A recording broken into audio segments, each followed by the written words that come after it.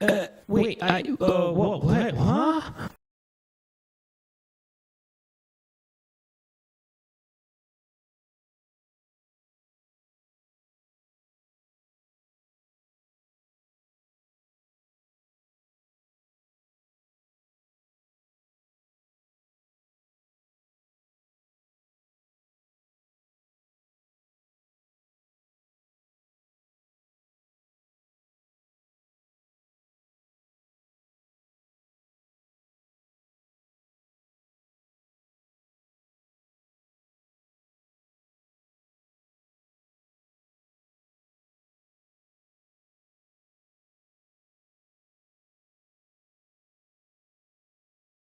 Can I wear a cup?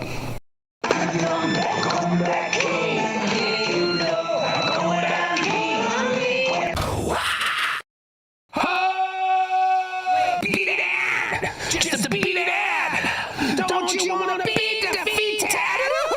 I still have my mouse. Laser eye center. But why? Shit ain't nothing to me, man. How weird is that? My heart is like a pea. Another one! Go to Allied Discount Tires. Please. I'm gonna die. Trapaholics. Real trap shit.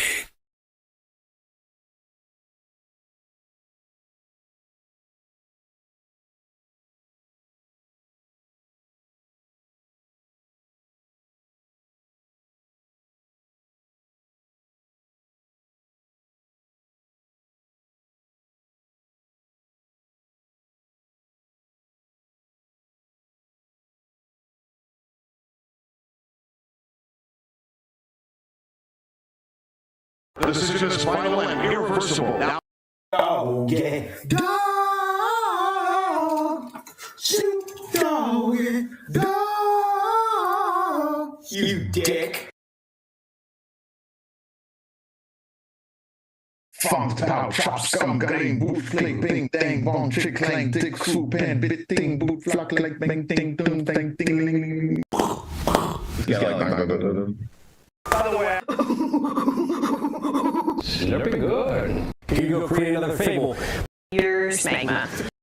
oh shit, that's Delicious. Delicious. You're sick to my stomach, That's pretty serious. So, Laura, on this beautiful day, in this beautiful setting, we thank you for Richard Nixon. Yeah. Yay!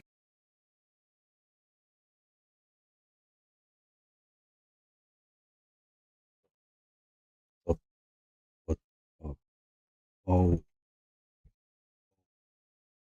oh, what is up? Can you hear me? Huh? Let's get this going. Oh, oh.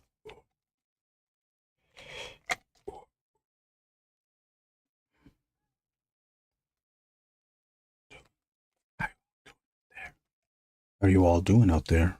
How are you all doing out there? How are you all doing out there?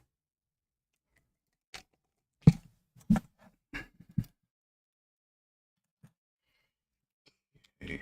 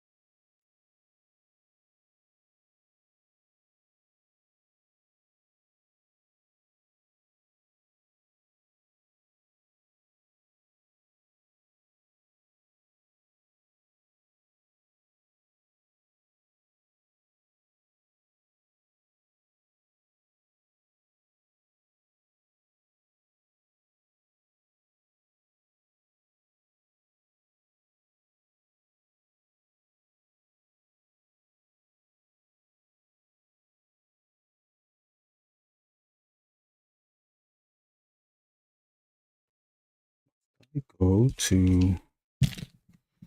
I need to post this up on other places, huh? Let's do that.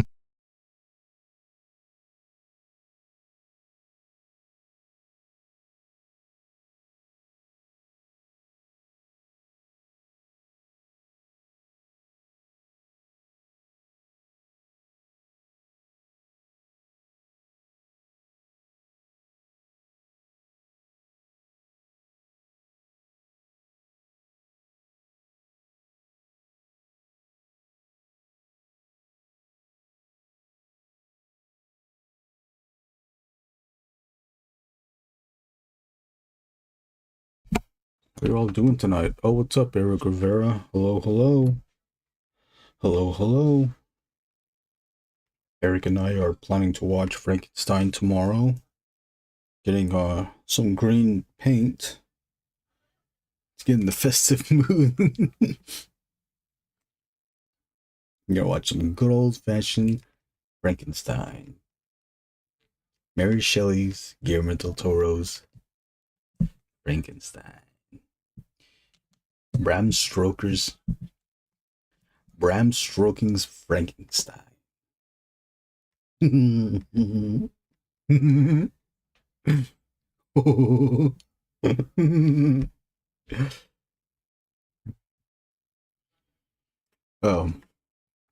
Eric, when the Frankenstein monster comes alive and Dr. Frankenstein says it's alive, we should also yell that it's alive.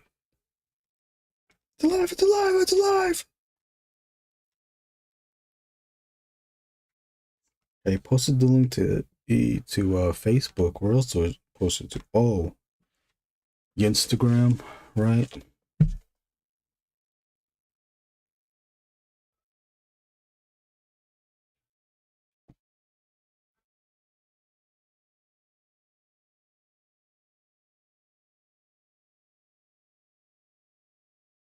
I don't know if I get any crossover from reviews from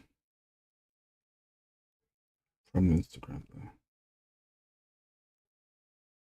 Well, might as well, right? Oh, and I'll post it to the Instagram, my channel, Papa's Fritas.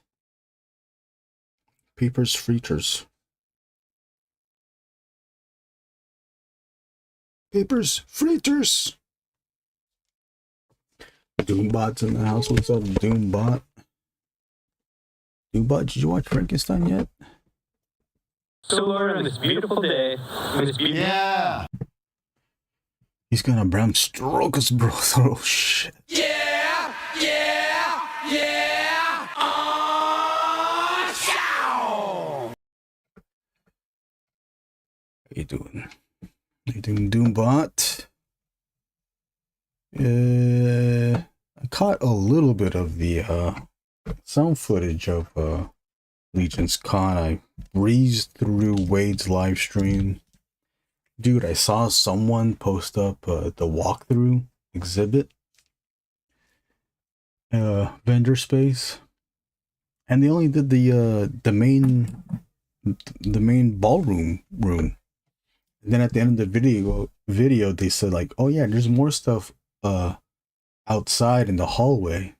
I'm like, fucking go to the fucking hallway and go to show us there. I wanted to see Josh Brown's setup. He did pass by Wade though, so okay. He did cover the ballroom thoroughly. I just wish he went outside. You should have done that to go to the hallway.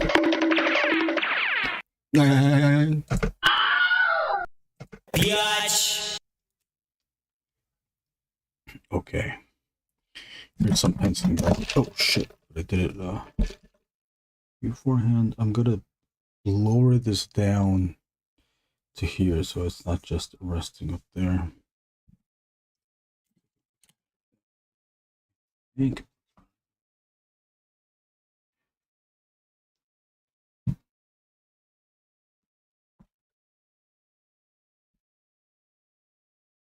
I have not. I don't really get out much by choice. It's supposed to come to streaming eventually, so I'll probably catch it there. Oh, I see. Yeah, I think, you know what? I think it's already up. I think it comes out. I think it came out yesterday to Netflix. Let's check.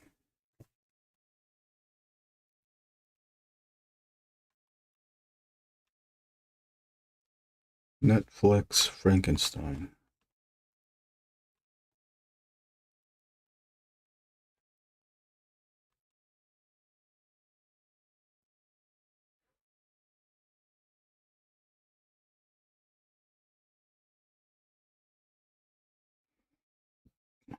Give me the goddamn date.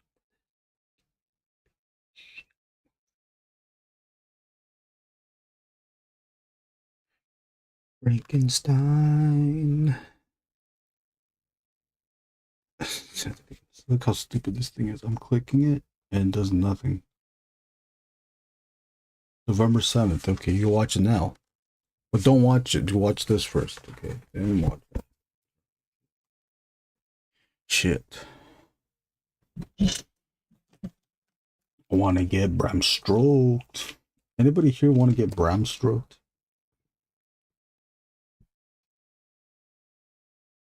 How come nobody talks about getting Bram stroked?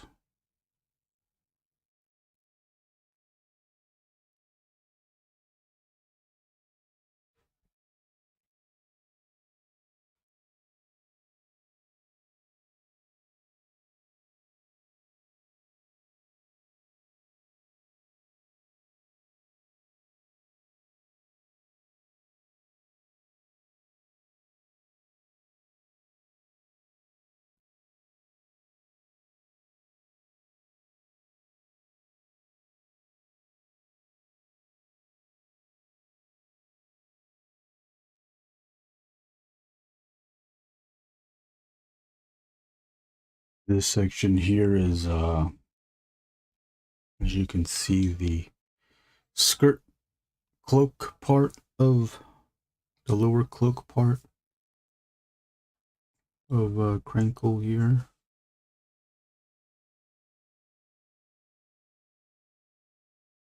So you can be a little bit free with drawing the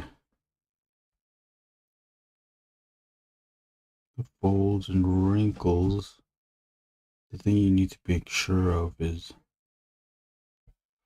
following the flow of the fabric. You can't, you know, you want to, this, if it's the cloak is going down this way, you're not going to necessarily draw lines going this way. It doesn't make sense. You need to follow the flow of the fabric. You need to follow the brom of the stroke. It's that easy.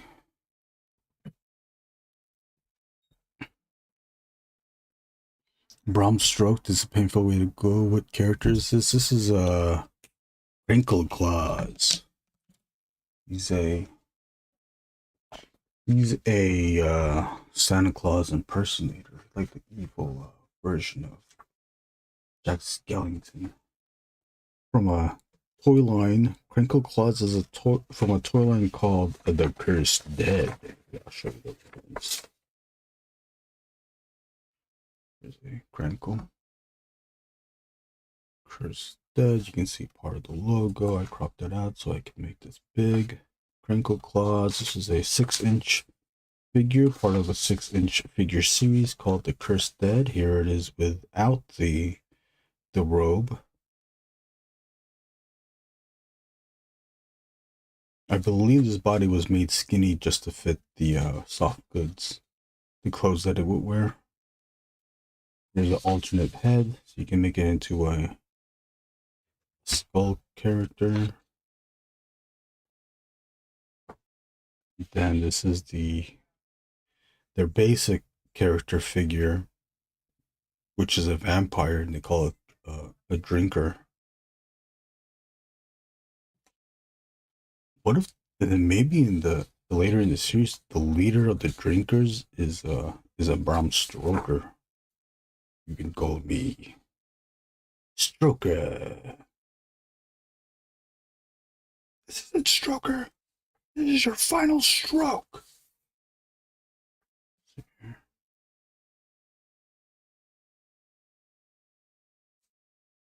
Took these images from their Instagram account, Cursed Dead. They had a Kickstarter for the figures last year. The usual turnaround for independent toys is about a year.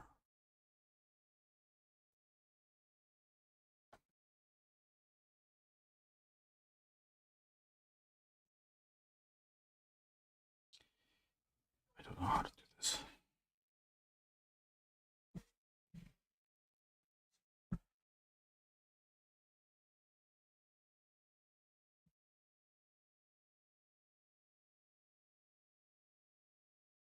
Oh, damn, I messed it up. Oh well, okay, I'll start it here then.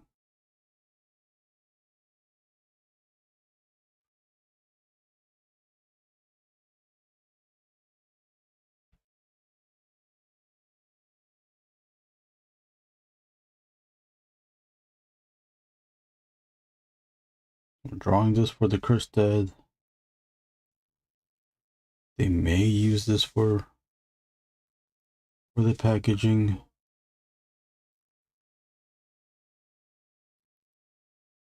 At least that is the intention, but things could always change.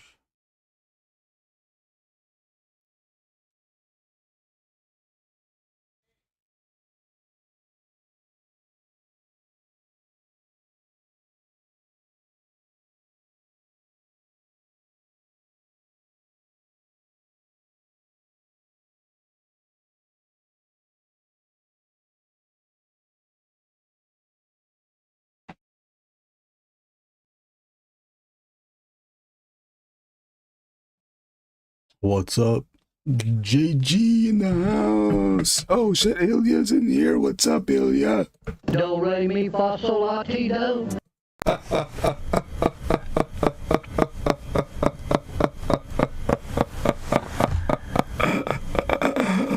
That's excellent. What? You're fired, bud. Amazing looking page. Thank you, Ilya. What's up, JG? Oh yeah, you did the werewolf. You did the guy's werewolf character. No, that was a different one, Eric, but it was like a Sasquatch, I think the soldier one. Eric. Wade Merrick, Unparalleled Universe, who has a Kickstarter happening right now for new figures or new cloth, new costumes that come with the figures as well. Let's give shout outs to JG real quick. JG, are you in the chat? JG Art World. JG Art World. JG Art World said no one's asking how does she fit in a car mini size. Great point. Looking scary. Oh, shikes. Everyone's saying what's up to everyone else. Shit, I ain't missing the stream. The sky could be falling. I'd be like, hold up, Erwin Papa live. Appreciate it. Do but appreciate it, bud. I'm having a digestive crisis and must focus on suppressing its expression.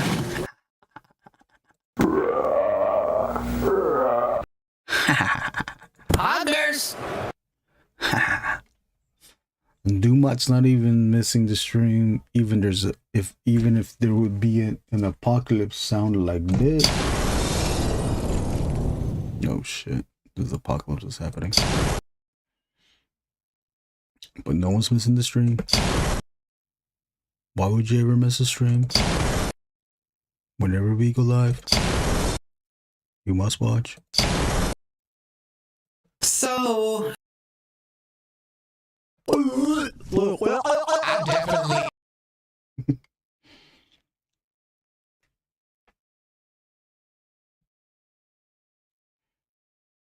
Eric or JG, would you ever come on?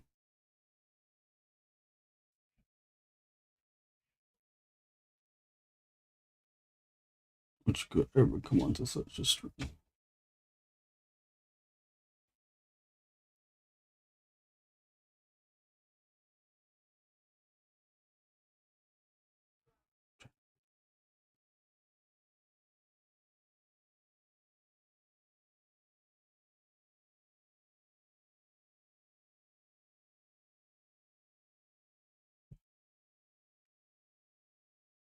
Stream? Yeah, for stream. What the hell? I think I got a. Did you guys hear that? I think I got a Facebook message. Oh. One of my old friends is live streaming as well. I sent out a Facebook message to everyone saying that I'm on a live stream. Or that he's on a live stream.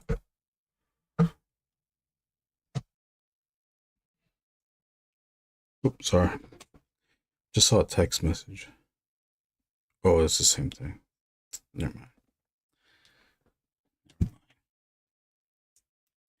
False alarm.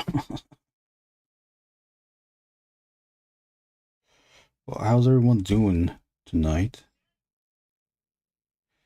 I want to remind everyone that I will be on Brick Something's live stream tomorrow.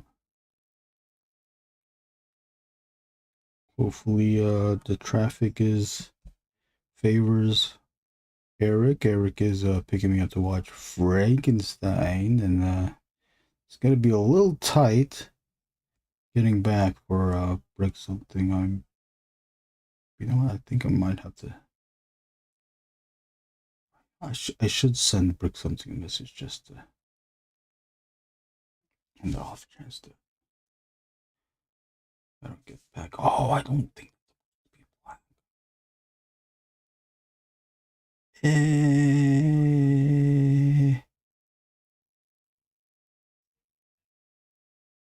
Wait, I don't know now. If the background's white, these shouldn't be black, huh? Oh, unless maybe we can fake it out with some black. Oh, I can't fake it out. Can I fake it out by doing this? Then this whole thing's black. Then what about this side? This is skulls. Maybe we could fake these out to be skulls too. So this could be black. Yes. Yes, we can. Don't snitch. This is what happens. You think you're done, but as a matter of factuals, you are not done. So we'll draw some eye sockets here. And, oh wait, the eye socket needs to be bigger because it's children's skull.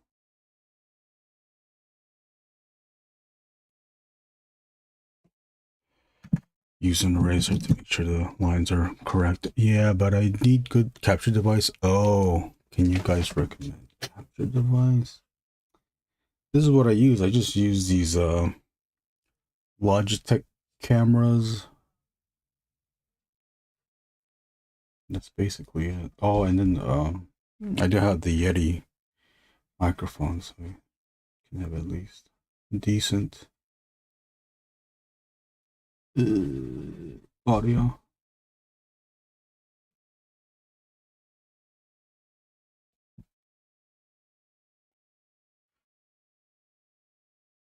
Good internet connection, obviously, but sometimes that can.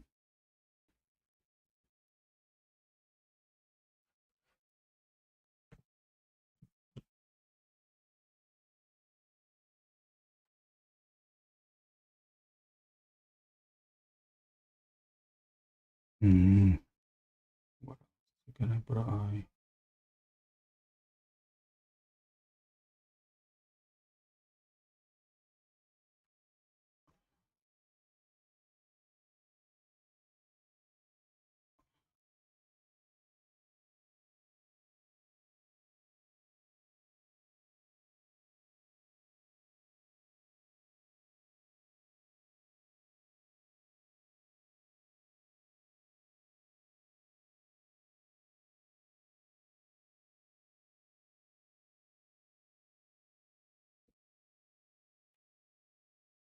You just shared the stream. I also you shared the stream. Oh, we'll just share it too. Thank you very much for sharing the stream.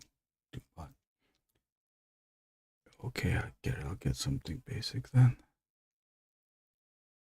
The phone is not good. How you do it before, Eric? I'd be down one of these times for sure, playing some games with friends tonight. Got your stream on while I'm playing. Oh, okay, yeah, cool. Oh yeah, I forget. Like people are like doing stuff.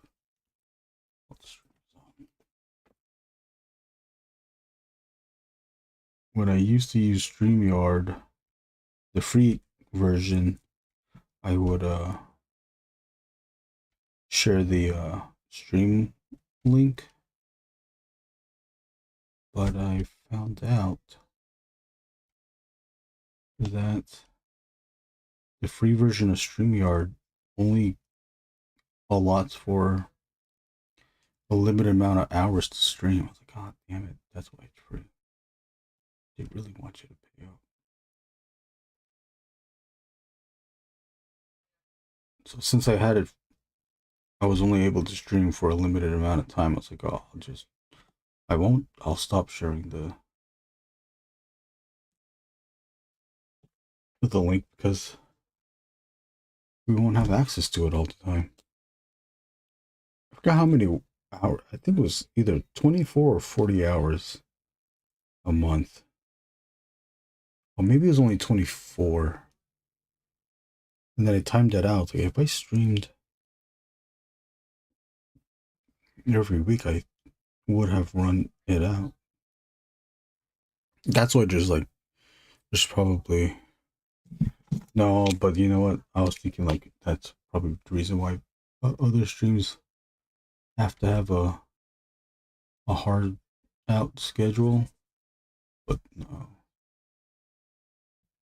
because they just have a schedule. Also, the free account with StreamYard, you can only stream at 720.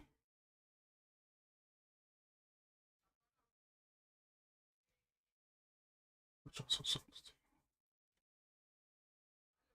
If we were all drawing, I'd rather have the capacity to stream at 1080.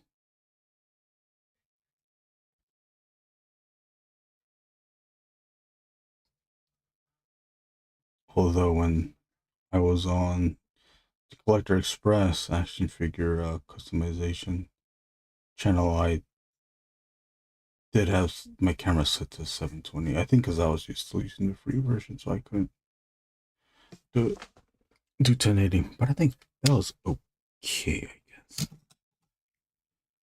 Okay, so we figured that out. We got that. Now all the black shadows in here makes sense and doesn't conflict with the white snow. Do you know what you're going through? What's up, Aztec? What's going on? Pouch, pouch.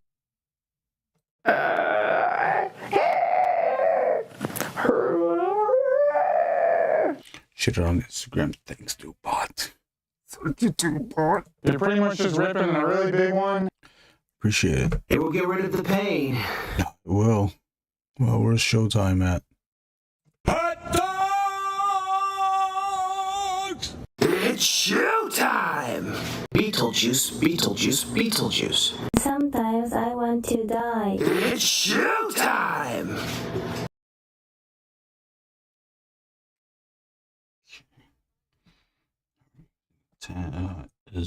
08 micron. How's everyone doing out there? Mayan, how are you?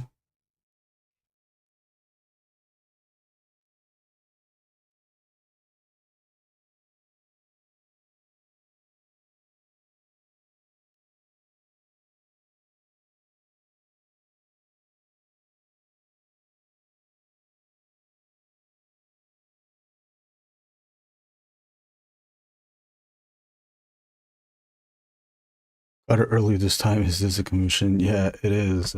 It is Mayan. It's for a independent company called Chris Dead. I'm drawing their character. Krankle Klaws. This is their figure, 6-inch figure. This is what it looks like. It's bare minimum. They did a Kickstarter last year, so they'll be putting out the toys. Going to assume soon. There were some. They posted some work in progress shots from the factory. They got the factory samples, but I think they had to correct them, so now it's the whole back and forth phase of production. Back to the 08, I was using the 05, now this is a 08. This 08 is a bit thick, but I think I need to use this.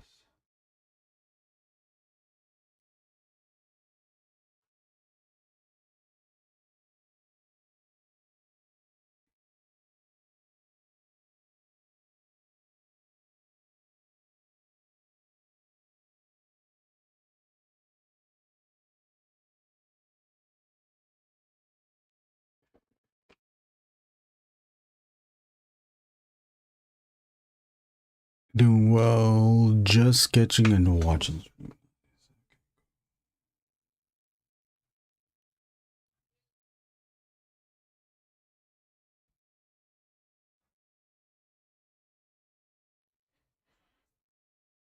Am I in here or Spoony Beard that you see on the ID? It's going to be doing a show, a zine event. You can talk about that, Lion, if you'd like.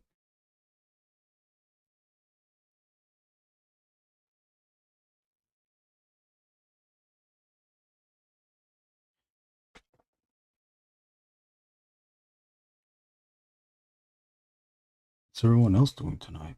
JG's playing some games with friends. What are you playing? Fight Kid, or are you playing some other stuff?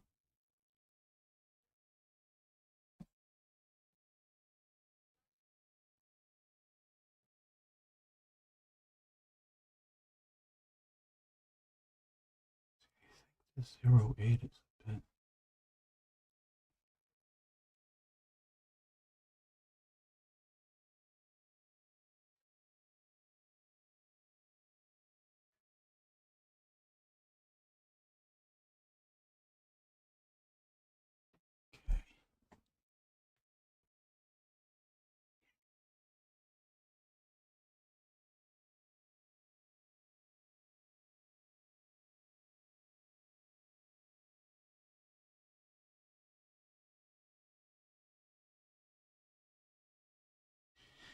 Legion's Four Horsemen released another figure that you can buy at the show, I believe. A koi fish looking figure.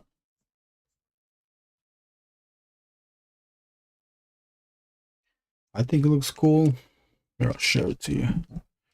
Looks dope. So is it like for marketing, the Kickstarter, or like a reward for a pledge? I believe they're using it for the packaging. The Kickstarter was last year. So now they're getting through all the it's production phase. Trying to get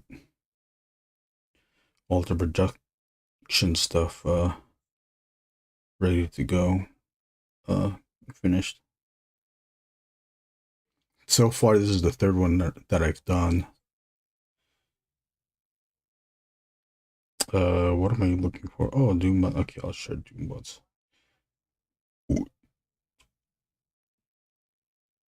Shout out to Doombot right there. Big toy collector, photographer. Thank you once again. what the hell was I doing? Oh yeah, let's go to door clear. I know door clear posted it.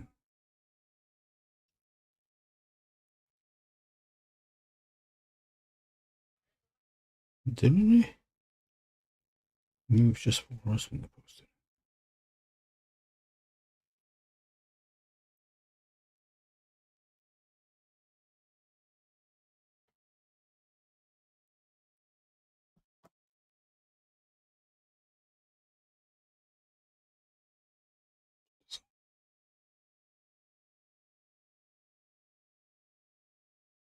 Oh, it's all blown out.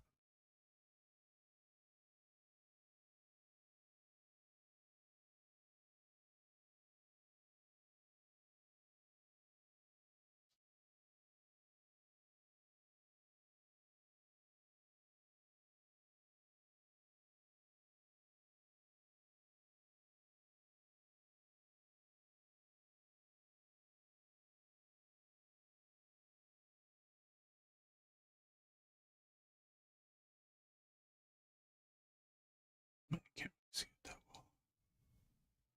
Koi dude is cool. Did you see the figure obscura Thoth? No.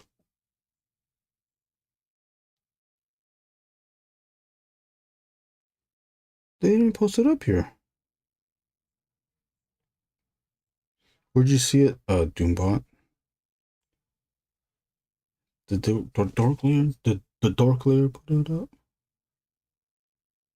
No.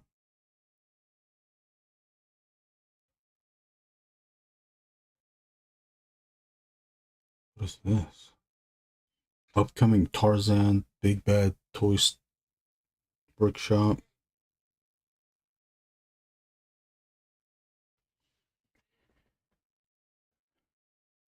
Koi's pretty cool. I like that. Let me look it up. Figure obscura.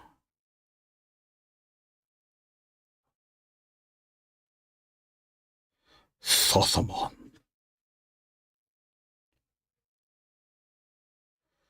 Oh. Oh. Dark Layer posted it up 14 hours ago.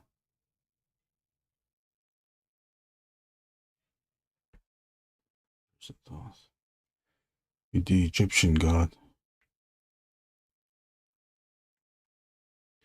What is he oh, that's not the one. What is he a god of?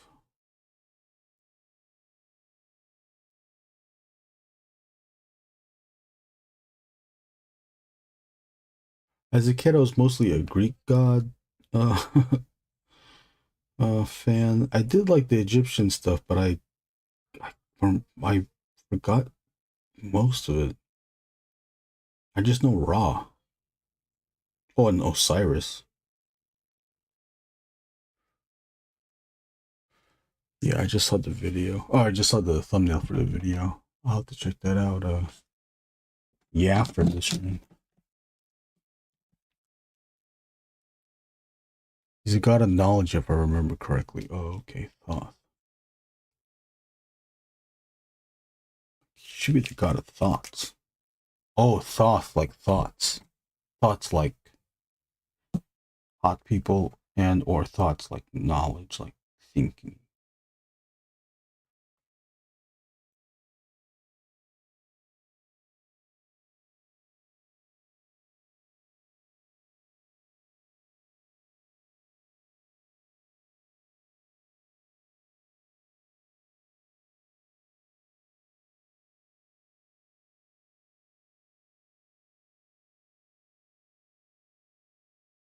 Here,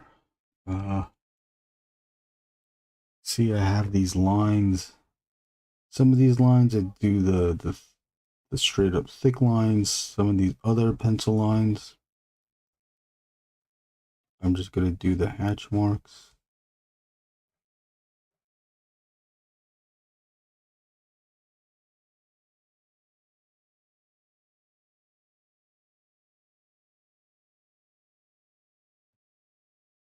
And pull back my head in hopes to see a good looking image. A lot of rendering down here. It means you get Gotta match that a bit in the other areas. So consider these lines, excuse me, that I'm putting down now as the first layer.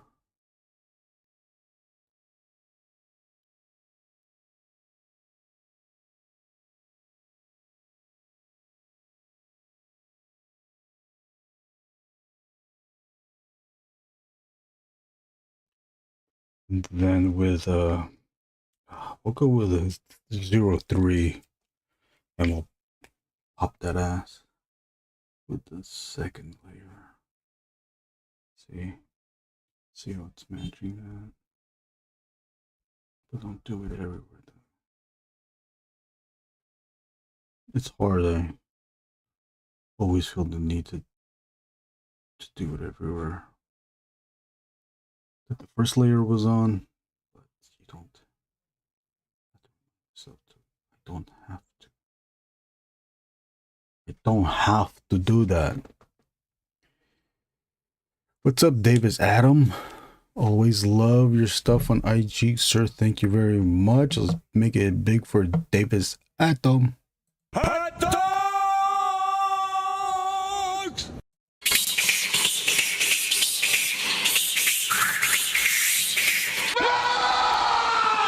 He loses his shit. It's incredible. 800-588-2300 Empire! Today.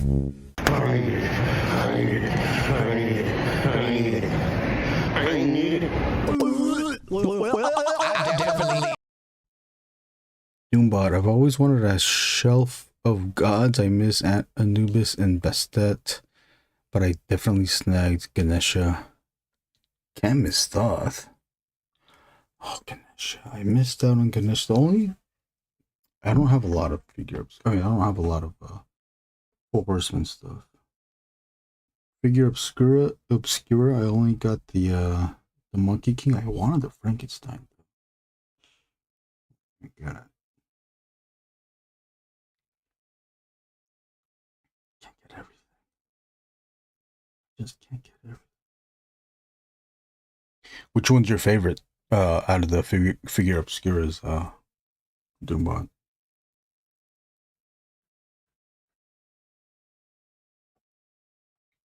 Doombot 9000. It's time for Doombot 9000.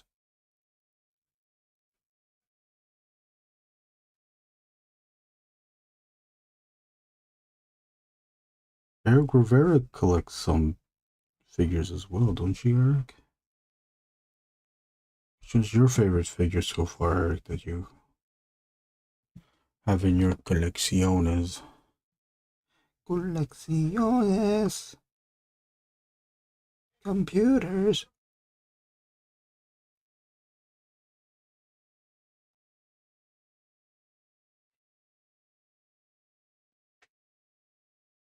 Colecciones. Anubis, yeah.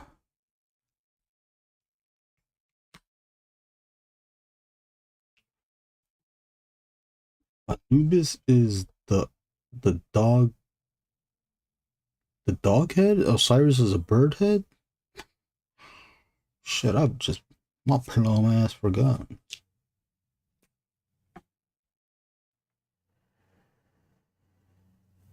Well, you know what? I also had this. I should have used some of this. Wait. I need to test out this brush. Don't fool out of myself. Why? Don't you hate when you make a fool out of yourself? Look at that. I should have used this. It's so organic than the Pombaos. Shit.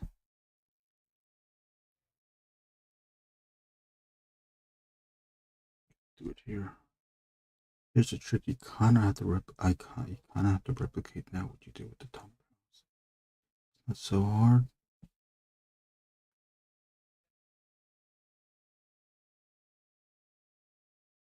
But now it's much easier to get the organic because it's a brush and it's a fairly long. It's longer than a felt tip, if it ever could tip.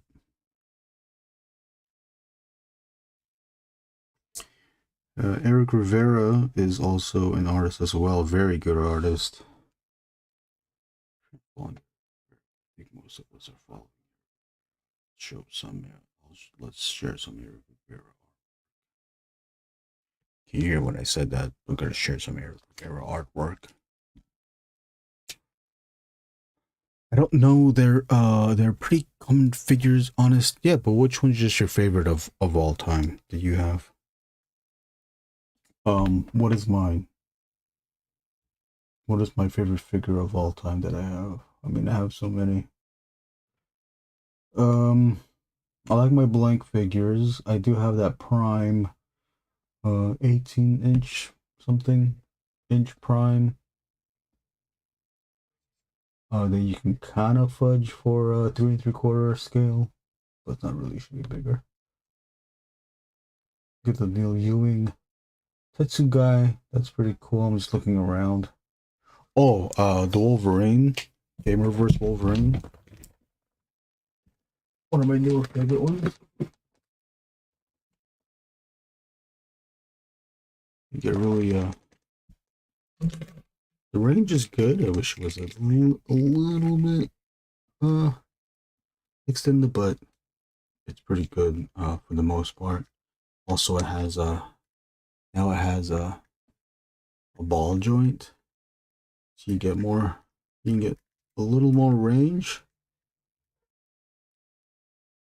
I hope that they extend the range of the ball joint. Oh no, I got this all.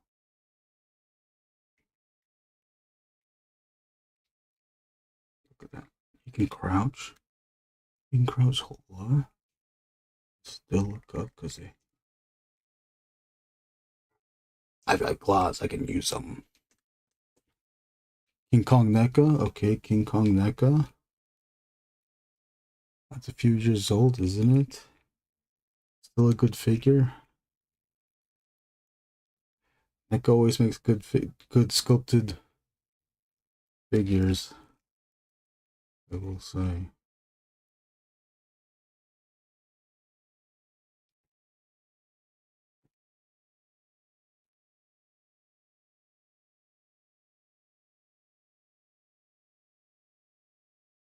I'm the Wolverine.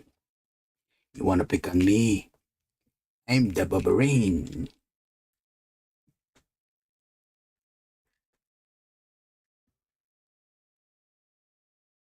I'm looking for a vampire. You might know his name. They call him Stroker.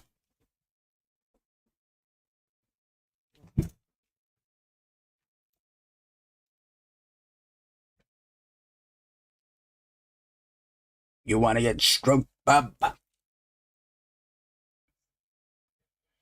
It's time for that ass to get stroked, bub.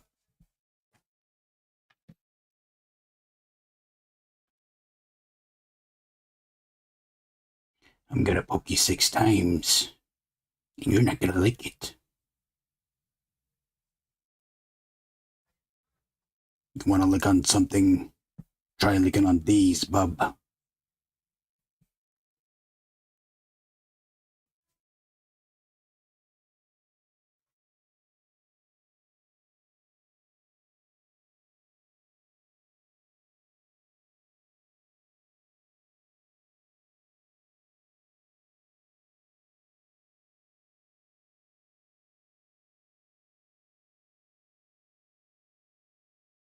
My uncle pronounced Wolverine, Bobarine. Now I say Bobarine. This Wolverine. Let's see, he would say it. Yeah, that's Wolverine.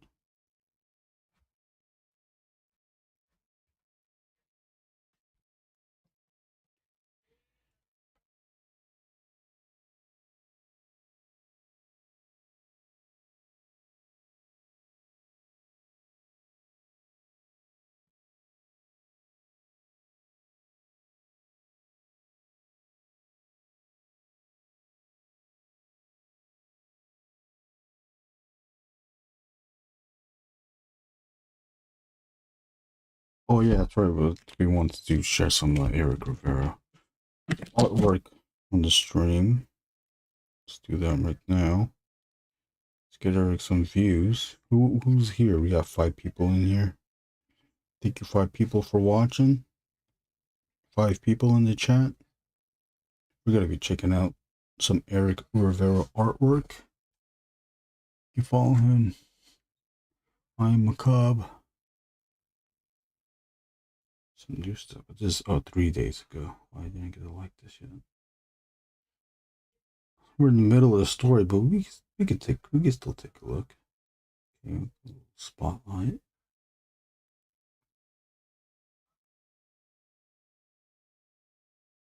Eric, do you have voices for these characters that you do in your head? Oh, where'd we go?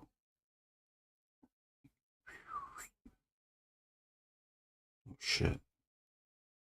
I like this. The little lion. That's a funny drawing. That's cute. Oh shit! More kitties. Uh-oh. What's gonna happen? Oh, here's a wolf man.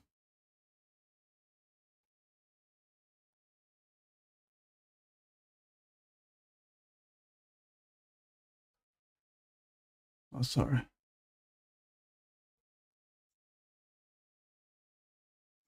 Eric adding in the that's not Band-Aid dots, magazine printing dots. Very good use of color too. Oh no. He's getting stroked. Oh, I don't think that's a stroke. He's about to get mauled. Oh, look at that. Look at that framing right there. See, even Eric does that too. Silhouettes in the foreground to highlight the back. Or the midground. Then hits up the abstract background with atmospheric lines or horizontal, slightly diagonal lines. And here's a drawing from 5 years ago, which is still good. Still like it. Ooh, it's a lot of more. It's more brushly, huh? But both of them are still great. Both of these are great too. We gotta show the alien. I think we showed this last time. Tyrant. Which was this? Tyrant 2?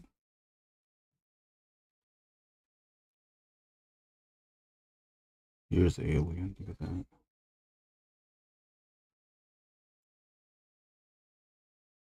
Oh my god.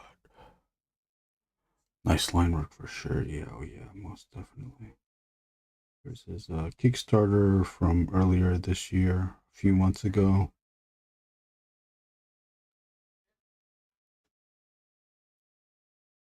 More Knucklehead. Uh-oh.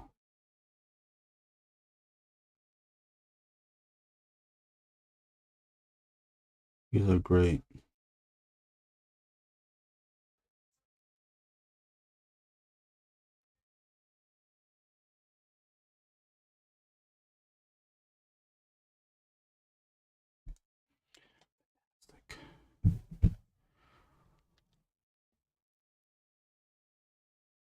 You don't have any voices in your head yet? Oh. I make them talk like this. You're a main guy.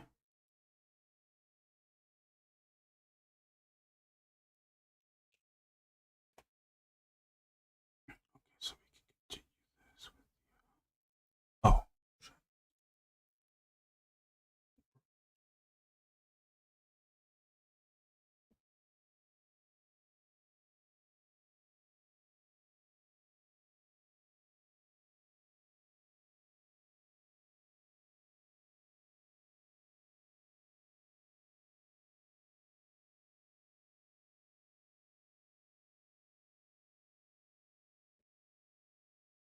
Do fine lines? We could do fine lines, but man, I have to be gentle. Here, you want to zoom? Do you want to zoom at a max?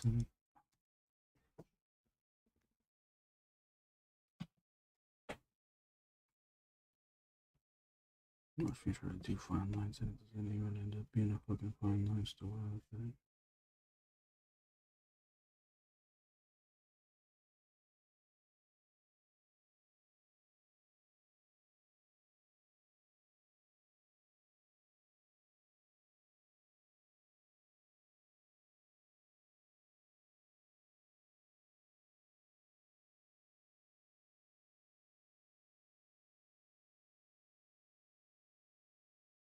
Okay.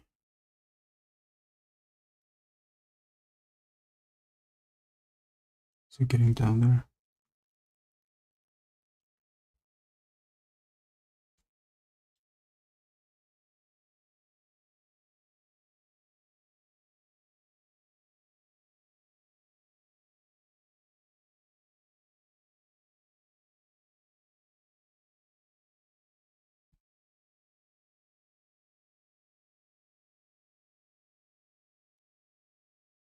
Kind of thinking that this whole thing where the fabric meets the bottom where the skulls are at, that we just feather it out. This whole thing, part of me thinks that I shouldn't do that. Well, I'm just gonna push it a little bit. The thing I always get scared of when I'm drawing is that I knowingly overcompensate by adding a bunch of lines.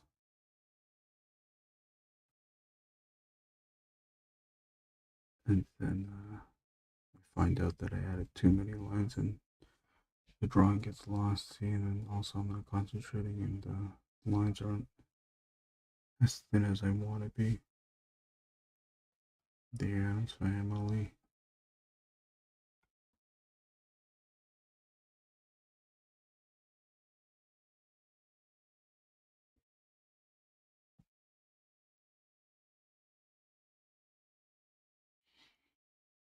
What is the reason of adding these marks?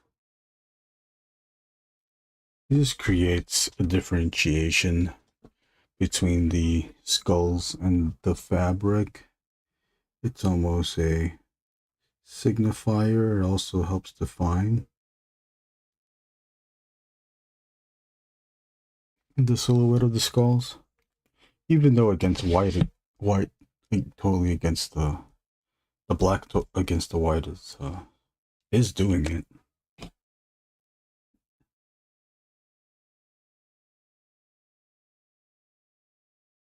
I'm hoping that these lines define the fabric.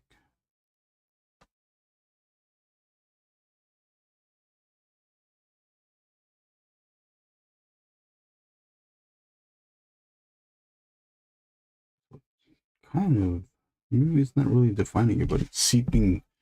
The fabric shadows are seeping into the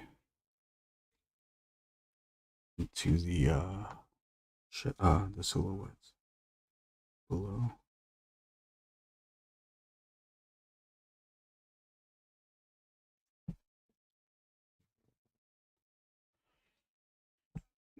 I wish I could print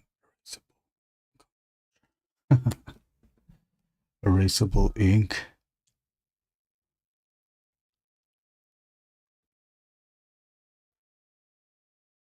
Yeah, that would be cool, wouldn't it?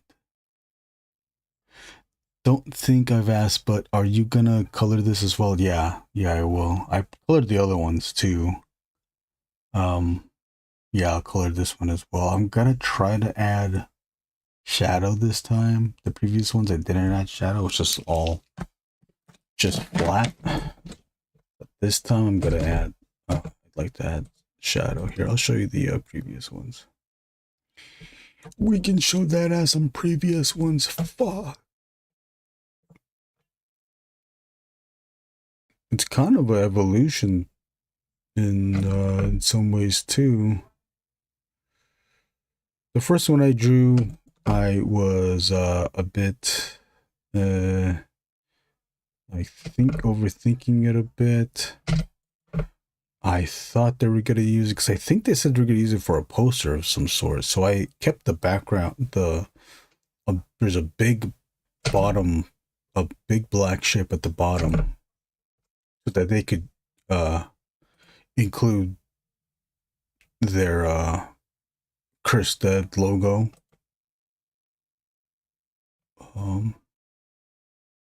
But maybe the thoughts have changed around. Here, what can I do? Display, bottom window. Okay, am I good? Is there any, are we safe? Okay, I think we're safe. Oh, here you go, Doomba. You might like this. I did the, Phil Ramirez already had the color scheme of the ray gun. The thing is that even though we had the color scheme, I didn't know what the color design was going to be. Gun, excuse me, I'm drinking some soda. So what we do have, so what I did do is 5 versions of the color design, and I think Phil combined something. We'll see it in the final artwork. Okay.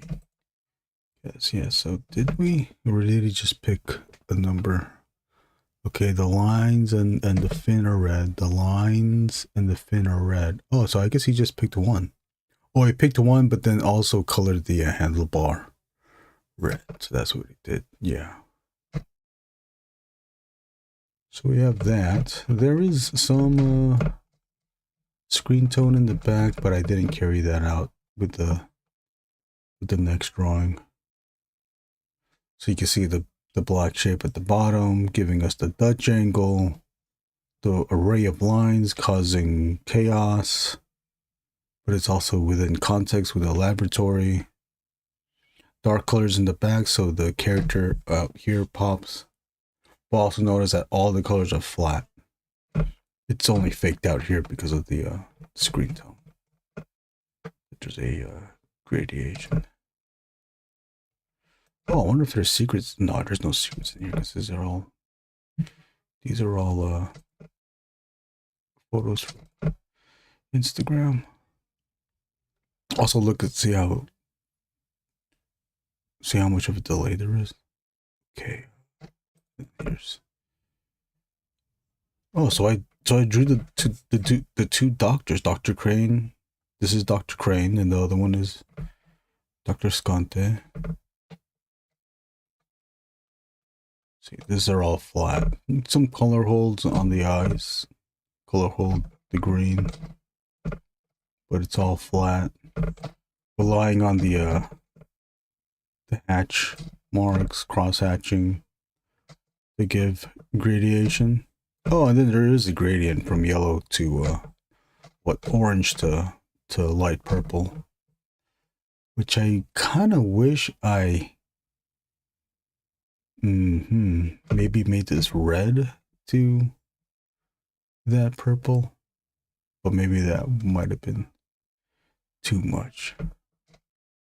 But I did have fun inking this one, if you can tell. I hope you can tell. I did have fun. I also didn't realize I was basically doing that Spider-Man McFarlane cover pose. It's kind of there. Yeah, so it's just those two. And then this would be the third one. Oh, what's up, South Boy? Busy day. Yes, you had an event, I believe. Hopefully that event was well for you. Dr. Skante is my favorite of the wave. Look at that bad boy. That was a fun one to do. Kind of a challenge with the head, because I had to like make the head look like the character design. That's the part I stressed on the most. Do you think these monster scientists get tailors after ripping through the clothing? I don't know. Maybe they do it at request. I wonder if they should just hire you to make all the monsters. Oh, I would love that. I love drawing this stuff, and I keep thinking about asking Phil. It's like, hey, could I design a monster? Maybe I will ask.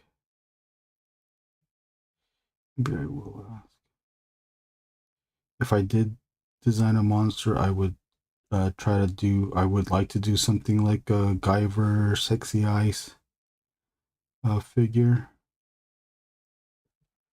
Takayuki Takeya. Hold on.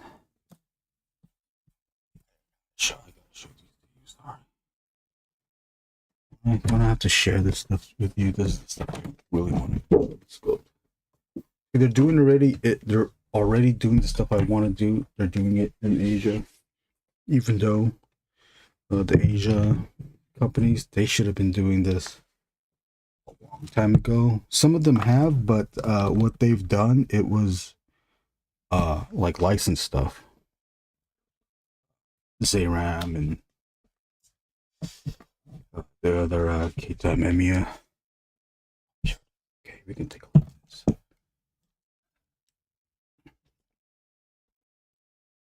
You know what? I always get mad that I get distracted, but you know what? I think this is just part of the show. Well, there might be some nudity in here, so don't snitch on me. See this? The body type is almost like the Chris Dead too. Up like that, designed like this. There's one I had marked out because I'm going to spoilers. Don't snitch on me. Hold on, let me find it. There's the one that I want to kind of heavily impersonate, but at the same time, I just know I can't. I shouldn't.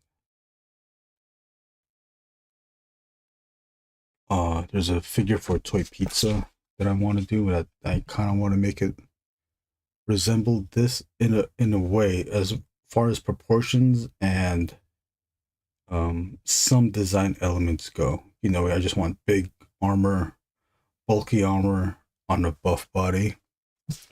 I'll even it's no spoiler. I mean, there's nothing. When you sculpt for companies, they don't want you to show beforehand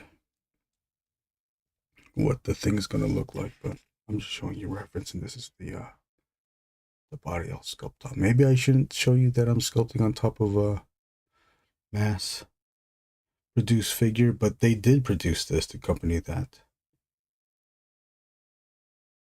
they partnered with produced this. Maybe I can even say, like, not even say what this is from. And then the green stuff I did not put. Someone else put that on for me to get started. I'm gonna do my own thing because they forgot that I already started on this thing, which I kind of have partly sculpted. I just sculpted the ab section, so I had to pull the old one out. That was from shit. I think I started that in 2018, maybe 2017. Don't you want that?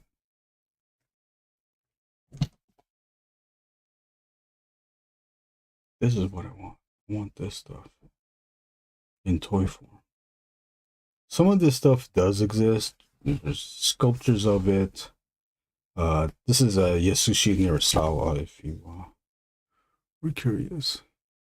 If you could read that movie, there's the book is called Nira Graham. Just Nira Graham. Can we see? Yes, but yes, Yasushi Nirasawa. 1998. Oh, let focus. Come on, baby. Come on, focus on my thumb. There you sushi.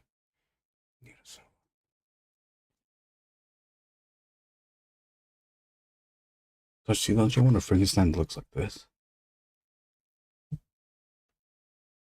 Have you done a Guyver piece? No, I haven't. I want to do that, especially Guyver 3. Oh, yeah, Guyver 3 is the best one.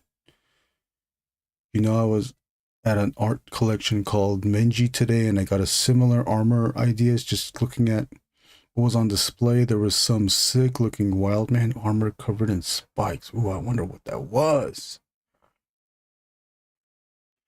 Your design works well with the... Your style works well with the designs. Yeah, thank you. Oh, there's the man working on it. Yasushi Nirasawa. He also, not only does he draw, he also sculpts. Oh, there's Yasushi Nirasawa. He passed away, I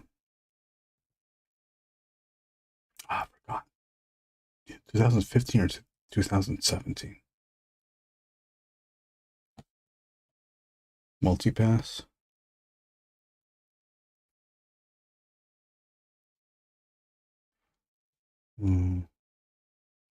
Ed Roth. Ratfink. I think this is his mummy. Or Cutie Deggle. Cutie Deggle. I think this might have his female monster. Or his guillotina. She has the power of a guillotine. Soto. Oh, these guys are cool too. Fan Cure. Nina Delano. I drew her a lot. And Fan Cure too. Oh, look at that. This is his Kamen Rider. Kamen Rider Amazon. And then this one's from Kikaider. It's like the girl one. The girl character in Kikaider. Here's his Universal Monsters. With the gender bend. Wolfman, Wolf Woman, Howling Wolf Finica, Creature Giliala, and they all come with the skull of their ancestor. So you have Creature, you have a wolf skull, kind of playmates because they also come with sidekicks as well. And accessories, a bunch of accessories. Back in the 2010s, you can get these for super cheap because people were trying to get rid of them, and then they shot up in price. Here's Frankenstein, it's one of my favorite ones. Good. It's from the 19th century. Look up Menji collection, Wild Man suit. Okay. This is the vampire. Oh, this is the Bram Stokers right there.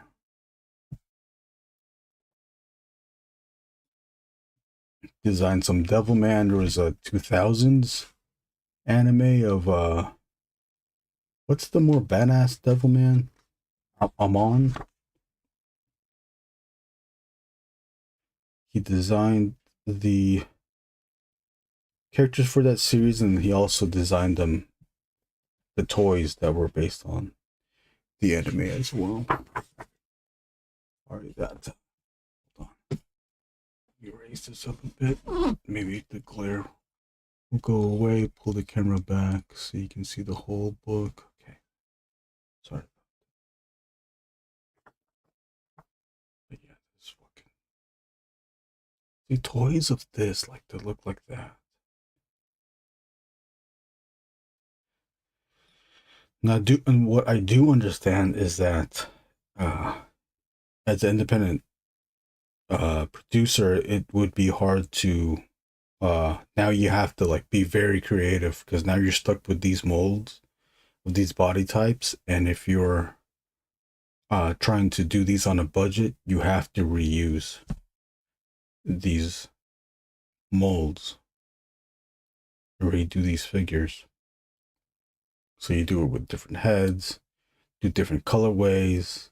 If you keep doing it, people will start to notice that, hey, these are the same body types that you're putting out with every release.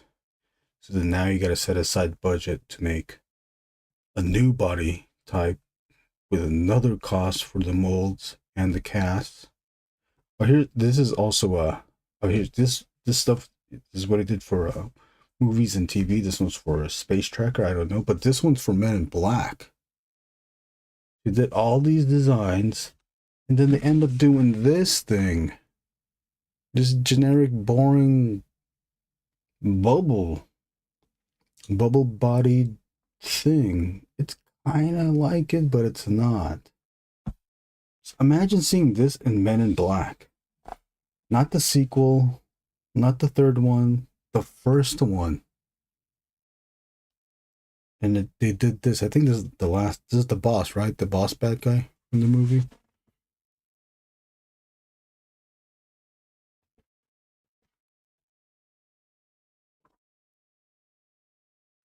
He also worked on Soul Edge. Did the I forgot what this character's name, but he's the one that he can mimic all the character styles, fighting style. Yeah, I worked on video game stuff too. Some of the stuff I learned that there like other things like this might be a video game, and I just don't know. But if you could make toys like this, look at that. I wish we could. Oh, look at that. That's cool. It's almost like that Zoanoid. Ouch. Oh, I gave myself a paper.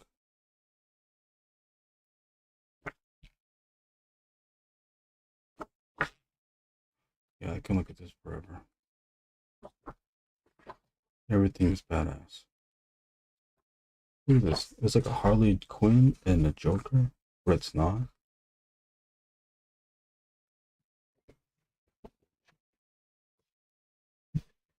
And then, I think I showed this last time, but here's Keita Amemiya and Takayuki Takeya, Zayram, Iria. They made toys of this, even the movie versions, kind of it, and they're very good. I don't have them anywhere now. They're super expensive. Oh, see, I kind of did this. At least I did the head. I sneak it in, but the clients that I do this for, like here's like a character with the big arm, the brimmed head. This is old. This is 2015 arm that they finally turned into plastic, but here's like the Z-Ram-esque head. Z-Ram. So I did that. And then I even, Z-Ram came with or his design is he has a cloak as well. So I sculpted a cloak for this figure that I just showed you. And then they also produced it too, but then because it was a cloak and it could cover other figures, they were able to reuse that for other figure releases. So then it just stayed with the one figure. And then they even, because I sculpted it in a design that enabled them to even cut up cloak so that they could have different shapes.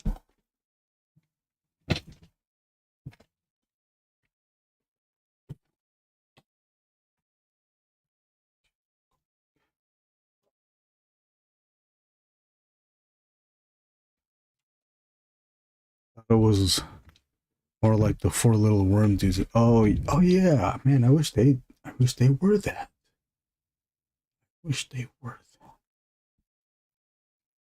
That'd be cool if they were that. Oh yeah, let's look up Dimenji.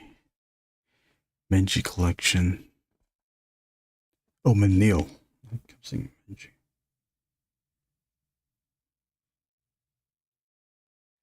Manil collection. Spike suit? Wildman suit.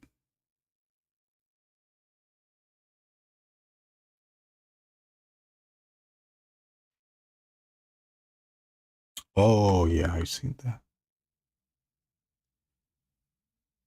Did you wear it? Oh, it's like Pinhead.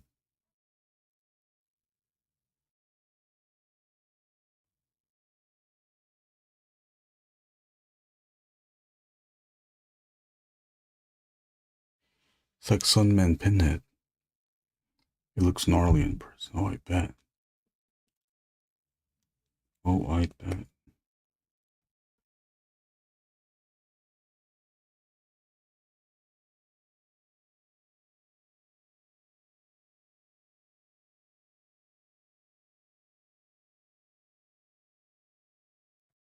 Stealth Boy and everyone that's part of the Ink and Drink Discord, we do have a channel where you can promote the events that you're going to be a part of as well.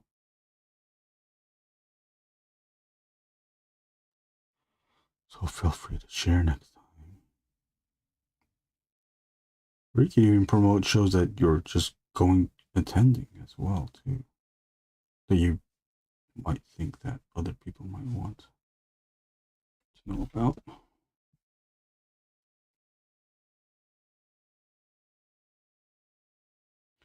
This stream is kind of going to be a short one because I want to make sure that I'm awake tomorrow.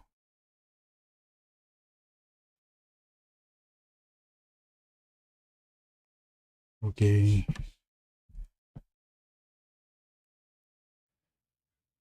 See, I'm looking at this and I think I need to add something more. I just don't know. It feels faint here. It feels I need to add here. I had here and bring it down there. We're going to use a 0.5 so the lines are still thin enough that they don't overpower.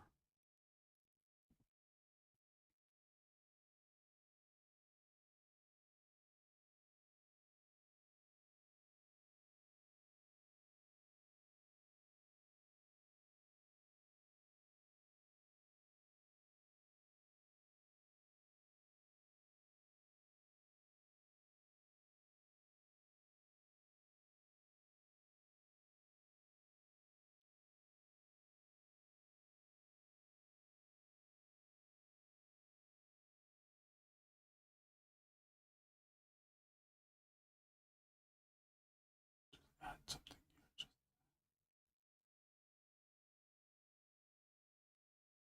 to give some depth. Want to keep this bare because it's the wrap is around the leg and the leg is lifted up. So when the leg's lifted up, there's less wrinkles. There might be some wrinkles, but since, you know, I want to kind of exaggerate that a bit, even though I'm looking at it now, it's like, oh, you know what, maybe we can add this.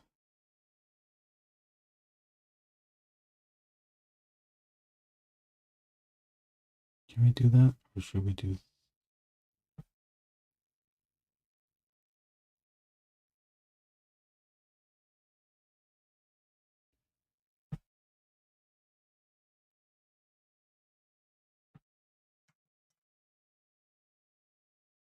Do you visit any art galleries or collections in your city? I don't have a car, so I can't go out all the time.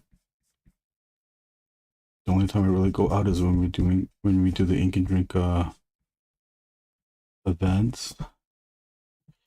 When I did have the car, I would I wouldn't say frequently, but I at least, I don't know, maybe 3 months I'd go to an art exhibit.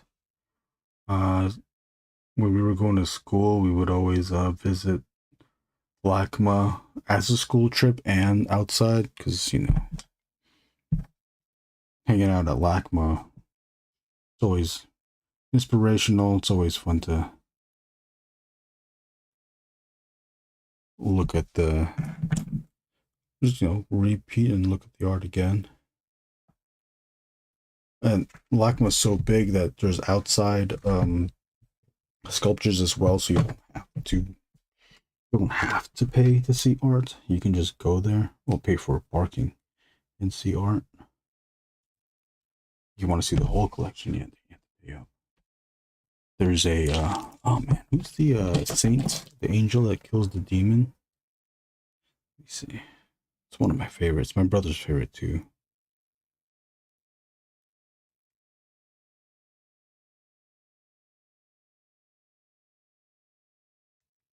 It's a statue. Saint Michael. Yeah, it's very intricate. Very intricate. It's about, let's see, I'm gonna say it's 5 feet tall. Let's see what LACMA says.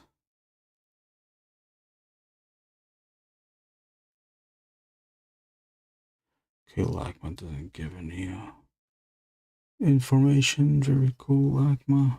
I'm just probably not even looking at the right place. Oh, there you go. So I told you. Oh, centimeters, god damn it. 52.5 by 27 by 24. Oh, that's in inches. 52 inches. That's, what's that? 5 feet.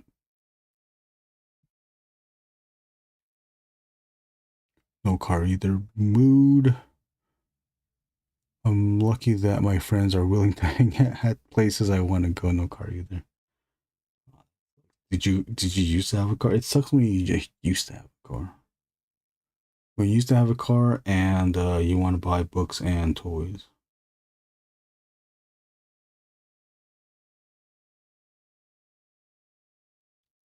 There's a bunch of abstract sculptures. And then there's other modern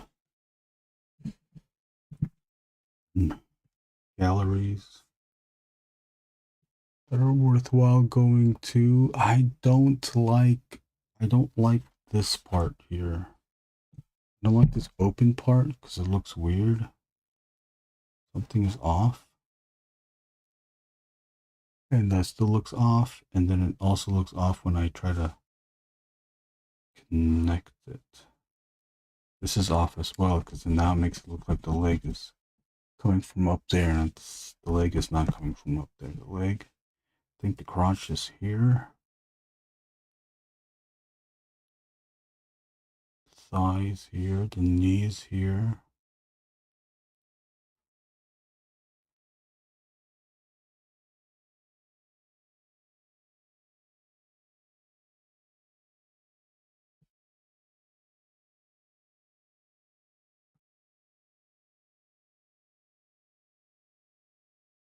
Maybe I just don't do it.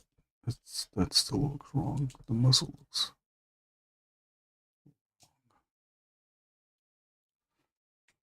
You know what? I'm not gonna put it there. We'll just keep it. Keep it graphic.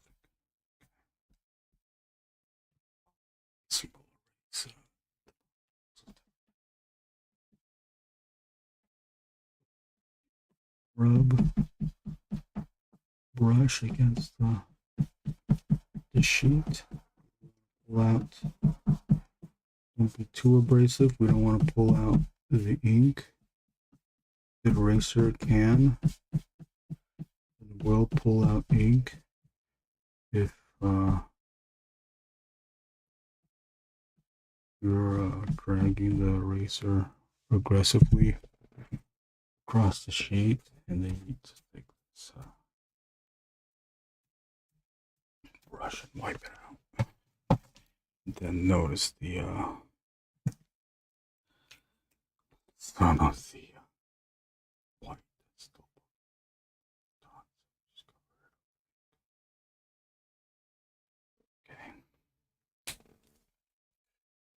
I actually have an intense phobia of driving. Oh, I also get motion sick if I ride for a while. Oh, you do? I get yeah, that sucks. I get motion sickness when I'm reading or drawing too, and I hate that there's motion sickness when it's drawing because you want to draw.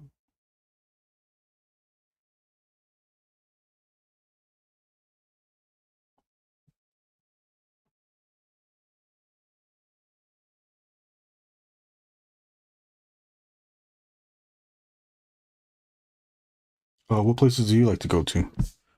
What places does everyone like to go to? I know JG goes for walks in nature. I haven't walked in a while. I need to do that. I need to do my walks, exercise, and mental health. Can't be sitting at the desk the whole day, which is what I sad to say is what I usually do. I'm not drawing that, I'm watching YouTube. And you see where the screens are, they're right there. Watch YouTube and look at I scored and all that shit. Our neighborhood is right next to some public gardens, so that's nice. Oh, that is good. How convenient. We typically just hang at each other's places. Though when out downtown, we check out local venues and museums are really nice in Houston. That's right, you're in Houston.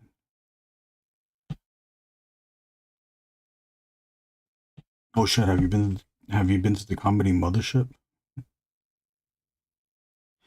That was a joke. That was a joke. No offense if you've been to.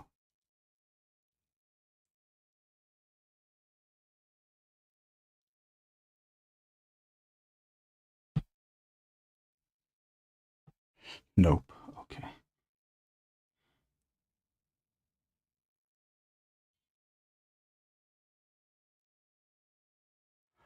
I've been to. Oh, you've been to Meow Wolf, at least in the Houston location. Okay, that's cool. Did you like it? I still haven't gone. And I heard they're all different from each other.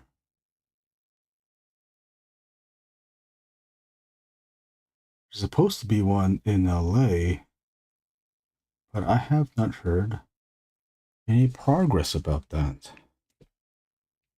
There's some bit of drama between the founders or members or something like that too, so it could be the holdup.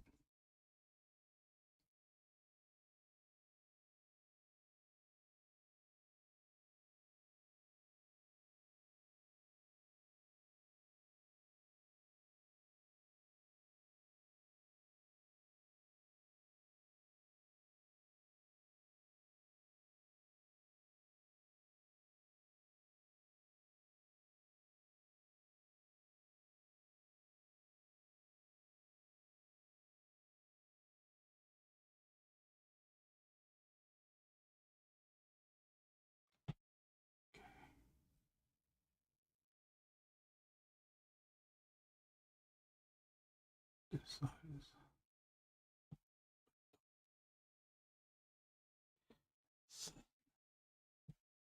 We had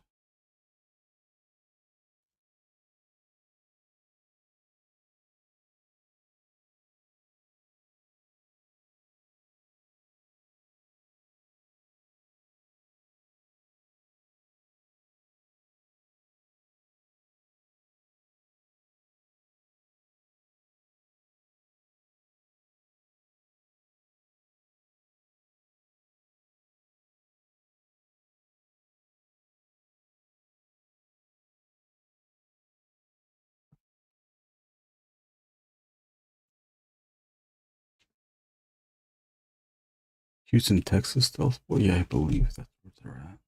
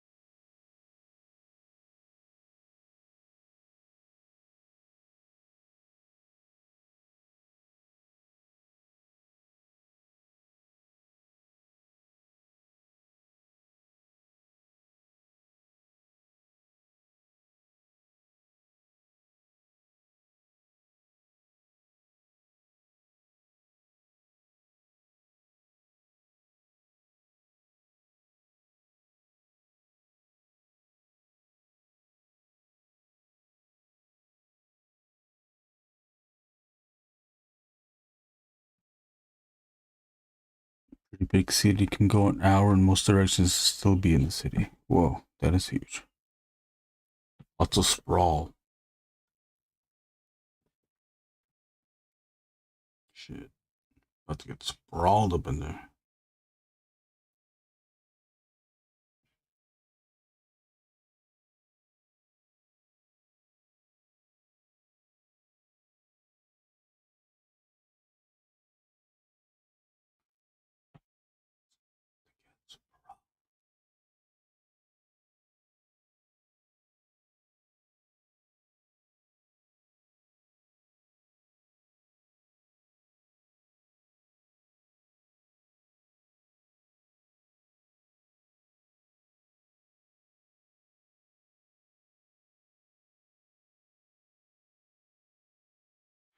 Doombot, do you get NECA figures too?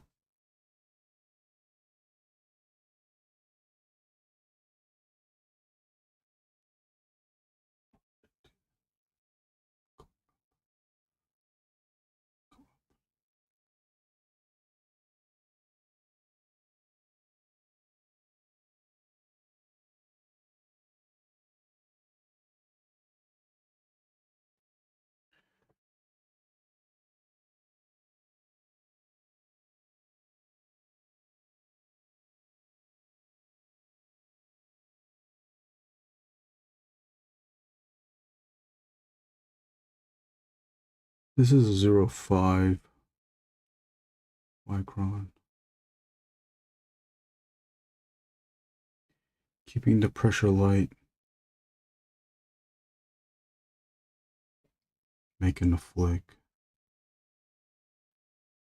with the stroke. With the brown strokers. Okay. So we built it up enough. This is the dark area. You could say the pit of the elbow. Keeps that relatively dark. How's that? Okay. We can keep this dark, but I'll space it out a bit. And this one. Let's follow through with the lines that go along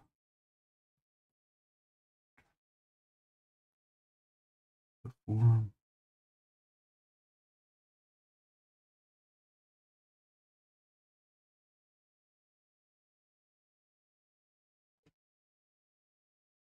See? Just a little. I'm just gonna add a little. Let's spread the line. Just okay, and then do it here as well. We're going up. Going up. This one. Let's try diagonal. Not perpendicular, just more diagonal. And then we can add some perpendicular tick marks, mark making, just to add some texture. Better ride the texture up again. I forgot to do that.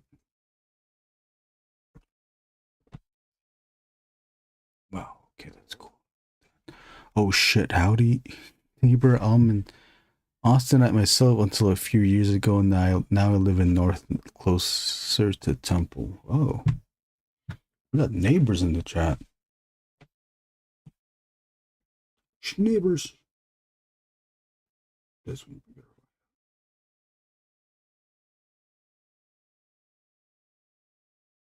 A little bit of pressure.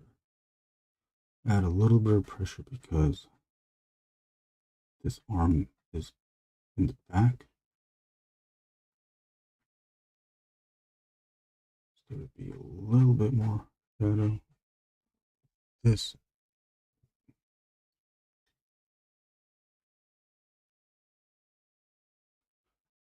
Keep going up with the mark making, but a little bit line spread out.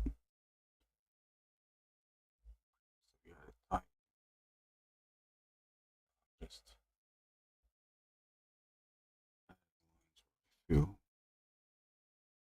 lines need to be made.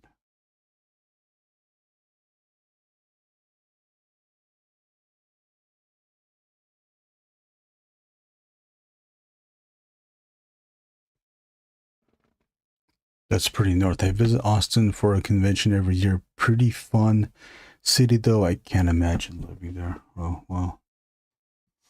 Dubot probably has stories. Okay, so we got Texas viewers. Texas.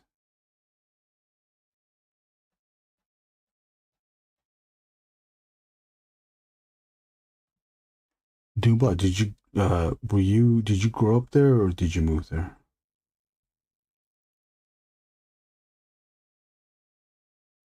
I lived in Long Beach and Lakewood all my life.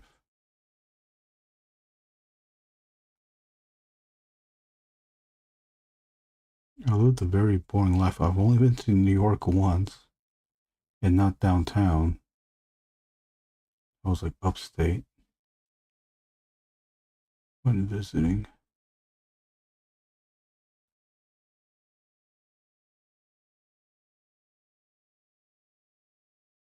I've been in the Philippines a few times when I was younger.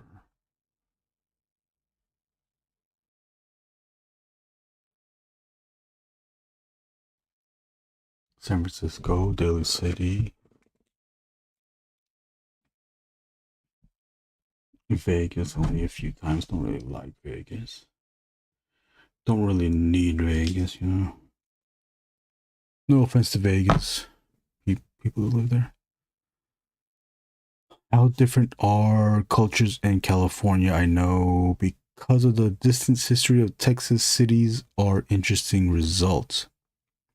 Dallas types are pretty business oriented. Also, the layout of the city is a mess. Oh, Austin used to be known for their outside culture, but that hasn't really been the case since the 90s. Tech types moved in during the 2000s, very gentrified. I think that's where the mothership is. The comedy mothership is in Austin.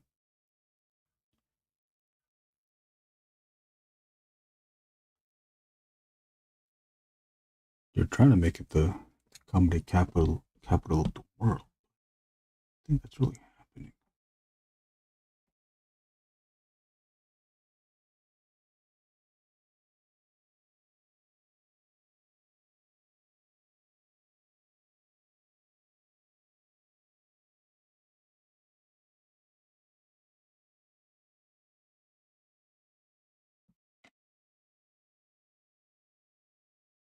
California, I guess it's different in different places. Yeah, there's like cultures are more prevalent with in certain areas with the people that live there, but it can be mixed. We still have racist parts of California, OC.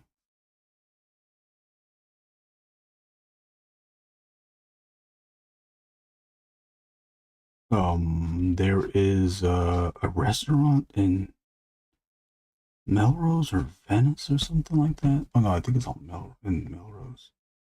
That is called Great White. You can imagine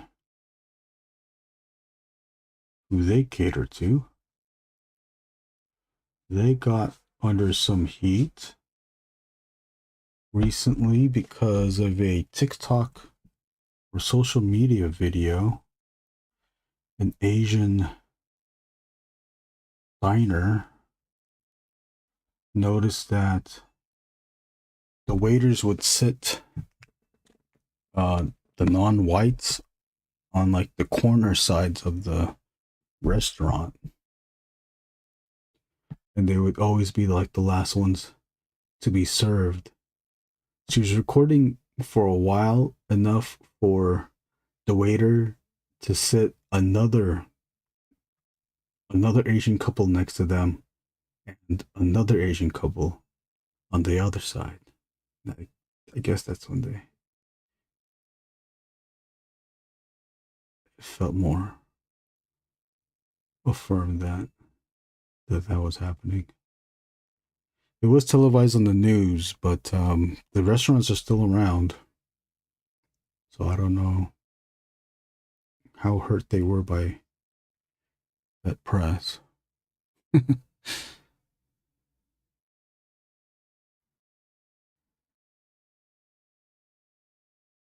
But I mean, I'm happy to say that Ink and Drink is just a mix of different types of people.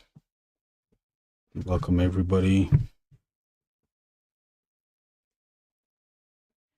I feel pretty lucky to have lived in semi-urban city for most of my life. I know parts of Texas can be pretty bad. Oh, is it?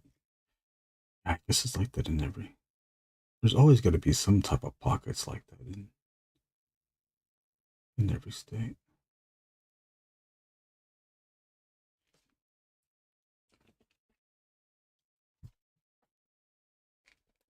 Okay.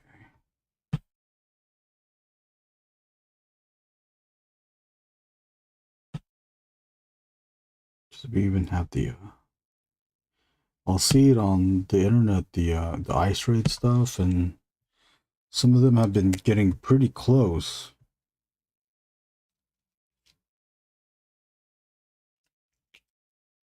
Very close to where we are.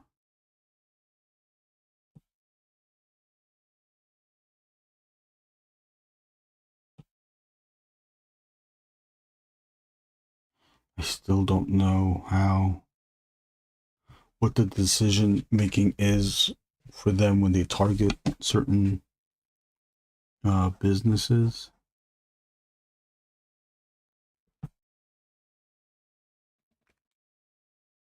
High school was huge and very multicultural. Also had a really good educational program. I know that's not the norm in most schools in the state. Oh, I see. Well, that's good.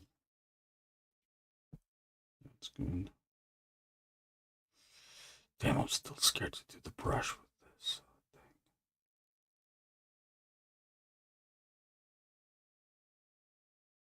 thing. Let's do the face.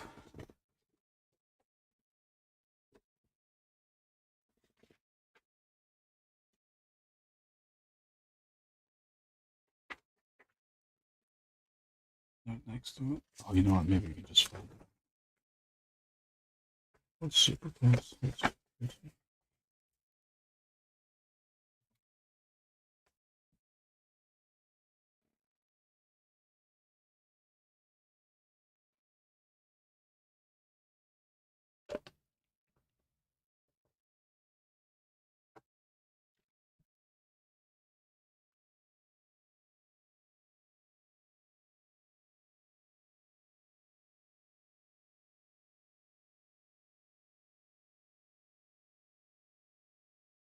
Julia, are you still in here? Or did he just pop in? Pop in. Pop in. Gilly, did you just pop that ass in?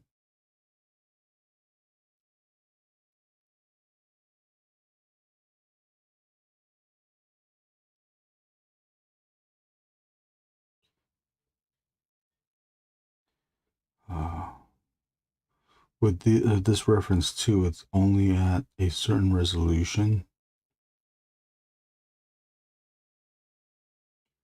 This is I took this from from Instagram, so it's only of a certain resolution. So while most of it is defined, the fine details are not. So what I have to do when drawing this stuff is what I can only simply do is infer the details. So I get the basic shapes, so we all can see that, but the actual specific details, let's see, there it goes, hit actual. The specific details are hard to decipher.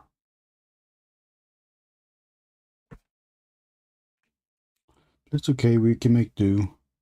It's a drawing, the lines don't have to be, or at least when I'm drawing it, I don't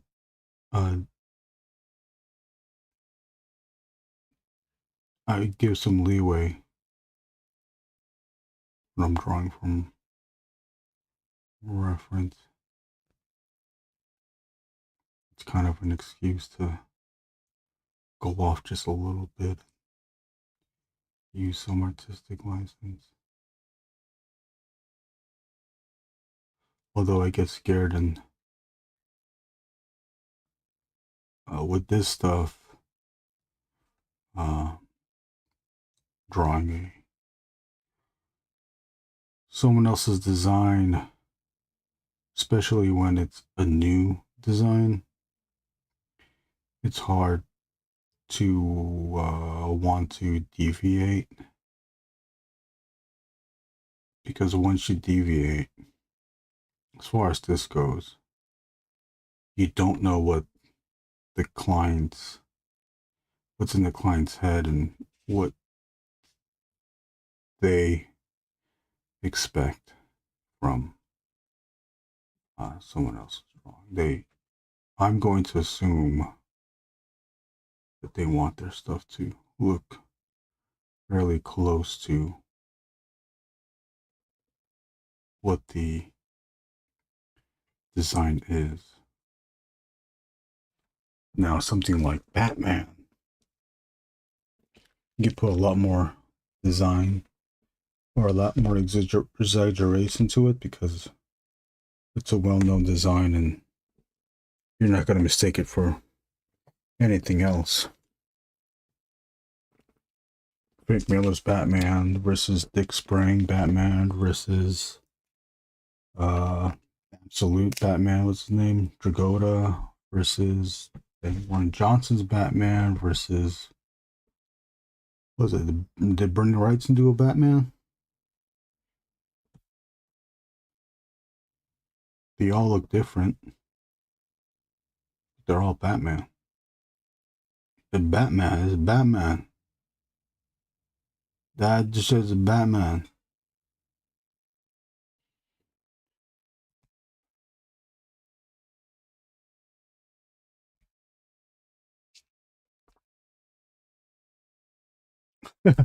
And Batman versus Clayface. Oh, I got it.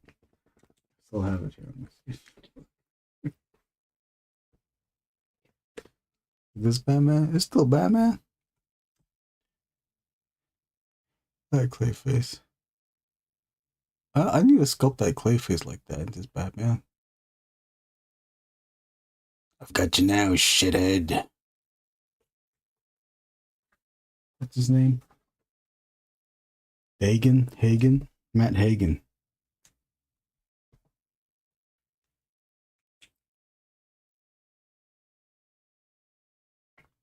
that first episode with Clayface and the Batman animated. God, that was so good. Wasn't that so good? And the ending where he's shape shifting.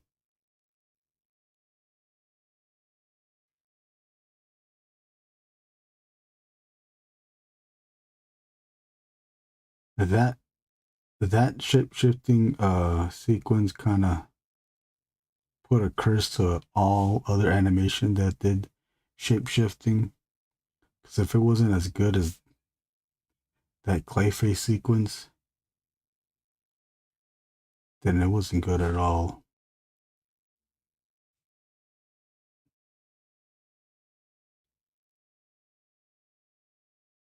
Always great cartoon shows.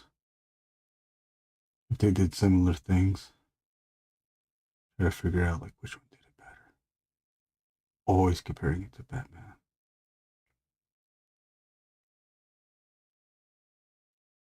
So good. Animation, good for the most part. Music was always good. Iconic music. Although I forgot some of it, but you remember the popular ones, the Batman theme. Joker theme. Shit, Clayface had a theme too, I think.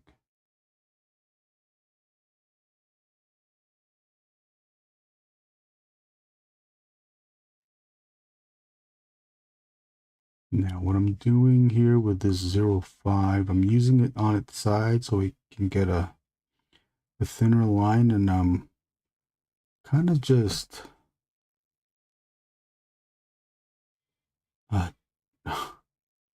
this might sound stupid. I'm just drawing with the pen. Drawing versus inking, inking has that finesse to it. I'm just drawing the lines just to define where I need to go. Steady as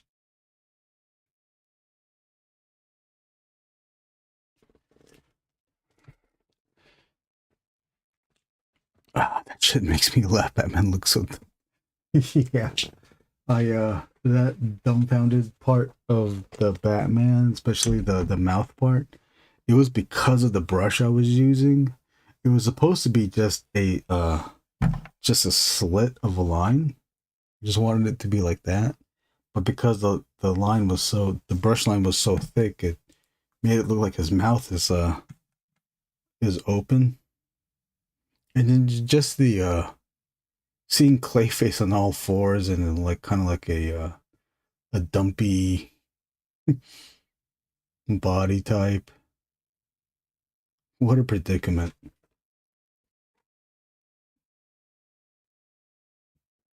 Did you know Ghibli assisted on the Batman animated series?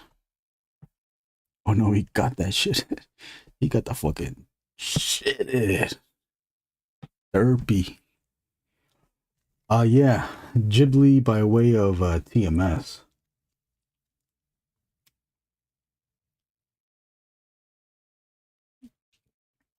You can watch TMS. It does have a website, YouTube website.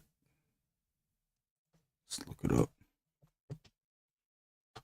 I was thinking of playing some Legions Con videos. I don't know if you'd be into that stuff. You know what? I might get distracted as well. TMS Animation.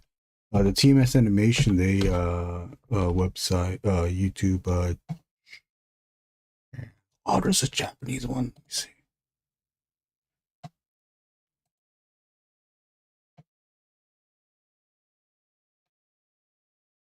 Sorry for the lag.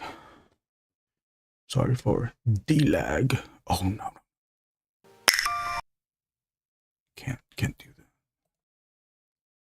So the Japanese one has what? Oh, it's just trailers to stuff. No real set shows. But the main one, TMS. Too much shit. TMS stands for too much shit. What does it stand for? Toei.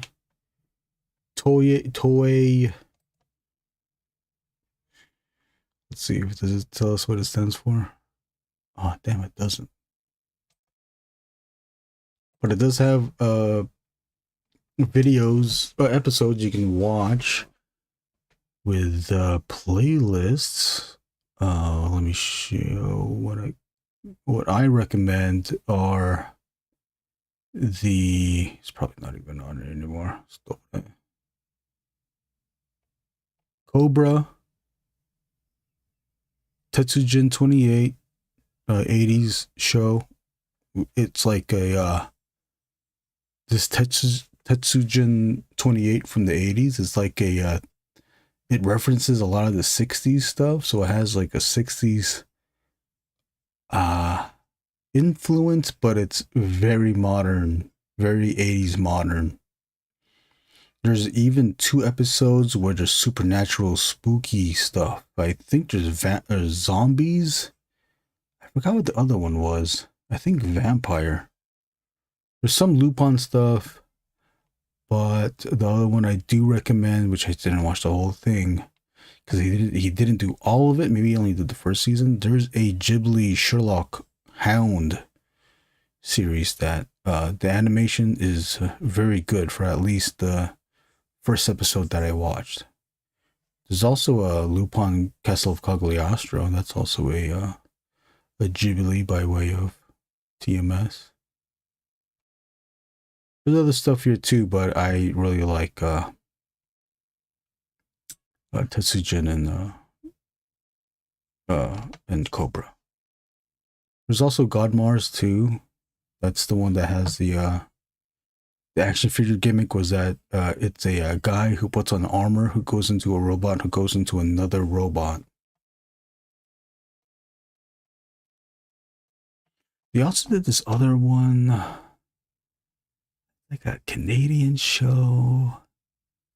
That's not Saga. Oh, there's Go Nagai's Devil Lady. It's Go Nagai. It's the the lady version of Devil Man. But it's not good. It's not good. What's that other one? Not Detective Conan. Oh, they have Little Nemo? I didn't know that, but I think it's in a different language. But it's still good animation. Godma Zinger could have been good, but it wasn't super great. And then they also have the one of the animes that was like using that trend of the handsome boy character all the way up to even what's his face, Moira with Berserk and Griffith. I thought they also did this like Canadian anime looking thing that oh, there you go, Cyber 6. I heard that one's supposed to be good too. I heard it was supposed to be good. I saw some of the animation. The animation does look good, but I still haven't watched it. So there's my recommendations of stuff that I haven't seen yet. I do also like watching Ultraman, although I missed the last episodes. The newest version of Ultraman, they upload the latest series of Ultraman here on the Ultraman channel. I guess you just look up Ultraman Official by Subaraya Productions. Ultraman Omega is the newest series of Ultraman. It's okay. The previous series from the modern times I thought were good. There was one in I don't know, 2020 or 2021 that I thought it was good. It is directed towards kids, but they have fun with doing the special effects, the visual effects stuff. There's one I always can never find it, but there was a scene. Oops. There was a scene Detective Conan. Oh, it's a Doombot's in the Detective Conan. Should I watch that?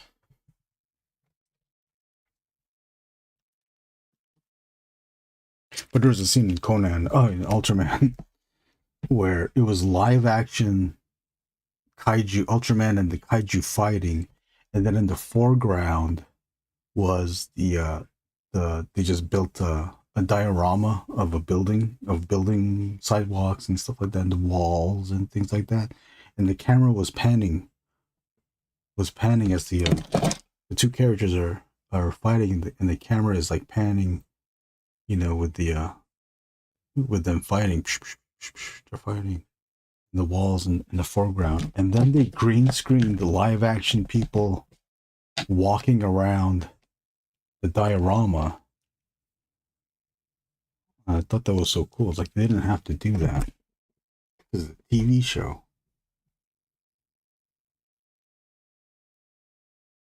But they had just enough budget and time to pull that off. Okay. This is going to be crazy. Okay, but 1, 2, 3, 4, 5, 6, 7, 8. Okay, we got counting it. 1, 2, 3, 6, 7, 8. Okay, 1, 2,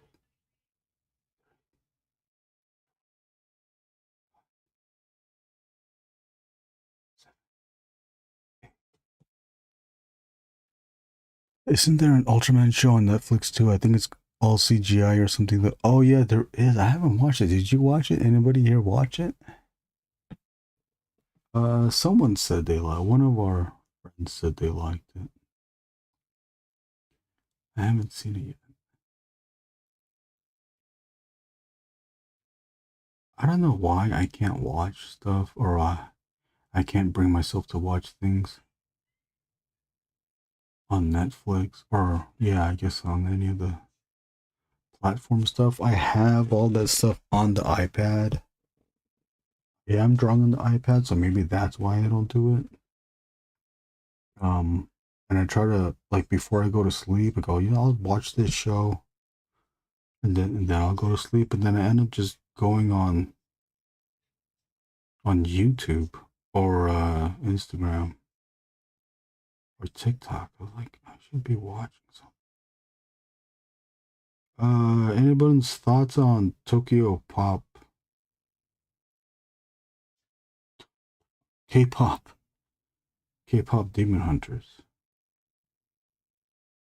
Recommend or pass?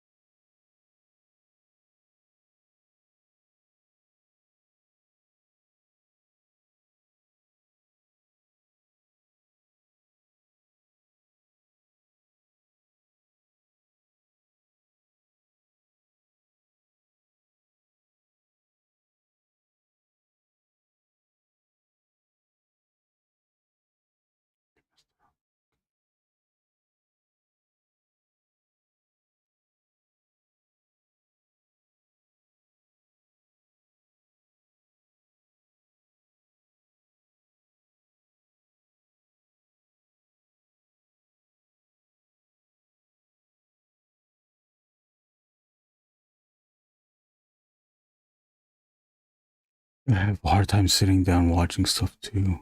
Oh, why is it so hard? So the first season, it was pretty cool, but yeah, I can't just sit and binge anymore. I end up falling asleep no matter what. I know, dude. First episode of Dan, second season, first episode, Dan fell asleep in the middle of the episode. So I woke up. When I woke up, I watched the rest of it. And then I realized, like, I didn't know what the hell was happening.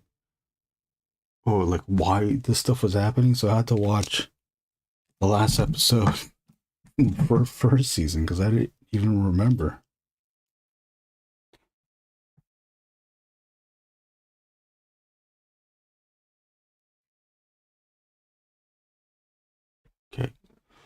I'm glad to know that it's not just me.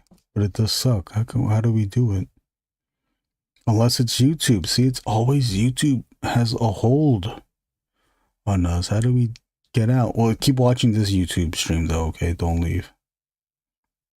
Or unless you're watching it on TV, you can watch something else on TV that you can go play. If it's leave my stream on, please.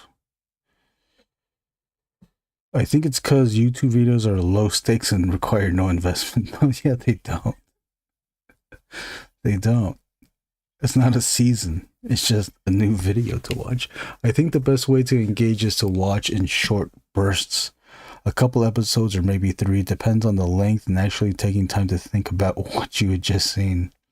No, don't think. Just watch the next one. You gotta finish the series. D-Hawk. What's up, D-Hawk? Let's make it big for D-Hawk. What's up, D-Hawk? Crispy in the place to be. Drawn Jason on the 13th of Friday.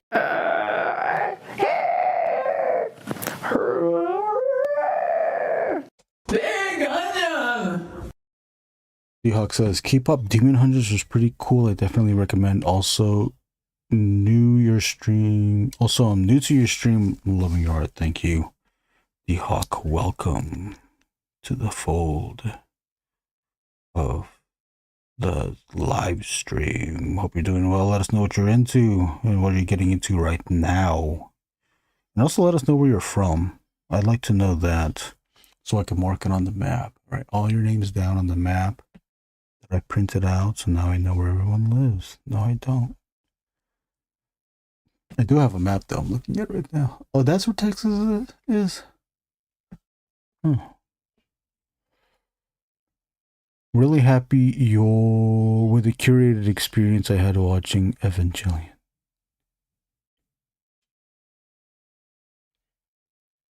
Really happy with the curated experience I had watching Evangelion. Did you finish Evangelion? What'd you think of the ending? Did you clap too? Did you applaud Shinji too at the end? Glad to hear. I'm from good old California. Oh, same here. I'm in Lakewood or Long Beach, Southern California. Since we're talking about California, it is a cool, very cool, slightly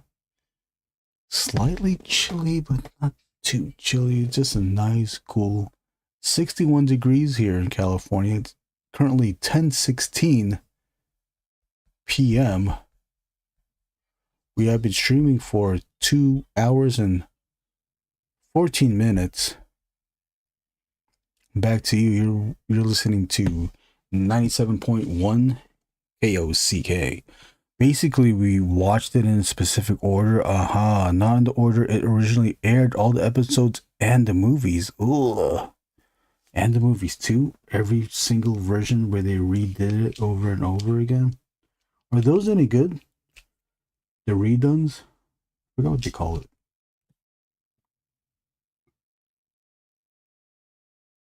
I've seen like the new characters where there's a new Max or something.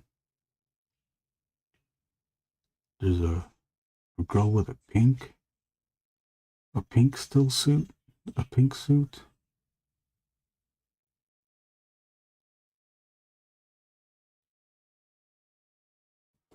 I'm curious, but I'm not that curious. I don't remember hating it. They were all right. There's one movie, I think, where they redid the series a bit, or they recontextualized it, or something like that. That's what I heard. Could be wrong.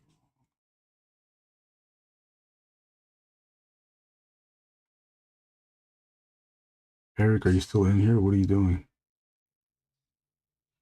Eric, are you drawing?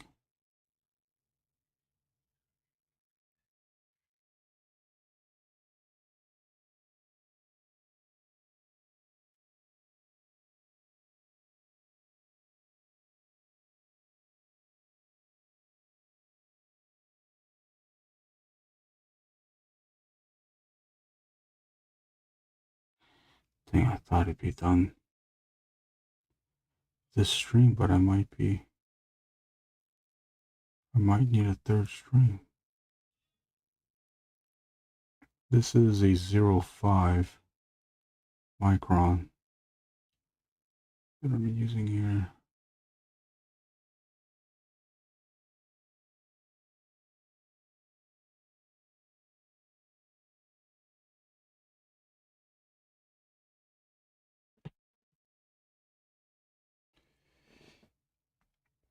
Just posting something it uploaded. Oh, okay.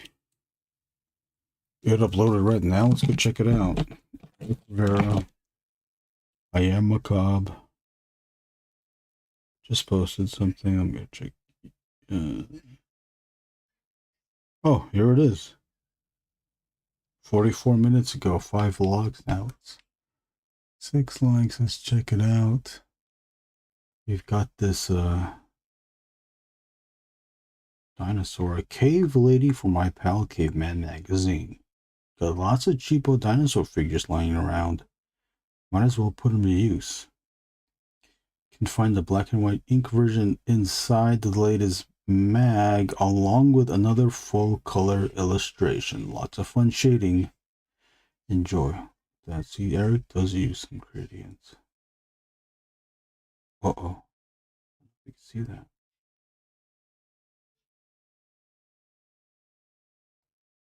Wow, look at that. Great. Great drawing, great use of color. Love it.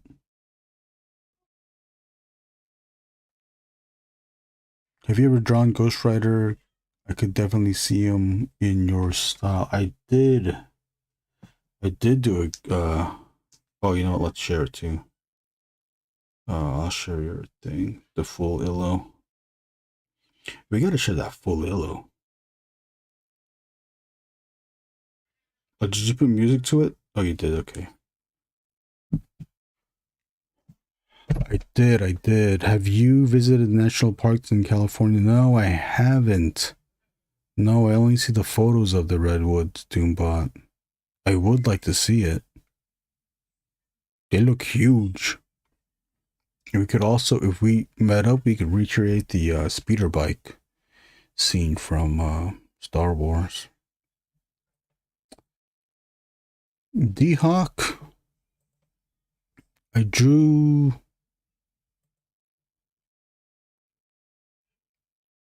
Oh, where did I draw that Ghost Rider? I drew it somewhere. Is it in here?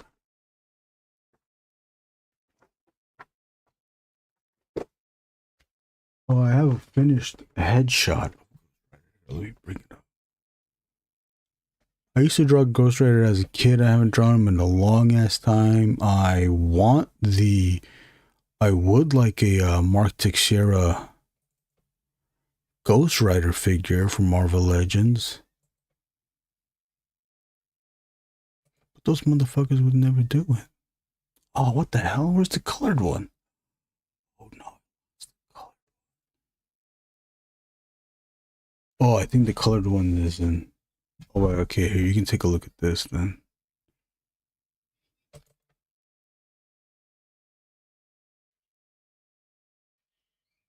Oh, wait, this is a low res, huh?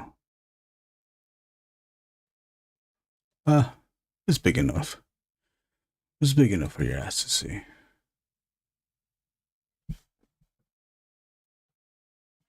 Here's that. Obviously inspired by Warrick Walker.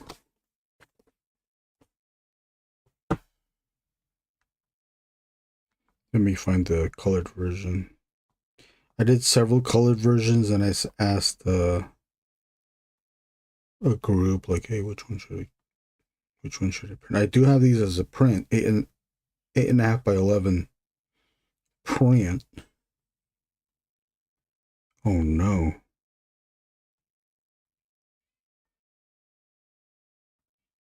Did I get rid of the?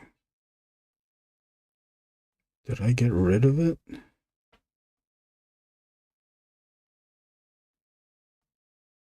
Oh man, I think I have to recolor it again.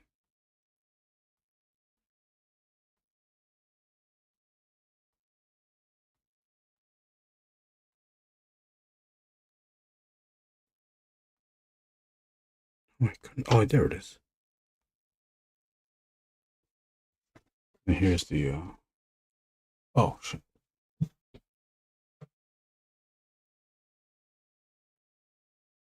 So cool.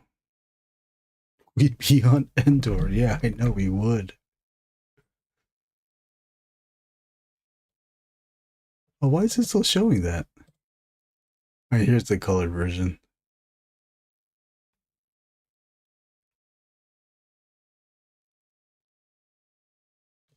Do I have the other versions in here? Oh, I do. Okay, let's see. Wait, what? Oh yeah, see, here's other. There's one with a purple color hold. I don't know why I thought that was cool. I thought this was cool with the red because it's reflecting the fire. And then I colored in the skull. So I think kind of does work. But ultimately, people liked it without the color, just kept it open. It keeps it really open, but just a black and white skull. That was a commission that I turned into a print.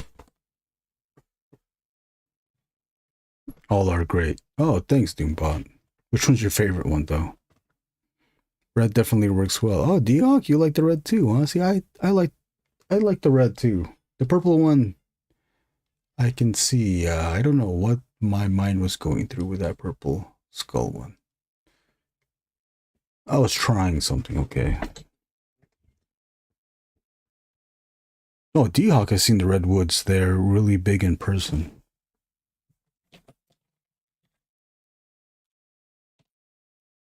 Would be nice to see. I've only went out in the wilderness. I don't know. Probably only just one time in my lifestyle.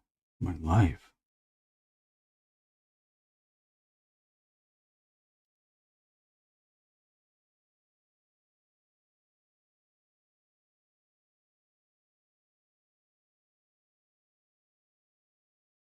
I know. I don't know if it's because I just need a car. Maybe I just need friends to do stuff.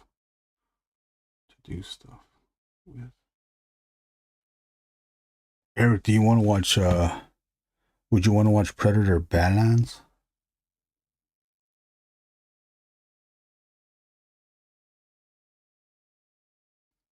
Or do you think you would have enough of me tomorrow?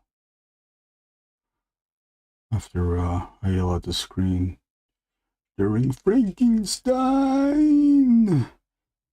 I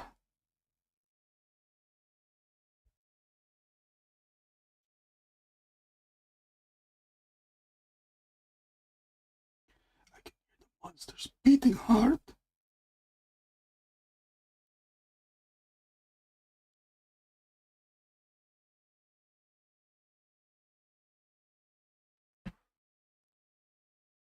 It's a good experiment. Oh wait, it looks good, Erwin.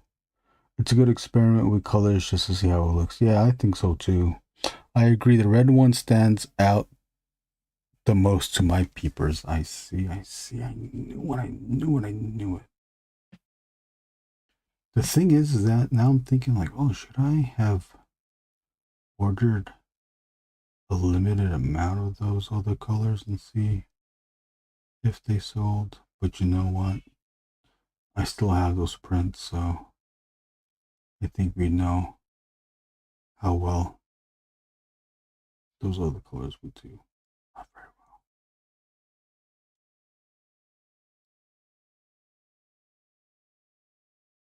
I haven't had too much luck at conventions.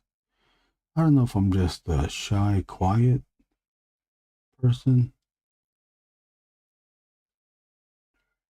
but I'd rather have the art speak for itself.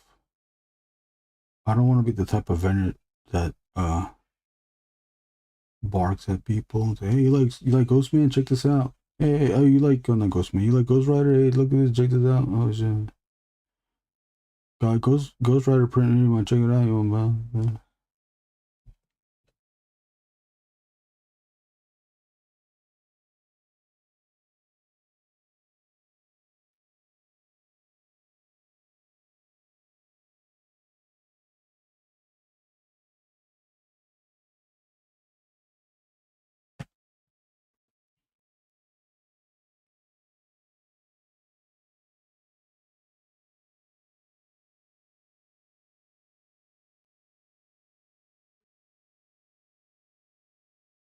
I'll watch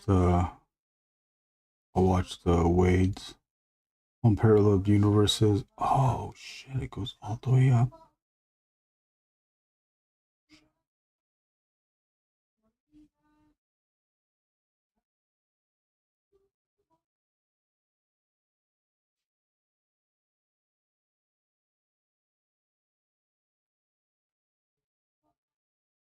I hear that live stream during Legion's Con. I'm like, oh, do I do a live stream when I'm at a show? Maybe I'd do it if I got really bored and there was no one walking around. You know, at the same time too, it's not this not very big enough for people to want to check it out of a show convention. Gotta be real. You can be ambitious, but you gotta be real though.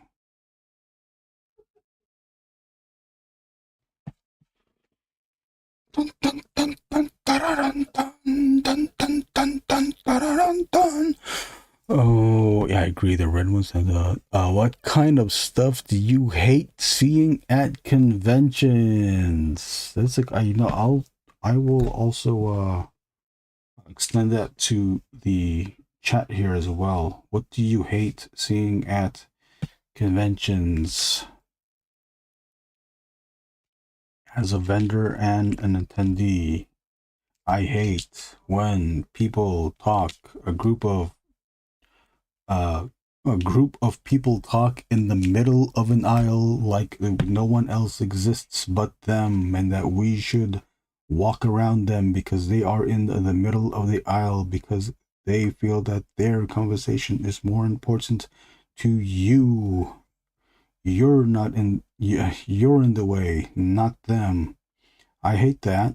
That is everyone should hate that. If you don't hate that, then what's wrong with you? I hate that the most. I hate people that are so conceited that they think that you're in the way when they're the ones that don't move. Another one is I know, I guess they mean well. There's people that just love to strike up a conversation with you. This is as a vendor. You're selling your stuff, you set up, hours or whatever, as much time as you put into setting up your booth. Maybe you set up the day before. Spent that whole time to make sure everything is at its place that it needs to be. They can be presentable so that when the attendee visit your booth, they can see everything properly, because you got your flawless setup. You're ready to sell. You are, of course, ready to talk to people too. But there's just some people that are there just to talk. They'll spend 15 minutes talking to you, complimenting your work. Your work is gorgeous. Absolutely love it. I love the way you did the drawing like that. It's so good. 15 minutes. Then they say, hey, it's good talking to you. Bye-bye. And spend 15 minutes of talking to him by shit. And then my bitch ass doesn't have the gall to say, like, hey, you gotta buy something. That's what I say in my head.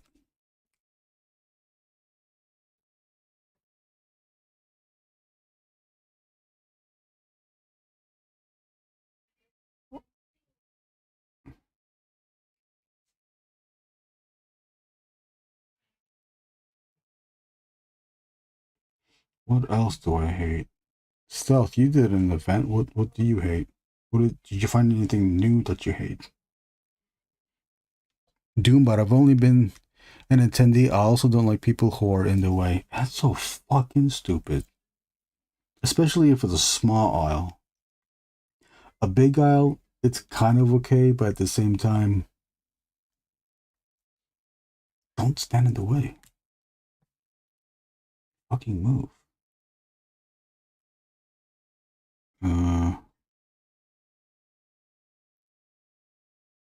That is pretty much it. There might be other stuff. I just can't think of anything else.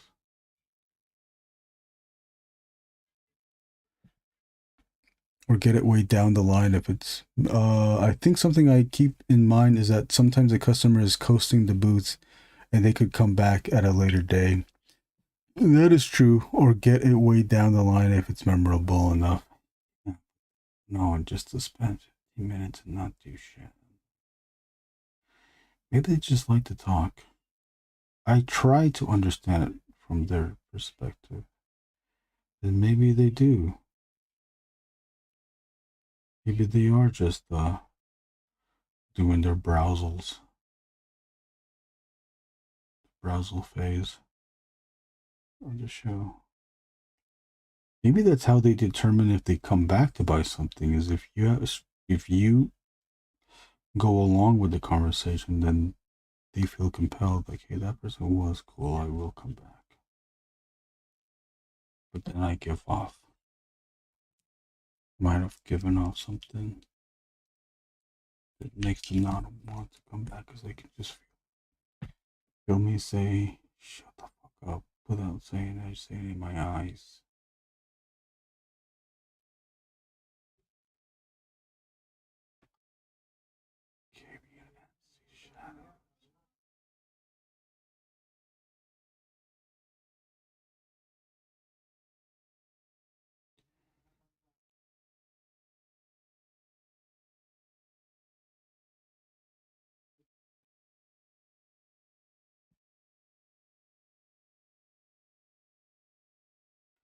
One thing that I don't hate, but what I do notice that happens is sometimes there's this magnet effect that happens. Either sometimes you are the magnet, or you unknowingly are magnetized to visit a booth, where the magnet effect happens when you see a booth, it's empty, you see something interesting, you want to browse, and you want to talk to the vendor for 15 minutes, and empty booth, you have all that space for yourself, the vendor's there. I gotta add this one so I can see the shadow. There's a shadow up there, and I want to make sure that I match that shadow to a degree. But you're there, and then a crowd comes in because they see, I don't know, it's because they see that not you specifically, but there is someone that is looking at something. So now they kind of want to see, hey, what is that thing that is being looked at? And then a crowd starts to form.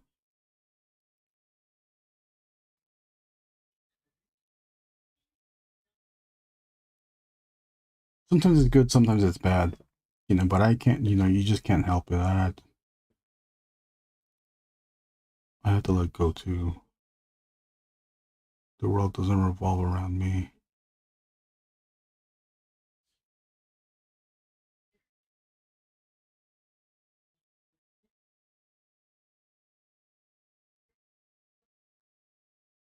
Well, that's something that I've noticed, that where I try to fake the world, and I'll go in front. Sometimes I'll do shows with friends and who are right next to me, And if the aisle, our side is empty, I'll go to the front to pretend to try to become the magnet.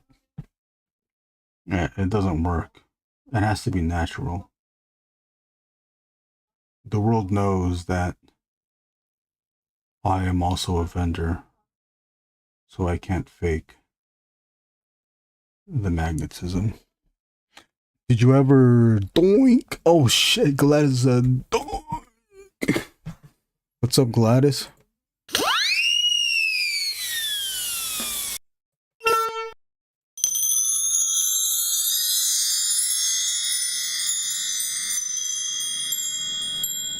Frankie Boy Frankenstein.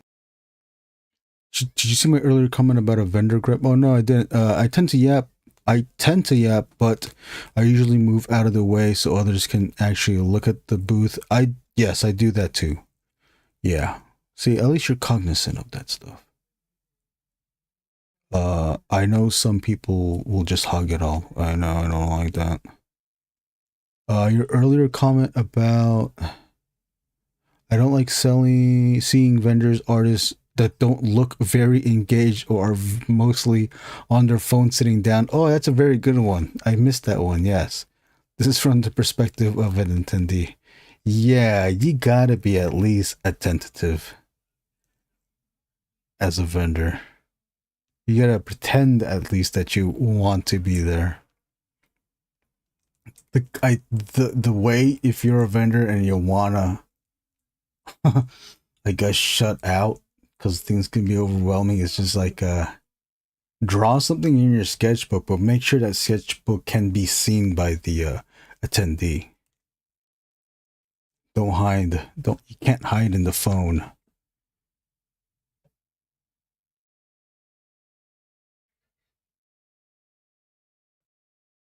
AI art and 3D printed slop. Oh, yes, very good. Oh, welcome, Dylan. What's going on, Dylan? I'm walking on sunshine. Whoa, I'm walking on sunshine. Whoa, I'm walking on sunshine. Whoa, and all of you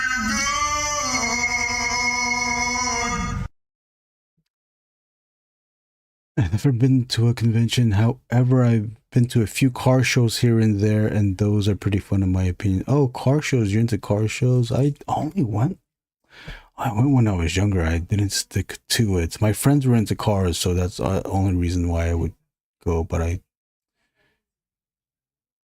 bet those could be fun. Oh, you know what I did? Yeah, I went to a few car shows, I guess. The LA car show.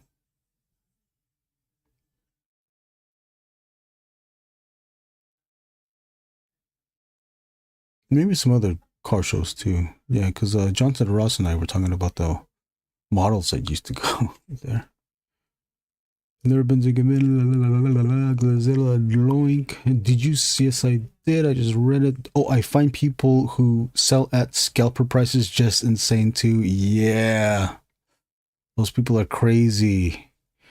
Think about it, and to think that they bought a booth to sell their stuff at scalper prices.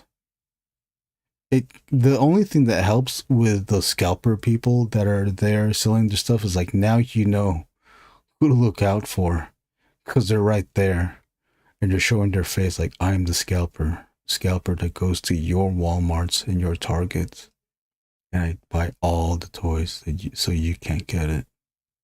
Stealth Boy, I was literally about to say if you have more fun than one friend, perhaps you could fake the look like tourist traps. Yeah, you just gotta. That's the time to fake the smile.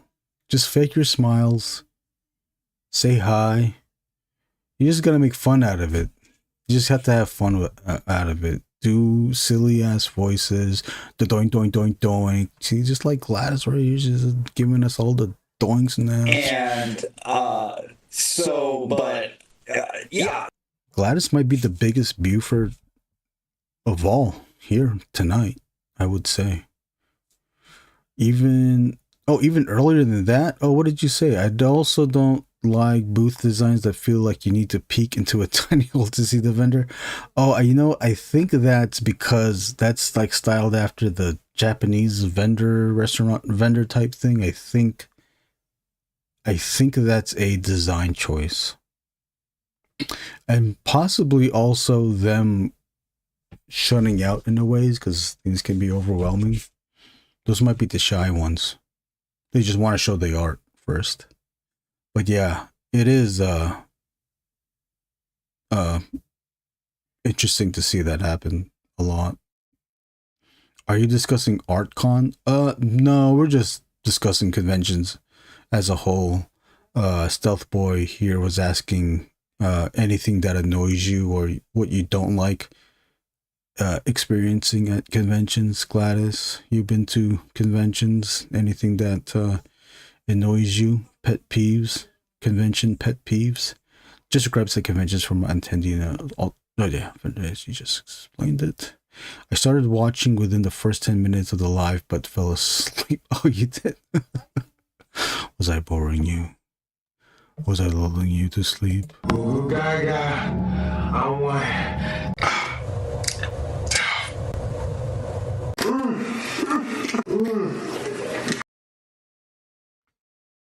Erwin's voice is soothing. It's time to sleep. Glad it's time to sleep. I see that at retro game conventions, I've found items at a booth at a few feet away for $50-$60 less. Yes, that is the trick. You got to browse before you buy. But then you do risk of losing the deal. So it's a gamble. I knew Gladys always falls asleep. That's what she always comes to. Because watch, check this out. She's going to be here talking it up, doinking it up for a few more minutes. And then she'll start to get bored of the stream because I'm not drawing and I'm just talking on the stream. And the more I talk, the more she falls asleep. 5, 4, 3, 2, 1. You're asleep. See, she's sleeping now. Don't bother. Gladys is sleeping now. Don't bother her, okay? She's trying to sleep right now. Don't get loud. Stealth Boy, I have debated on speaking in a 50s newscaster voice to fit with the vibe of my retro styling, though perhaps it'd be too much. I think you could do it here and there. You could try it out. You have an Instagram? You could try it out on Instagram, like on videos. Do a quick video, advertise the thing in your 50s voice. Are you doing what's it called? Are you doing a mid-Atlantic? Transatlantic? Oh, I forgot what it was called. Hopping off. I'll see you tomorrow. Good drawing. All right, Eric. You take it easy. I'll see you tomorrow, Eric. Oh, maybe I should get going too, huh? Soon. I'll be here maybe 20 to 30 minutes. Let's at least draw the main of, not the main, the hood. And then I'll take off. I want to hear about your meat. Oh, okay. Dylan, no, I was already nodding off before your live. I've been going to bed a bit earlier recently. Okay, I see. Sometimes I pass out listening to it. Yeah. Even Doombot 2 at 2 Doombot. Oh. As an artist alley thing, transatlantic speaking, wearing a fedora suit and tie with mid-century art style. I think if you don't want to do the character the whole time at Artist Alley, you could do it as an intro to get people to your booth, perhaps. It's hard for me to do that, though, get people to, hey, check out my stuff. But I guess if you just have a hook, a catchy phrase that you could say out loud, spontaneously, to get people to come in, maybe you could just end there. And then the hard part is like, how do you transition just to your regular voice? Maybe you just turn around, like spin around, and then just do your regular voice. Like, hi, I'll be back. Oh, hey, can I help you? Hi, can my soothing voice help you? Stupid ass bitch. Don't lie, Tim. Mid-century art is chef's kiss. That's the first thing I do when I go to conventions. I lap around the con to find what I'm looking for. Yes, then take my time the second go. Oh, you know what? I need to do that too. I agree to that. What I do is I systematically go through every aisle. But it's hard for me to like not stop and do the thing that I hate and talk to people for a bit and then come back. But that's me because I know them. People that don't know when they start talking. Like, I totally get it if it's a friend. Let's pop it in to say hi. We can talk for 15 minutes. Yeah, it doesn't matter. We're beyond the buying thing. And then I'll also let them go. If I notice that they're busy with getting sale or trying to sell stuff, then I leave them alone and I move on. And look at the next booth. And the next booth is like, oh, okay, I can keep going now. Yeah, an intro and then actual conversations. Otherwise, I might just be too annoying. Yeah, I could see how that can get annoying. Maybe, I don't know. Maybe there's a finesse to it, and maybe there is a way to keep that going. I also am thinking, like, what if you brought a friend to help you out, so that the friend is like your straight person, the straight man to your comedian character. They can even it out, but then yeah, we're trying to figure out how do you transition to regular voice. Gladzilla, like Chuck Cecil. I don't know how to spell his name. He was the radio caster during the war and hosted the golden years of K-Jazz 88.1 until his passing. Oh, oh yes, Chuck Cecil. That's a good one. He used to he would do the very early Saturday or Sunday mornings on K-Jazz, the big band era. You might be able to find him on YouTube, and maybe someone might have uploaded his broadcast. Yeah, I used to listen to that on the radio at work. Because I worked graveyards. Nothing else on the radio. I was like, well, at least listen to this music because it's not modern music that they played 5 times in a row. And that was another big band. Hi, I'm Chuck Cecil. This is 88.1 KOCK. And we're back with more music on 88.1 KOCK.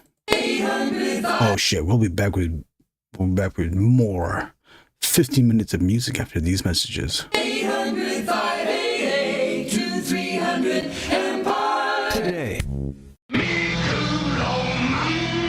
Transform. Anyways, how can I help you? I feel like the trend with booths are too maximalist. Maximals! Maximize! Beast Wars. We're getting all Beast Wars in here. Overwhelming on the senses. I think booths that stand out more are those with fewer pieces, but bolder and more individual. Know what I mean? Know what I mean, Vern? Oh, now you're doing Ernest. You know what I mean, Vern? Yeah, I agree to that. I agree to that. Sometimes, I don't know. I mean, overwhelming is a bit much, isn't it? I guess it depends on what is being offered. Oh, unless you're talking about overwhelming, that wall of prints. God damn. I do not like seeing that. And it's that same people. So same people that are at every show. The wall of prints. The tall ass 20-foot wall of prints. God. Or the shirts.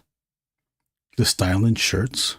The styling boots with their 20-foot wall of shirts.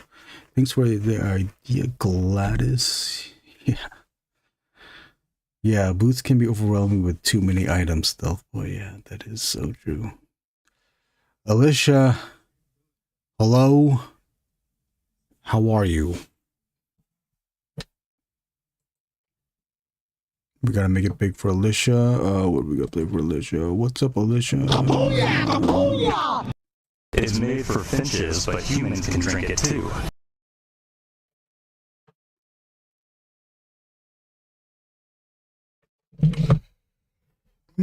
Groman.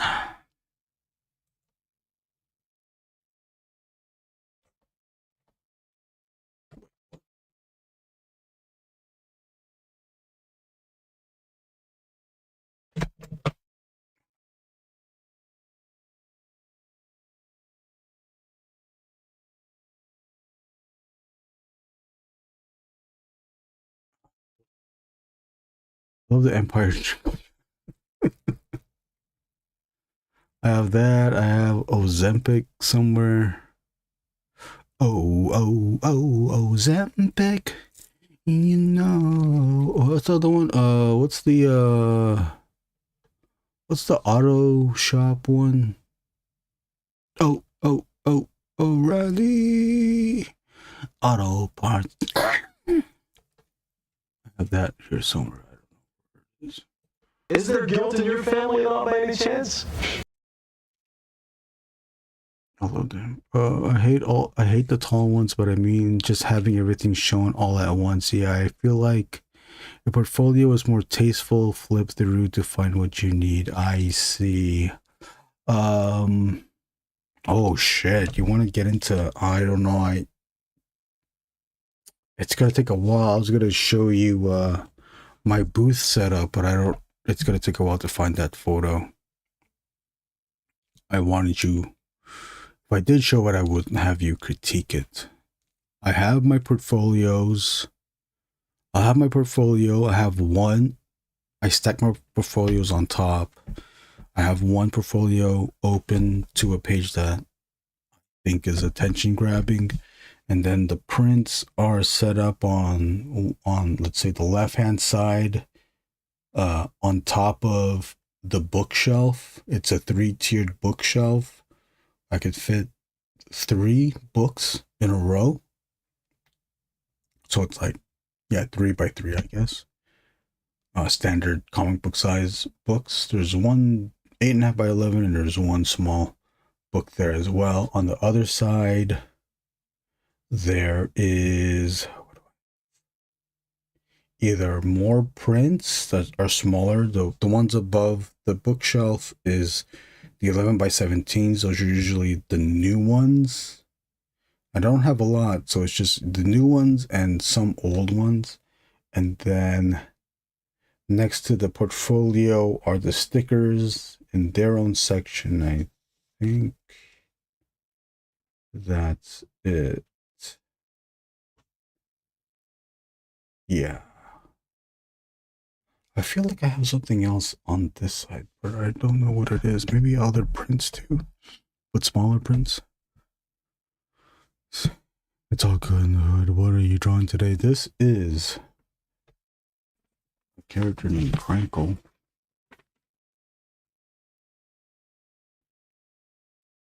I think it's Krankle, 6-inch figure for the 6-inch series from the series called The Cursed Dead. Here's you can see what the figure looks like here underneath the robes.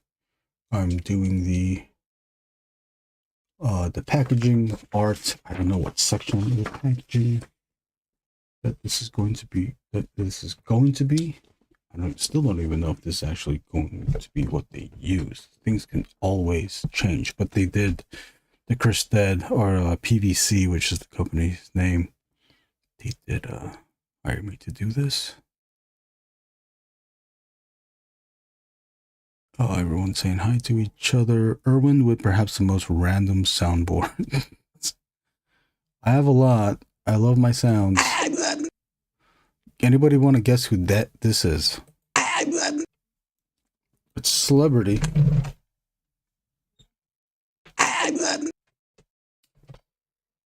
He was a co-host of a show on TV. I forgot what the network was. Kind of science related. He's white.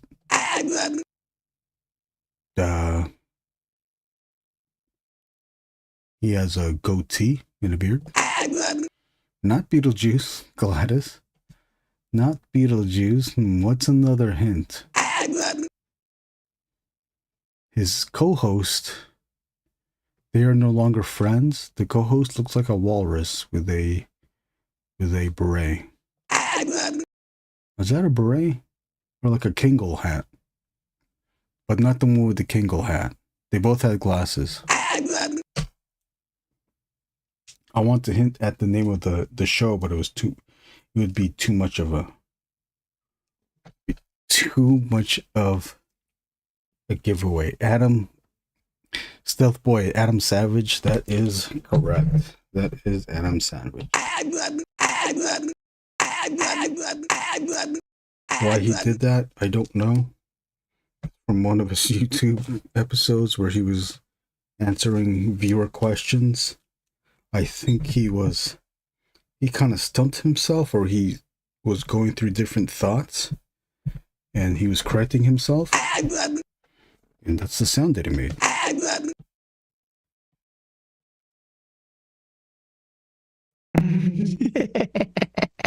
This one's a hard one.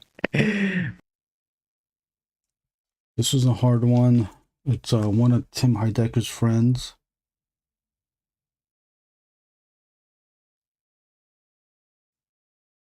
This one might be too hard. You gotta be a diehard Tim and Eric.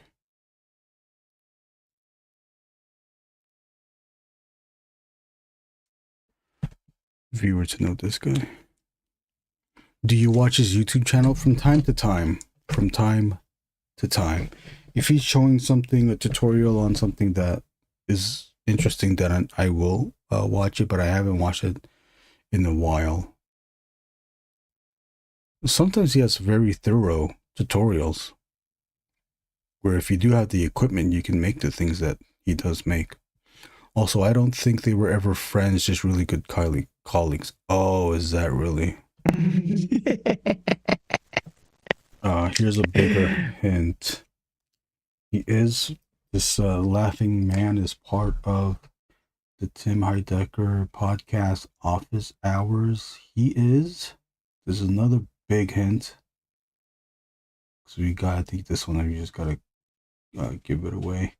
He's one of the people that does the sound effects, who was very inspired to do the sound effects soundboard stuff. So much so that I took his laugh and made it as part of my soundboard, and along with it too. Doesn't even make sense. The Tim Heidecker podcast. This guy has a Discord, and he has sound drops submissions, which Brunson and I have submitted numerous sound drops to them, and he's played them on the show. So in a way, I've helped to contribute to the show, even though I remain nameless. I live through this person, which is always fun too. Not Fred Armisen. You're within the world. Here's a hint. Go to the Tim Heidecker Office Hours podcast. Go to a regular show and pick out one of the two people that are behind Tim.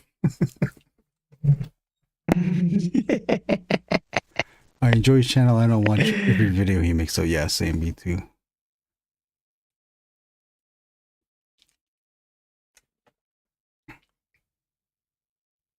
Thank you for keeping this show engaging. I'm glad everyone is talking on the show and talking with each other. That's cool to see too. Also, I think I've been making this. I gotta be a little bit more aggressive. Not aggressive, scraggly with these spurt lines. Okay, this one might be too tough. Stealth Boy, let me know if you're ready to go. TBH, I don't watch much Tim Heidecker outside the old stuff he did. Okay, I'll give it away for this one. This is DJ Doug Pound. That was a bit of a, yeah, I guess I could see how that one. I haven't a clue. Okay.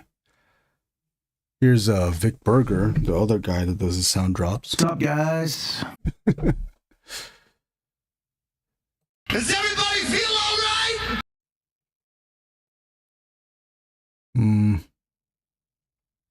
I'm trying to look for other celebrities. Some of them are pretty. I don't really know anything about celebs. That's okay. Well, you can learn on the show which celebrities I like to play. This is Captain Matt here, and good morning. We're going to introduce you to our worm farm. Totally boring. It's Jim Carrey. Cat a hog. Here's Howard Stern singing the Ozempic jingle. Oh, it's Ozempic. Oh, I hate this. Who is the one that watches Chris Pierce here? I have a few Chris Pierce. It's all scattered around the soundboard though, because I only grab it when I grab it and I put it on the soundboard, and I don't put it in its own section. I wish I could put these into sections.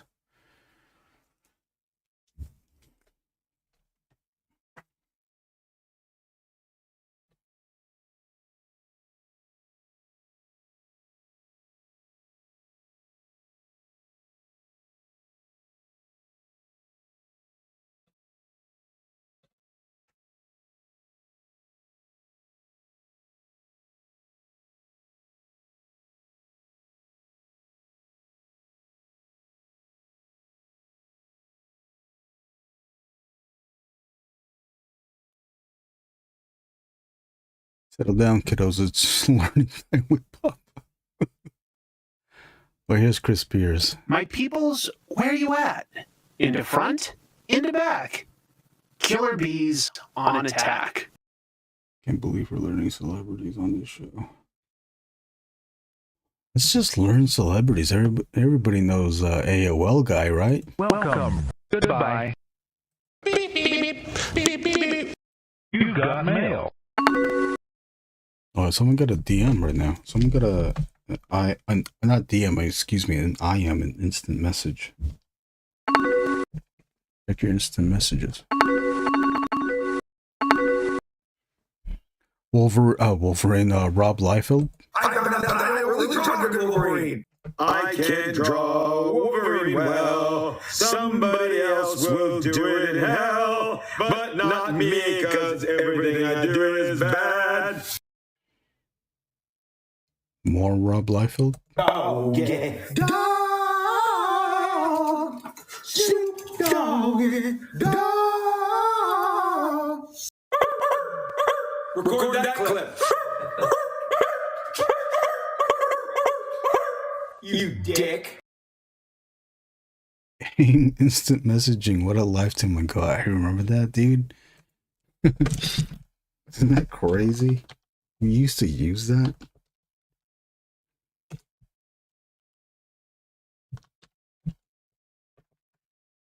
It's fucking wild. Instant AOL instant messaging. Remember that, Doombot? ASL? It's time!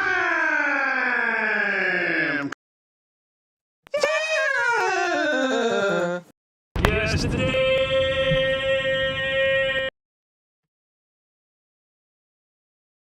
Hello, everyone. You watch YouTube, you might know that. This is a bit of a random question, but did you ever watch Cartoonist Kayfabe? Yes, I did. I enjoyed it for the most part.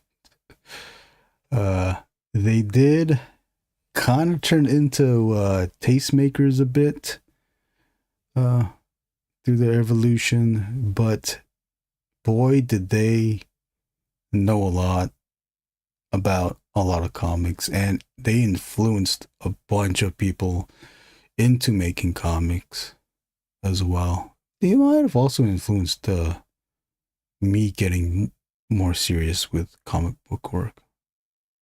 My heart is like a pea. I like your interviews. Yeah, I like your interviews too. Like one of the last things that they did was one of the better things that they've done is the TMNT commentaries with the creators, right? I would never imagine that was going to happen, and they managed to get that thing going.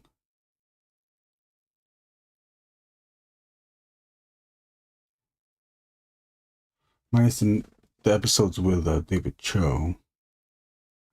You know, we didn't need that part.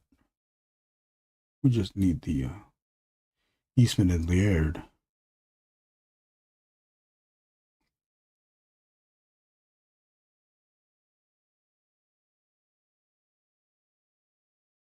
Tim Vigil interview? Who interviews Tim Vigil? They did that?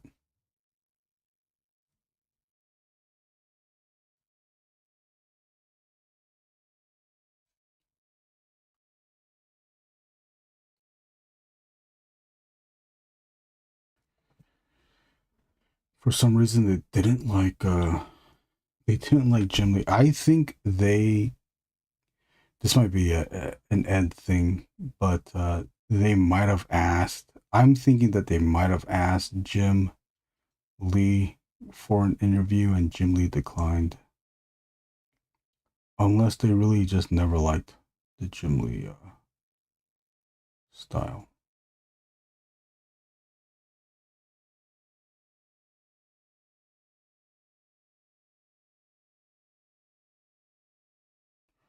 They have created these people that now have become, the Robert Kirkman ones were cool. Oh, I forgot about those. Yeah, I bet those were good. I will say that they have created this crop of people that have become experts,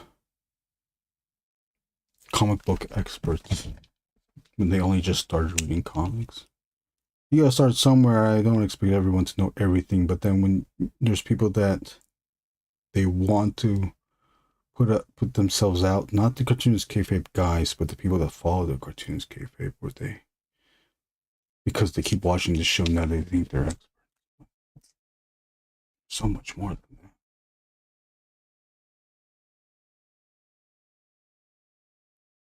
No, maybe I'm just a hater.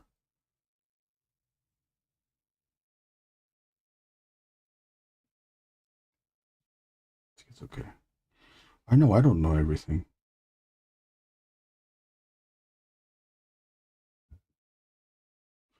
I do have to stop myself too when someone says, "Oh, I didn't know that," and then I say, "Oh, you didn't know this? You don't know about this movie?" It's like I don't know all the movies. I don't know all the comics. I can't expect other people to. People that talk like that think they're definitive experts. I know. I hate that's happened too. Because like Jim and Ed didn't intend to do that. That just happened.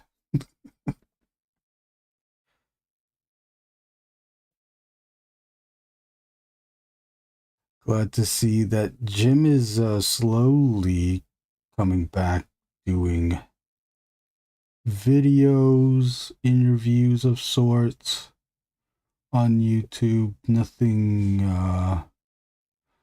permanent like a regular show, but he's hopped around YouTube shows. That was nice to see. Wasn't there a memorial convention done relatively recently? Yeah, for Ed Piskor's PiskorCon or something like that. Ed PiskorCon. Typical Wednesday morning crowd. No, Gladys knows. Yeah, see, there was the expert crowd was like even it existed before Cartoonist Kayfabe. Cartoonist Kayfabe though it was young guys. They were fairly young guys, and it appealed to a younger crowd. So then the younger crowd started to now become experts because they were just regurgitating what they heard on the show. Because then they also didn't like Jim Lee either. Where's this Jim Lee hate coming from?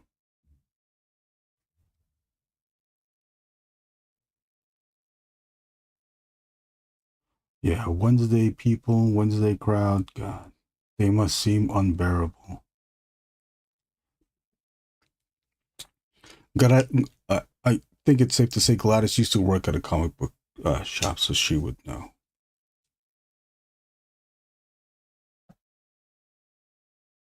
She's heard it all.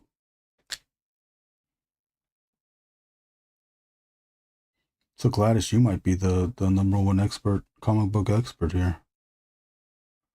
Well, we can let's test. Anybody want to test Gladys?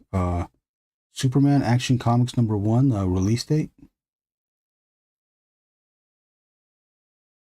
You don't know the release date? You mean my voice is putting you to sleep?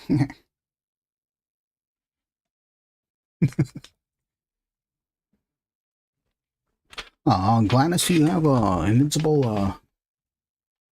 Yeah, did you put Invincible in my pull list? I specifically asked you to put it in my pull list, Gladys. Gladys here on a Wednesday? Oh, who would have thought?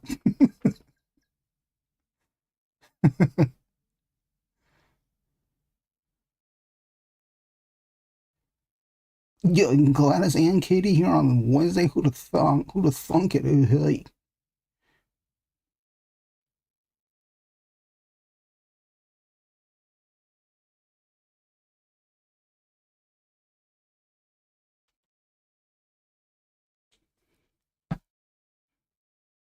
They referred to me by a different name. Oh, do I know that name? Oh my God.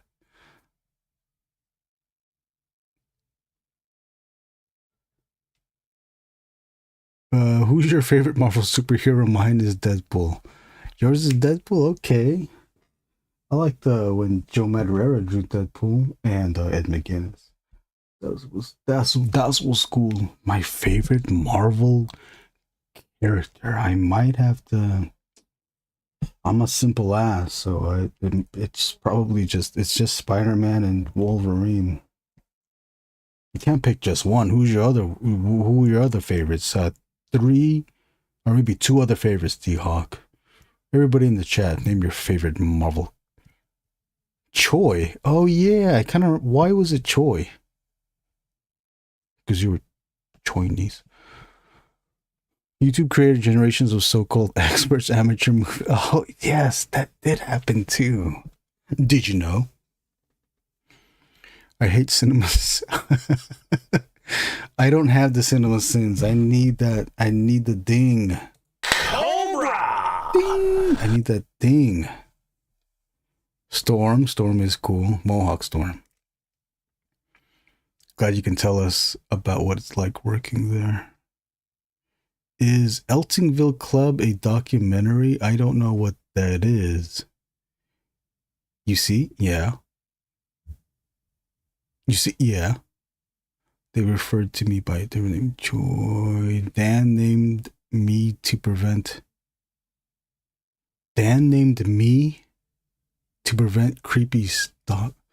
Oh, so you went by Choi? But why Choi, though? Wait, so nobody... But people knew Gladys, though. Right? Oh my god. You should look up Eltingville Club. Give it a read. It's relatively short. Okay. Let me take a photo of that. Eltingsville.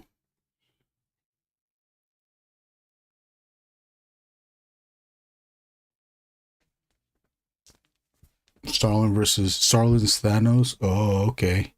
Yeah, that Thanos was cool.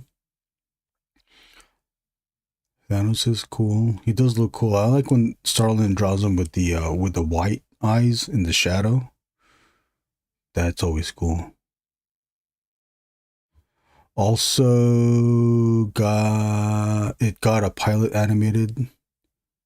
Eltingville Club got a pilot animated on Adult Swim. Let me look this up real quick. I'm a bit of a Adult Swim expert, so I'm surprised that I don't know this. I don't think it actually was on Adult Swim.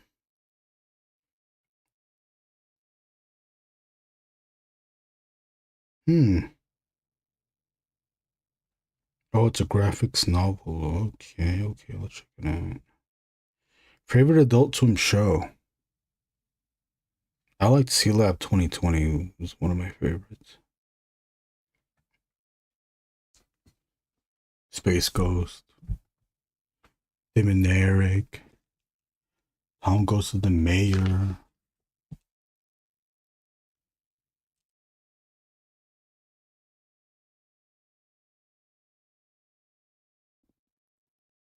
You guys 03. I don't know how the Adult Swim pilot thing works, because they seem to give a bunch of people some money to produce pilots, but then they only ever stay a pilot. A lot of them don't ever get picked up. Oh, does anybody remember in the 2020s when Adult Swim was doing their Zoom show, call-in show, where you could pitch them an idea live? I've always wanted to participate, but I didn't have anything ready.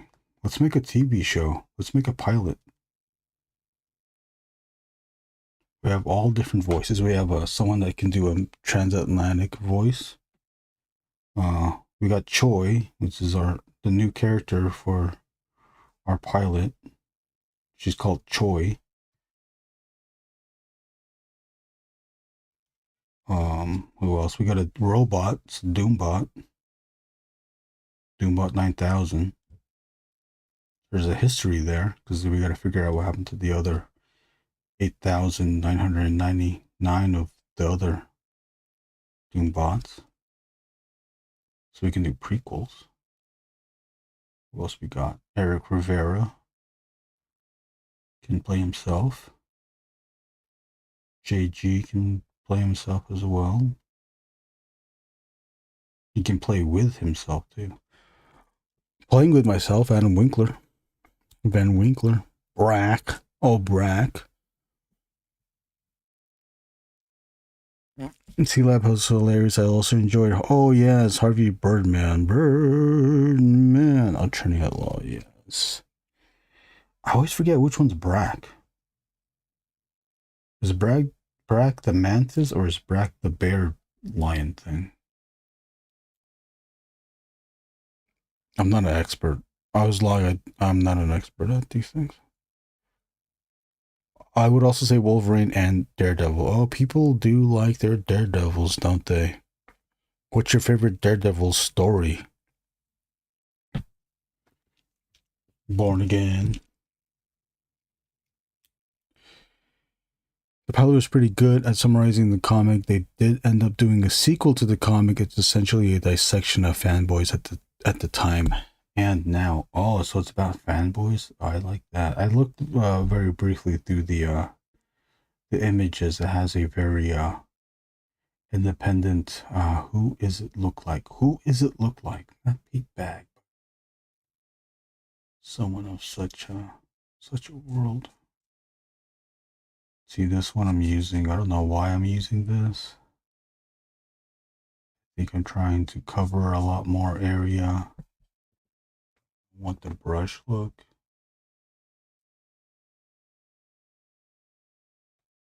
I need to look up this. Sure. Brick is still getting a good shape.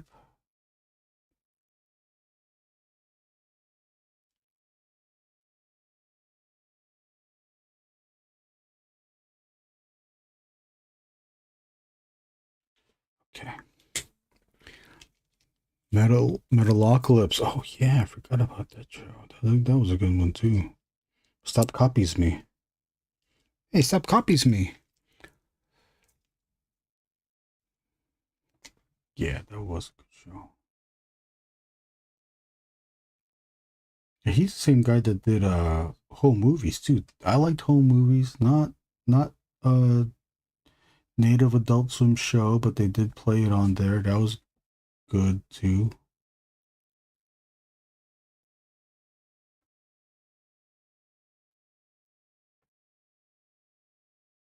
Sometimes Aqua Teen Hunger Force was good, but I think I watched so much that I was like too numb to it, and I saw it way too much that I was like I grew out of it.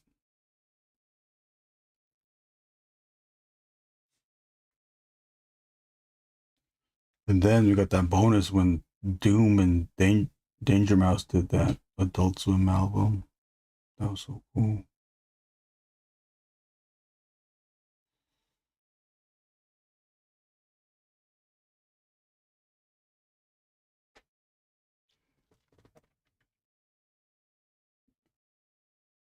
Do what now? I forgot what I even asked. I miss MF Doom. I know me too. Ashley, do you have any favorite Adult Swim shows? Ashley still in here?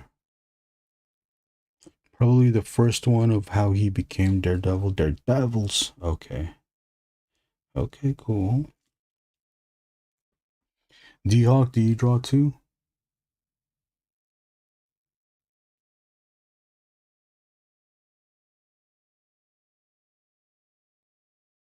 You know what I always forget is that do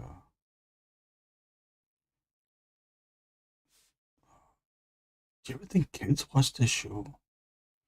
You gotta be mindful of that, don't I? Or what? I don't know. Maybe not.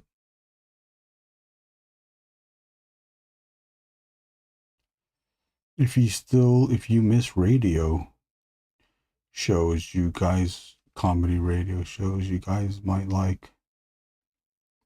It can get a little dry. Maybe this is something that you just want to test out. This is The Best Show on YouTube by with host Tom Sharpling. He's a comedian, TV writer, but I've enjoyed his show. It reminds me of radio that I used to listen to. It's not vulgar like Howard Stern was, but they do have fun.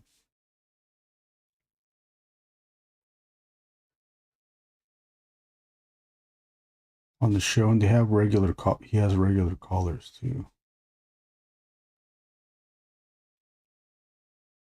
That part reminds me of Howard Stern. See, the calls were pretty good too, but it had to be from certain people.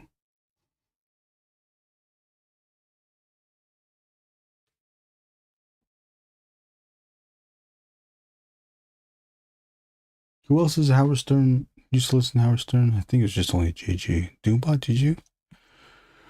Rest in peace, super villain. Super motherfucking villain. All caps when you spell the man name. People think it's a myth Was that album only available through iTunes for a limited time? The Danger Doom album? No, you can get on it's on Spotify, right? I feel like a poser. I can't really think of any Marvel characters I feel that strongly for, though I haven't read that many Marvel comics either. That's fine. I guess you aren't an expert. I guess you aren't a comics expert. That's fine. Totally fine. You can't expect everyone to know and read everything. What is your main stuff though? Aren't you more of a manga, anime consumer? There's way too much. I only know the old stuff, and even of the old stuff, I only know a little bit of it. I'm sorry to say, in the 90s, in high school, everybody was into Dragon Ball Z. I tried watching Dragon Ball Z, and nothing happened. I was like, you like this show where nothing happens? And he has to keep raising his power level so that he could fight the bad guy? Hurry the fuck up. That Dragon Ball Z was very influential though, because there's now just so many shows where you gotta power up. It's okay if I lose. I just need to be the best. Watch out, Hajime. He can be dangerous. Ugly voiceover. What are you talking about? This is how people talk. Nice.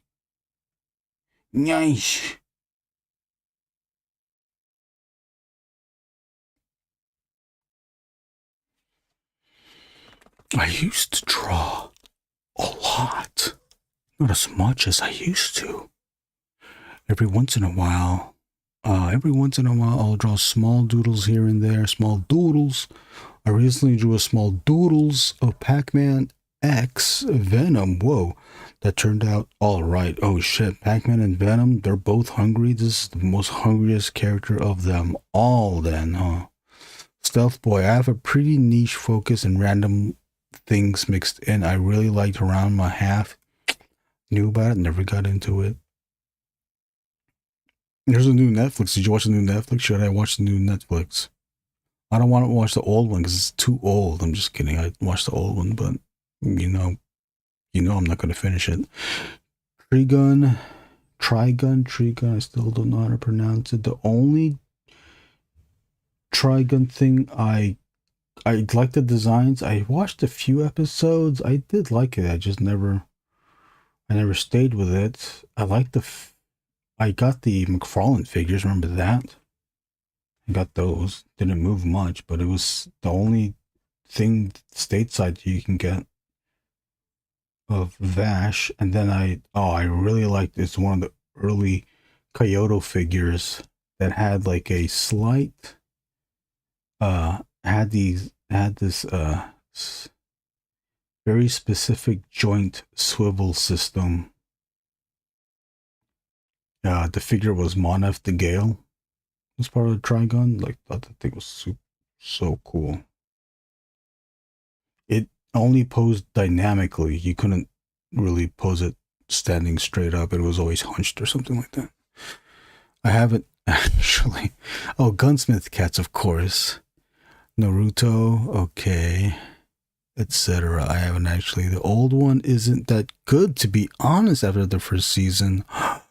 Whoa, I thought that was the one to see. It got cheaped out. The episodes were basically filler after a certain point. Oh no, they passed through the manga's development. I see. The new one might be good. I mean, at least the new one looks like it's animated well. I liked, there's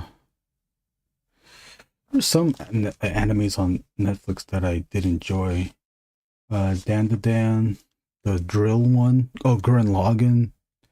That's the one that believes in you. That believes in me. That believes in you. That one was good. Cyberpunk 2077. Kill la Kill.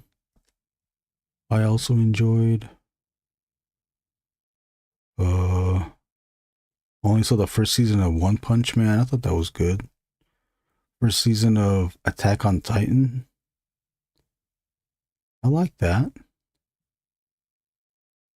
I like them enough, but then I don't like it enough to watch it again. Do you ever, what stuff do you watch over and over again? There's not a lot of things I can watch over and over again. Terminator 2 I can watch over and over again. My favorite is Cowboy Bebop. Yes, I still haven't finished that yet. That was so good. The ones I saw was good. Akira are the only anime I have physically. That's all you need. Oh, you also need Ninja Scroll as well. Go find yourself a copy of Ninja Scroll. I also like Ninja Scroll. Vampire Hunter D. Whoever was doing those animations, I forgot the guy's name or the company, but those ones were good. Anybody into bondage fairies? I used to buy bondage fairies from Gladys. Gladys, did I ever buy bondage fairies from you?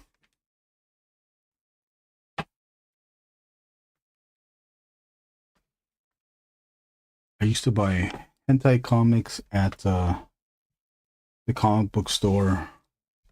Hentai comics published by the one and only Fantagraphics.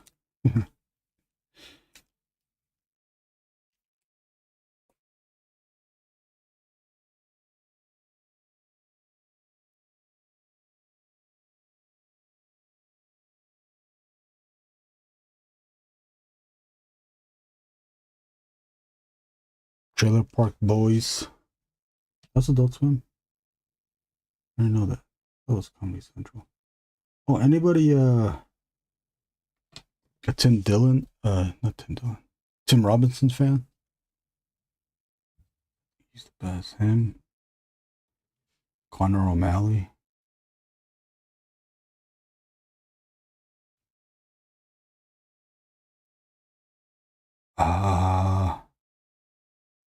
I will.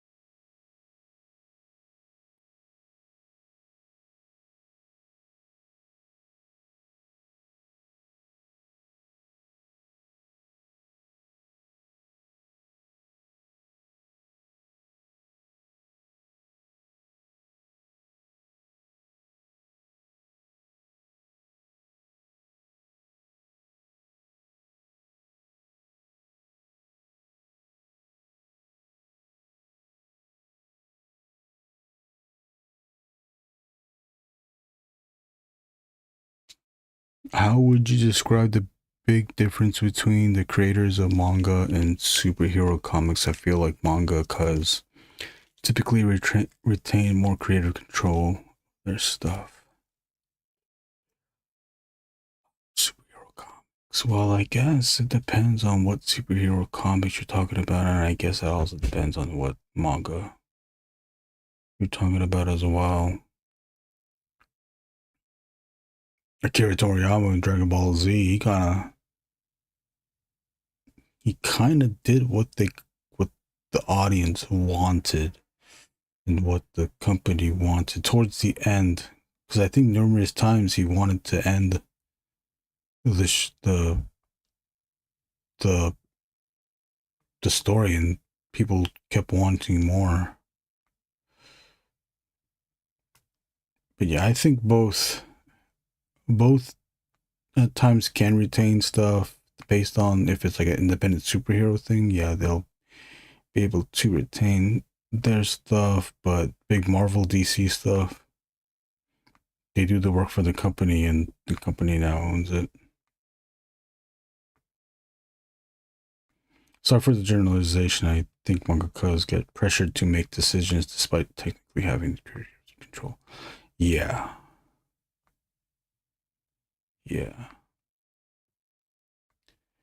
It is case by case. But yeah, I guess mangakas get to have final say. You got to be a very popular artist, even more so a popular writer in mainstream comics, superhero, Marvel, DC comics to do a story the way you want to do it. I think they can not fake it out, but market stories in a way where it's not part of the continuity or it's part of the continuity. So as long as they do that, then there's some control of what the story can be.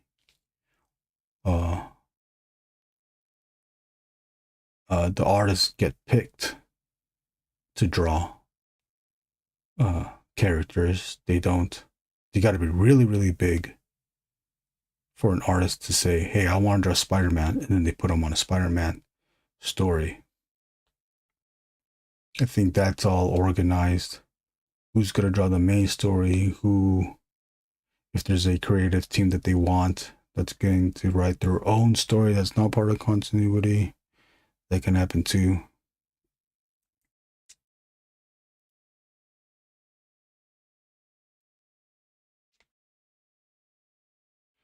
What was the original question?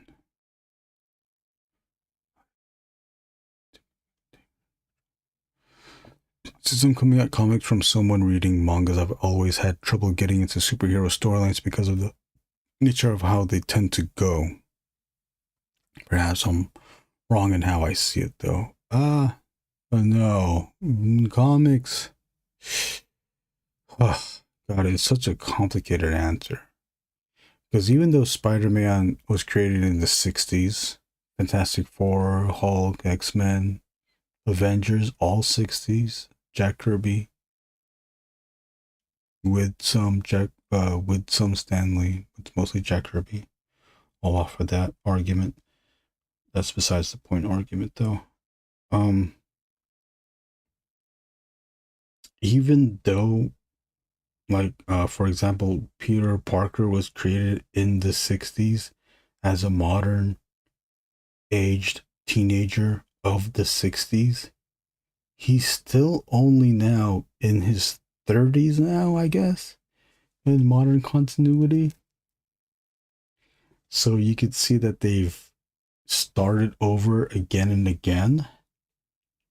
With Spider-Man, now you just gotta pick which storyline you want to go with.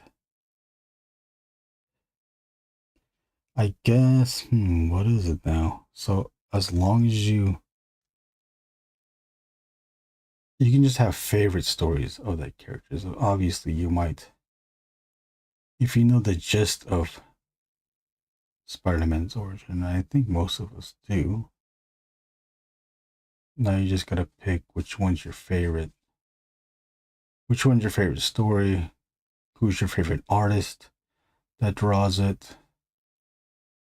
Who is your favorite creative team that wrote a particular story? They go through so much shit that you just kind of have to pick and choose which ones you want to read. You don't have to read all of it. I don't know all of it. I didn't read all of it. Look at it here. X-Men.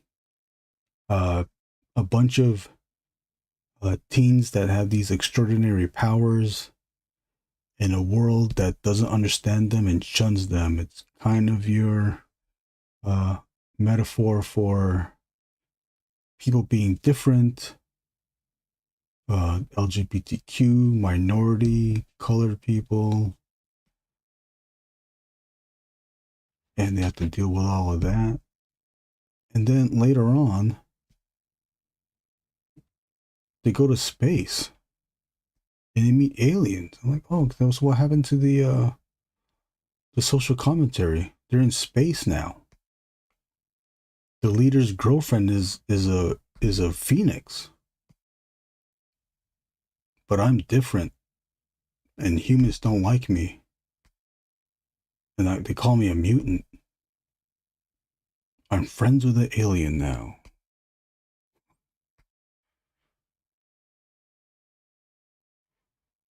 kind of like you have a main interpretation of a piece of media you like, but you prefer a fan fiction written by a specific author.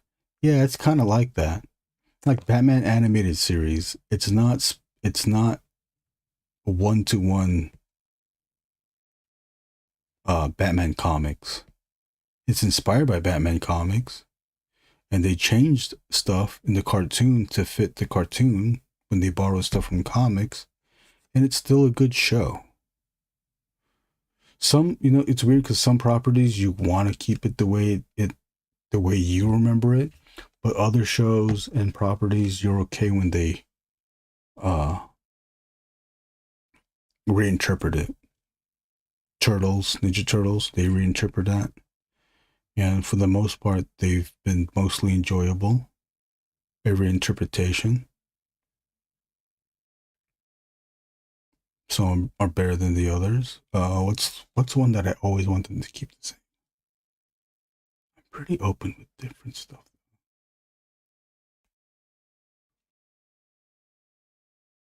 Well, here's one that I don't really agree with, but hey, it's for video games and they're just gonna do their own thing. They're just always gonna change something. When Spider-Man's standard costume in the new Spider-Man games had the white spider logo, I wasn't really into it, but I'm not bothered by it. It's just in that world or that universe,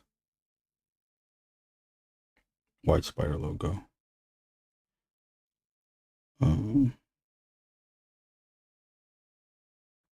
Kamen Rider,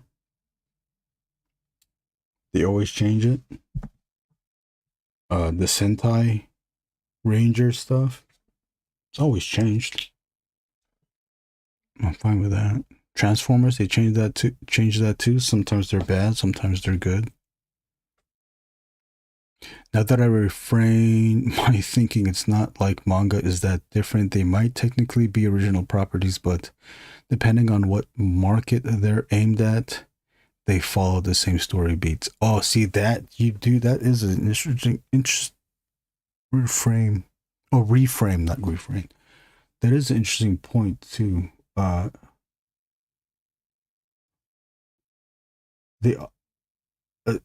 The concept of them reformatting an anime series to fit a Western audience, always wanted.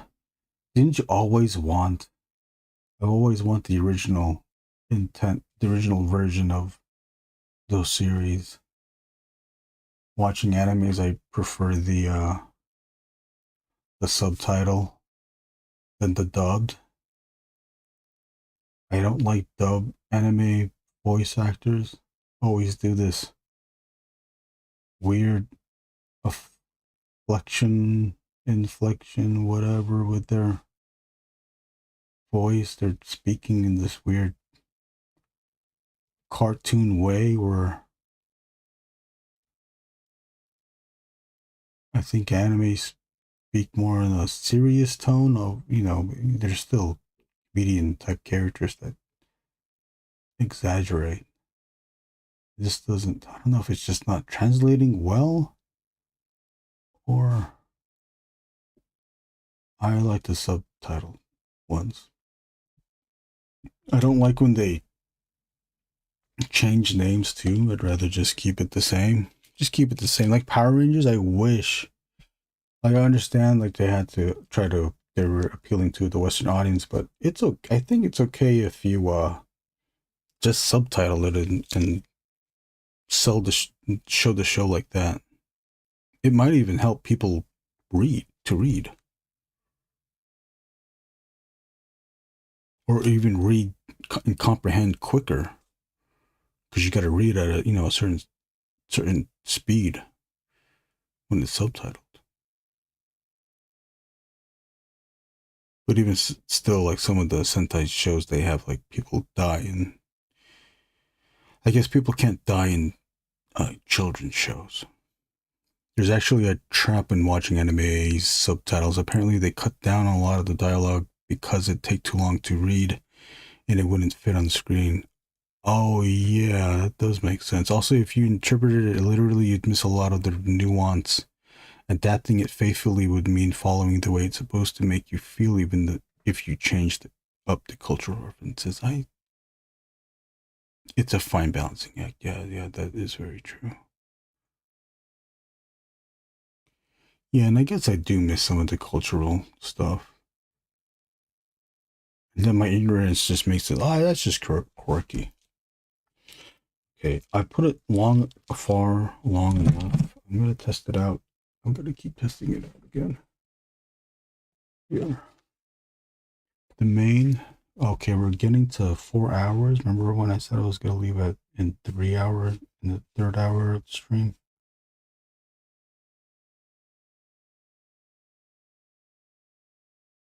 This is how I want to treat the main.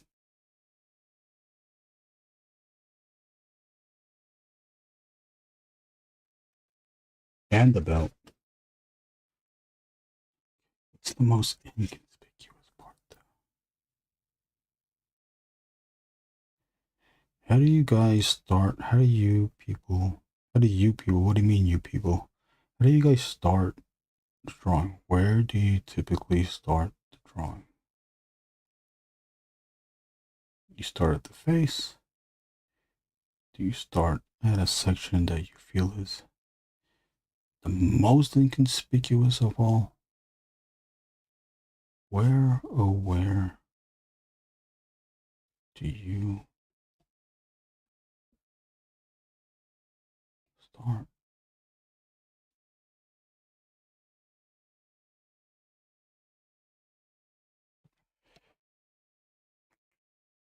It's a shame dub voice actors can really suck. Why did they suck? Generationally, they've sucked. I thought they would only suck in the 80s, and then they kept sucking in the 90s, and they kept going to the 2000s. Well, you know what? The 90s and 2000s, some of them were the same. But why did they continually suck? Because I think dubbing can more faithfully capture the pace of dialogue and the meaning more than subtitles. But even with the context of the subtitles and the way that the dialogue is said, I think I do agree with you. I'm not arguing against it. I think if it's faithful, yes, it's going to be good. They can change some words just to fit the timing. Yeah, I get that.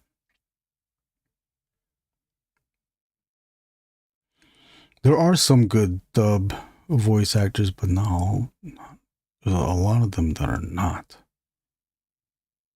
I don't know.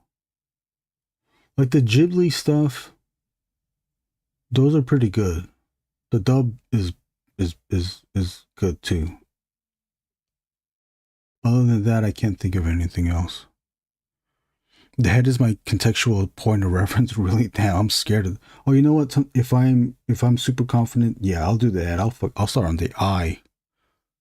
The one eye, the left eye usually.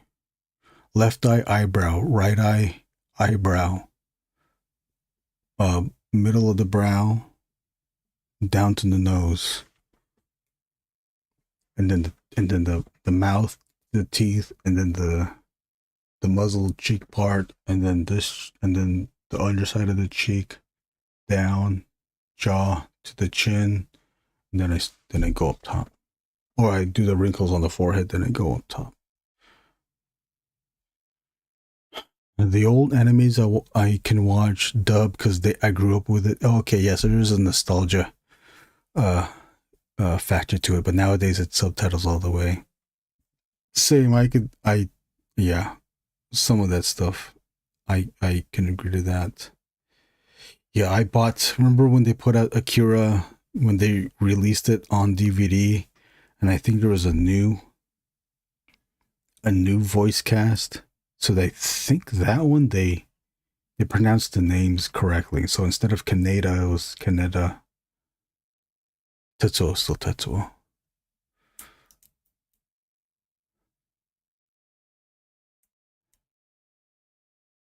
I kind of like the naturalistic nature of some early dubbing. The late 90s, especially when they were just getting normal people. Look at You're Under Arrest, for example.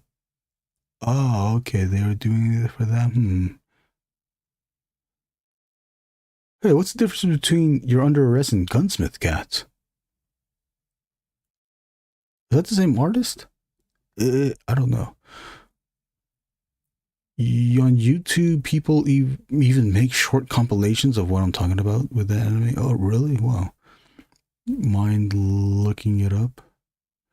Akira is so dope. I love that movie. God, Akira is almost like... I'll look it up after the show. I do want to finish my drawing. I'll take a photo of it. You're Under Arrest is a different artist, the police girl. Oh. Wait, let me look that up real quick though. You're Under Arrest, because I have an image in my head, but not fully formed. Do I type in anime or let me type in both anime and manga. Can you believe there's still people living today that pronounce it manga as manga?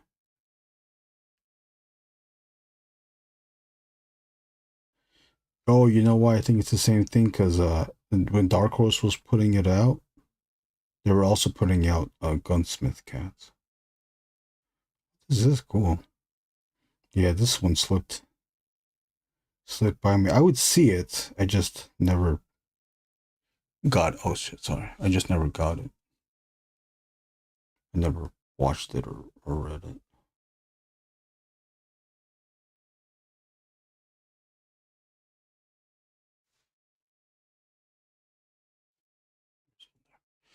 Images. No, these are like from different eras. Like that's 2000s.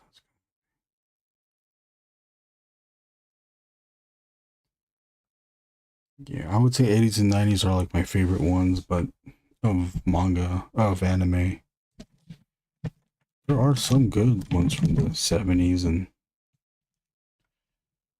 90s and 2000s. Oh wait, yeah, we're doing the hair.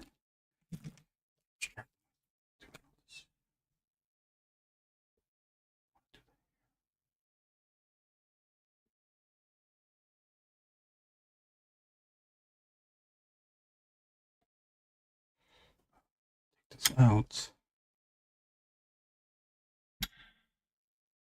Who's taking off? Maxed out on my dork meter.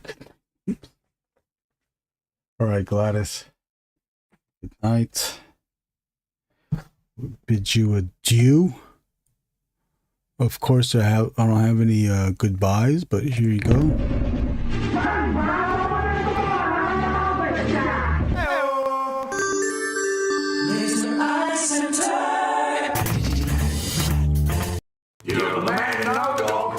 How was that? I wish I was on drugs and wouldn't be so screwed up right now. What? Let's go! These nuts. We got that from the source. Oh, from night to night you find me. Oh, no, yes, I'm saying I want a mango. Hey, Tim, you want any pizza? House on style. Gladys, you got a call. So what do I have to do to become a juggler? Now, that means I had to go in there and get in your ass a little bit. Get in your ass a little bit. Then I did that. I don't know why. Maybe I've smoked too much pot. Son of a bitch! Dark meter! No, you got it been done! Dark meter! Could you ever imagine working at a comic book shop and having to deal with all the experts?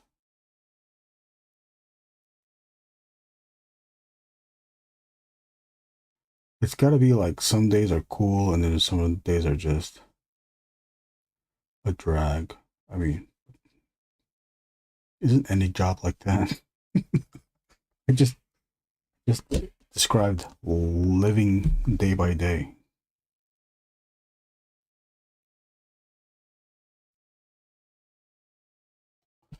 Young.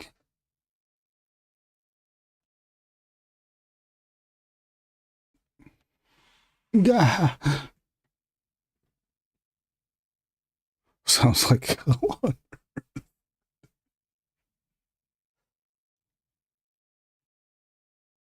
no, my pull list. Choi, my pull list. I didn't ask for this cover. I want the other variant cover.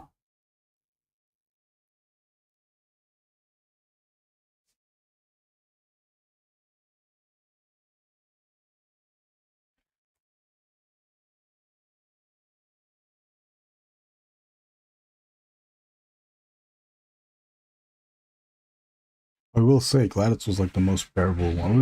There's 2 employees there at that comic. He doesn't no longer work there, but there was 2 of the employees were cool. One of them became a independent wrestler who even did a little bit of wrestling on WWE. I forgot her name on the show, though. I just know her by her regular name, Katie. I showed Gladys. I asked Gladys what her name was, because Gladys remembers her whole name.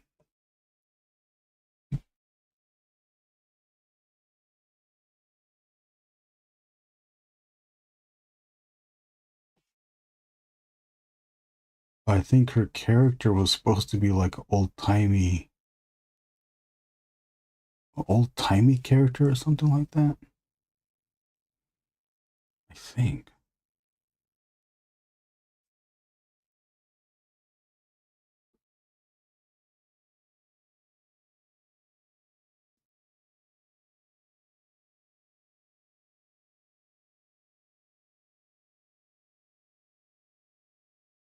It's a small world too, because that wrestler lady, I used to work with her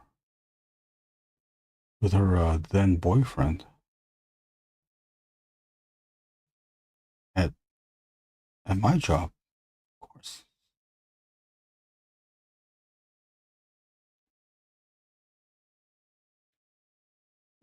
Such a small ass world.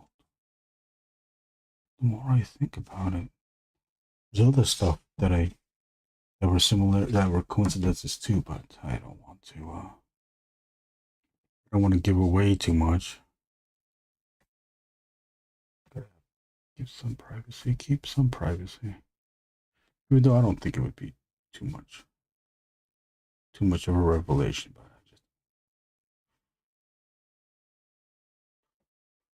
we don't need to know everything, do we? Really need to know everything? I don't think we do. Dropping in and say, watching you draw, but I apologize for muting because my prog show, radio show is live right now too. Well, let's just thank Bob for coming in. Oh, wow. Hello, man. I'm such a lucky boy. Glad to be here. I enjoyed my time joining your stream. It's rare to find a comic book shop nowadays since you can buy comics online. Yes, do you have D-Hawk, a LCS, local comic shop? Anybody have a local comic shop or bookstore that they frequent weekly or monthly? Her cat was named Vagina. Want to see how you handle that waist area? Oh, the same way. Pencils look white. Pencils look white on black. You reminded me of something I absolutely despise at conventions. Did you hear about the one event with Peach Momoko? Oh, yes. That got swarmed with resellers. She was trying to be nice and give free signings. She is just way too big to do that. very nice of her, though. It got very out of hand. Overwhelming for everyone, especially her, I could only imagine. And, yeah, that was a shit show. I have a bunch of local comic shops. Stealth Boy. Oh, wow. Okay, that's good. Good for you. Oh, well, good for you then. That I do go. I go there every now and then. Oh, okay, so you do have some D-Hawk. Okay, well, that's good to know. Houston is a big city, though. So it's a big city that has a bunch of comic shops. That is cool. Long Beach is pretty big, not as big as Houston. Long Beach is big, and we used to have a bunch of comic shops, but shit, I think we're just down to 2. Oh, I think we're just down to 2. We have at least, there's some bookstores. Some of them carry comic books, but, not as much as comic shops. Stealth Boy, I went to Third Planet in the mid-'80s when it was an old convention converted house. When I lived in Austin, I would always frequent Austin Books and Comics and Dragon's Lair. Naturally, I bought toys there too, yeah. Doombot 3, in its heyday, there was a store here that still exists. It's called Amazing Comics. When I was going in the 90s and 2000s, they had two store areas, mostly comics, but they also had a bunch of toys there too. That's where I was buying Soda Street Fighter there. Was I getting anything else? I think I was mainly focused on Soda Street Fighter, but yeah, there was someone that worked there that knew to stock up on Soda Street Fighter. I would buy it there. I think I would even get waves there too, whole waves. But they just couldn't keep up, and I guess just the way money goes and business goes, they dwindle down to one store area. They got rid of their toy stuff, and it's just doing regular old comics. They would do a lot too. Magazines, different magazines you can get. Now it's just the main stuff. Like no one makes magazines anymore, but none of the adjacent pop culture stuff. It's basically just comics. What area of Houston are you in? Oh yeah, Bob also used to live in Tejas as well, Stealth Boy. I wanted to say something, but I totally forgot. Third plan.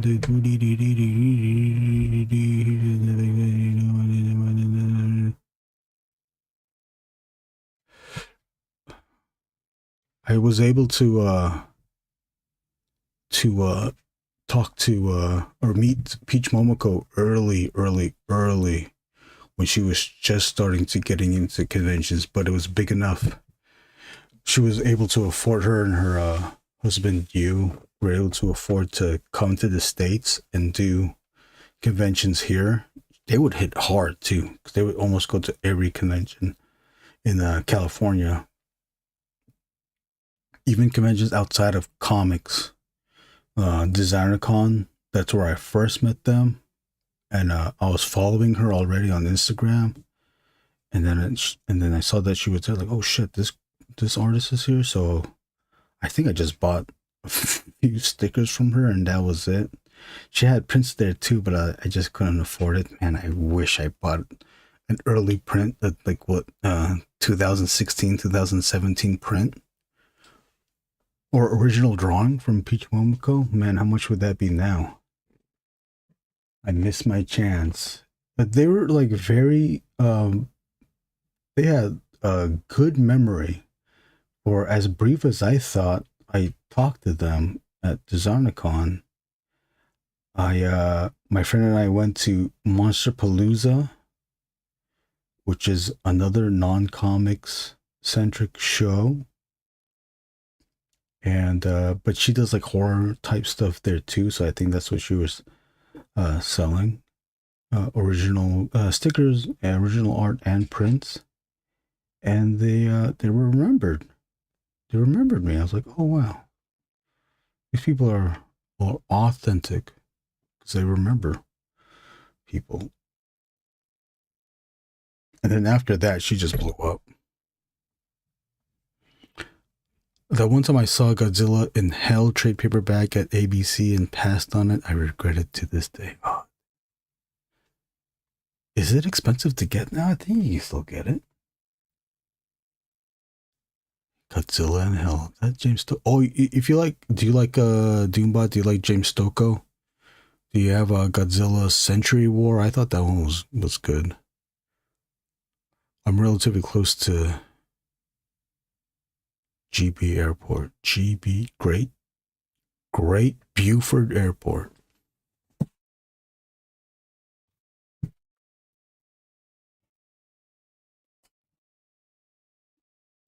Well, Bob, the way I'm going to approach the waist area is the same thing that I'm doing, that I did on the main man. The character's main.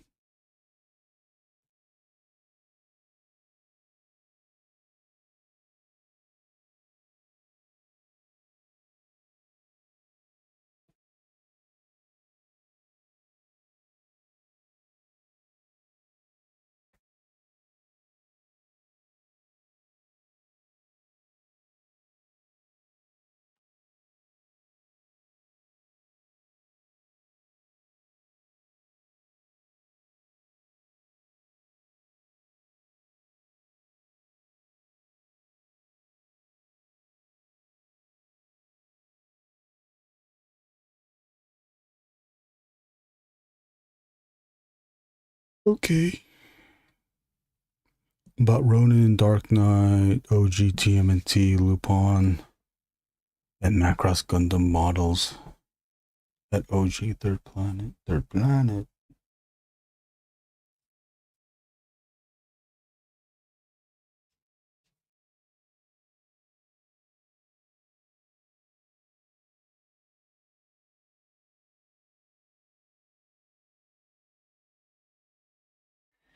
Yeah, Bob is one of our how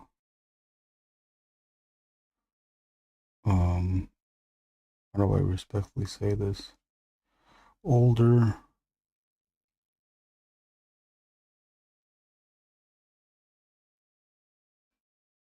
than us. He was a teenager in the 80s. So he was cognizant of pop culture stuff at that point. And I was just a kid watching Gobats and Transformers and He-Man. But we still would get 60s stuff. Johnny Quest. Still on TV. Who else? Scooby-Doo. Jetsons, Flintstones.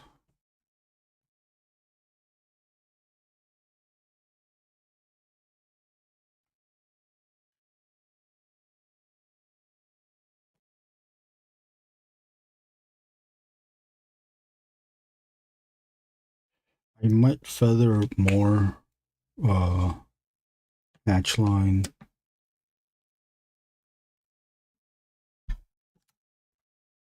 I think this will help I solidify.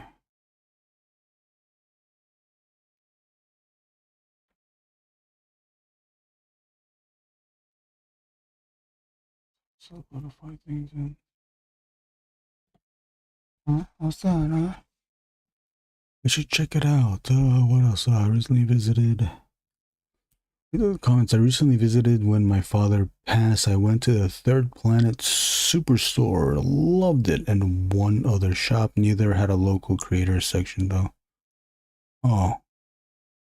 I can't find that trade paperback anywhere, and when I do, it's always just the first half of the story in a compilation book. Oh, damn, that sucks. In stock trades, Doombot, you check that? I'll do this from Doombot. Doombot presents a challenge, so now we must see if such thing exists. I'm only going to check the one website though, dude.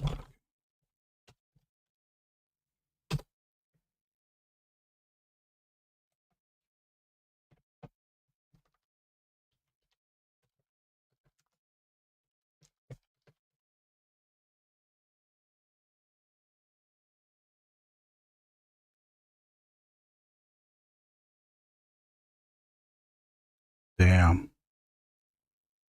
I don't see it on here.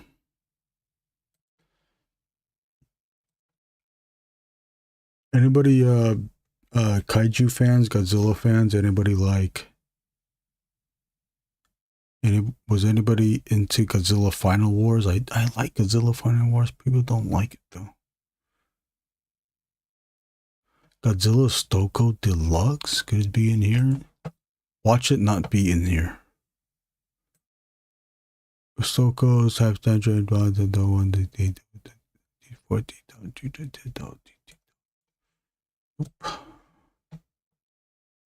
Best of Godzilla? Watch it not be in here. Godzilla's history, greatest monster ruler, the half-century war, Godzilla mod, and Godzilla in Hell.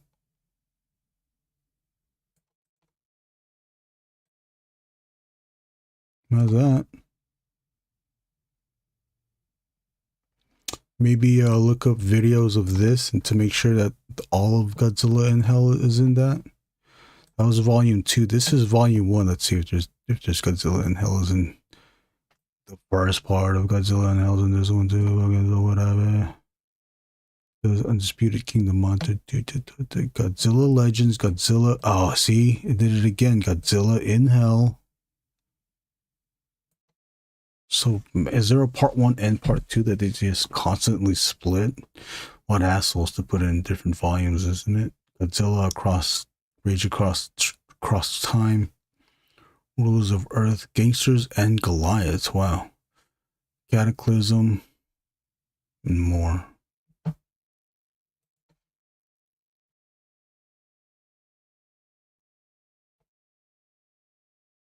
And they just want you to buy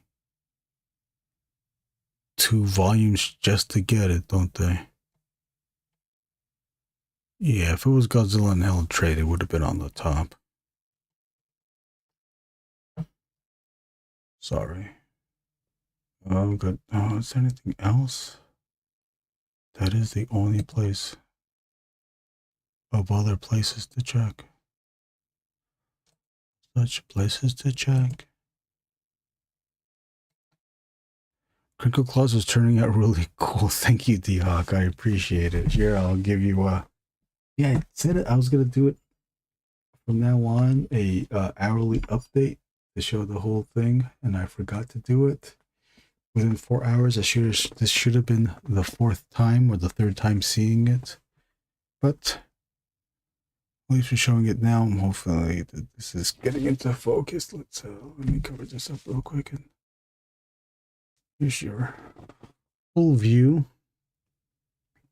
Oh, we gotta mark this off and then draw the background. That's gonna be another stream session. I don't know how interesting that's going to be because there's gonna be a lot of repetition. The only interesting part, in my opinion, is the faces, the stitched faces go sprawled across the trees. Everything else is going to be a silhouette. There's going to be a bunch of Franklin Booth type lines if I can achieve such thing around the moon. And that will be it. And then of course we saved. Okay, you can see the whole thing. Okay, here's the whole ass. Okay, and then we'll sign it in that square, and I gotta remember to sign it in such place. Looking awesome. Thank you, Stealth Boy. Gonna have to turn in tonight. Thanks for streaming, Erwin. Thank you for watching, Stealth Boy. I will catch you later.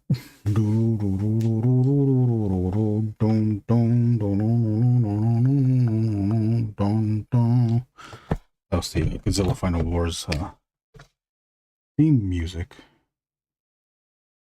You are listening to 88.1 K-Jazz. Coming to you. Cal State Long Beach, California State University of Long Beach.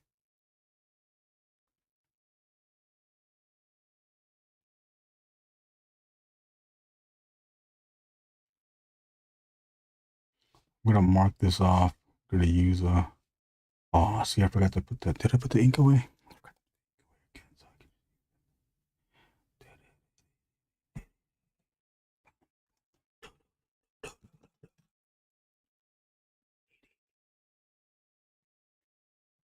Let's play out a Stealth Boy.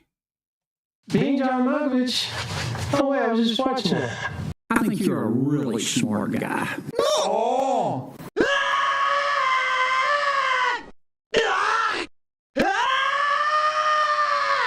I like you, and I don't want to see you die. You are still without a shadow of a doubt the biggest asshole walking God's green earth! Do you want some ice cream? Would you like some ice cream? Would you like some ice cream?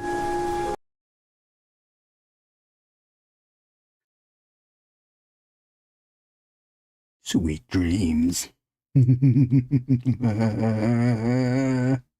That's my Mark Hamill Joker. Can anybody do a Mark Hamill Joker laugh?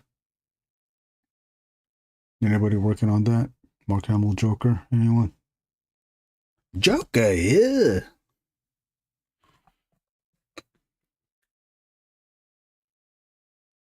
Working anything else?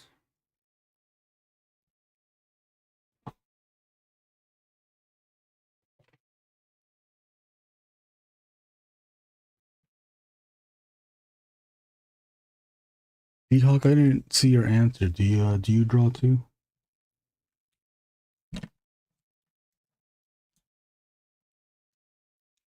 It's like if Santa Claus and Krampus were to have a baby. You get Klaws. If you want to hear the designer and sculptor of Krankle Klaws singing the Krankle Klaws theme song, you can look up. I believe you can just look up Krankle Klaws on YouTube and listen to it. 1, 2, 3, 4, 5, 6, 7, 8, 9. Oh, Doombot and Bob might remember this. Sit, Ubu, sit. Good dog.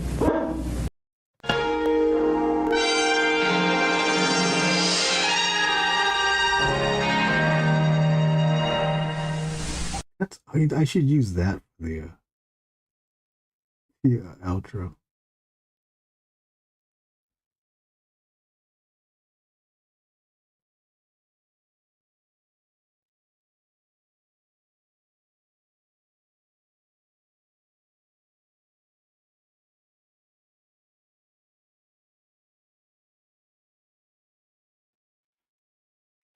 Let Papa sit. Good dog. Hello, I miss you, man. Right now I feel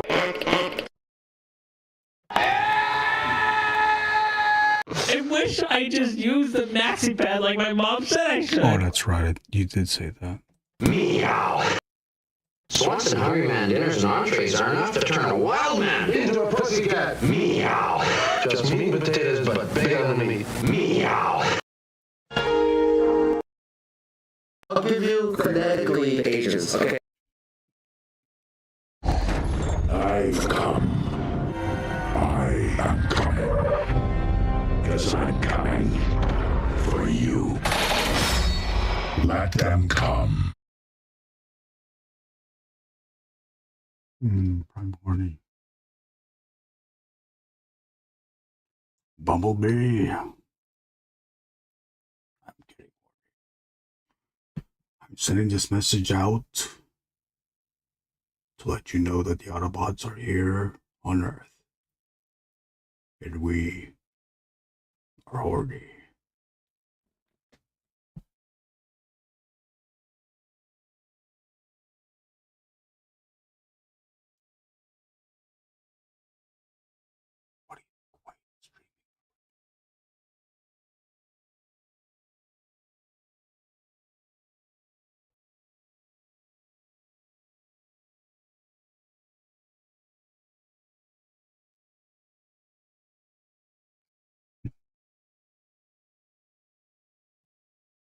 Autobots transform and roll out.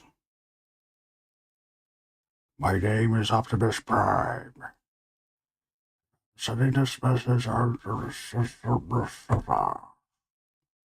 Oh, super that old cat.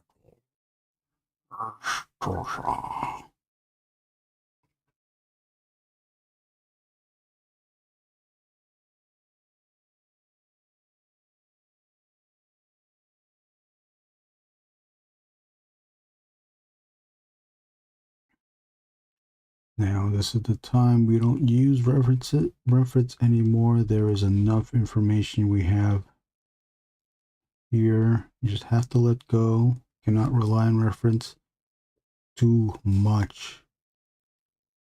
You need to put some of yourself in the drawing. You're already doing that when you're drawing, but it's okay to let go. Don't need to rely on the reference.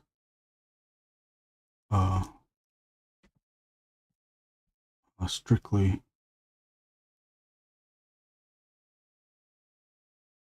This might be something I've had to learn.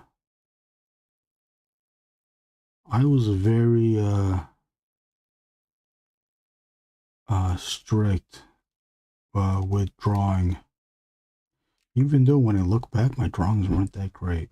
They're great at that moment, but in today's standards, I want to say that I draw better than I used to draw. But there would be times when I was drawing and I would...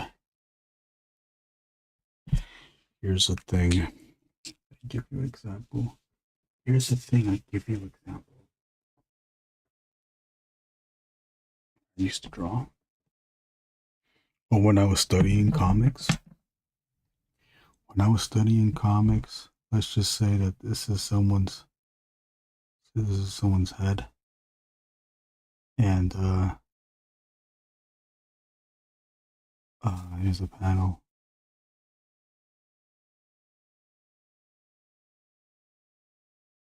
One's head.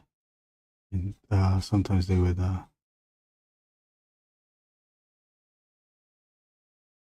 do this like a hatch mark style. Okay, this is me studying comics, okay?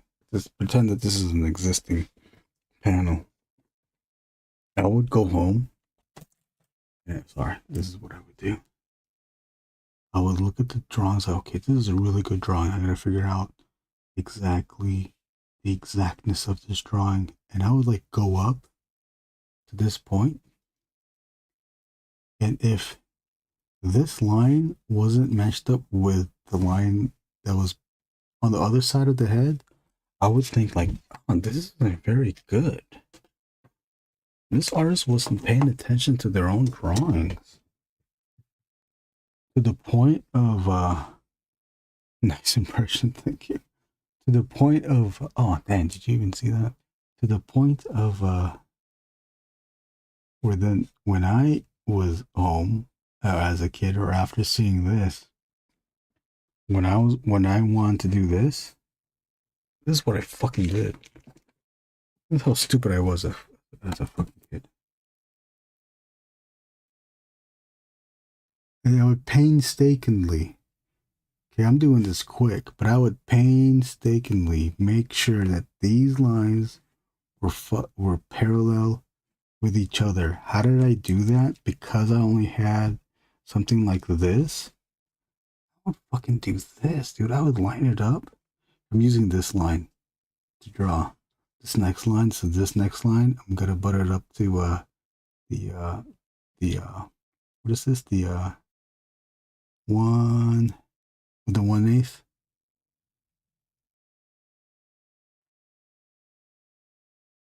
Just to fucking make sure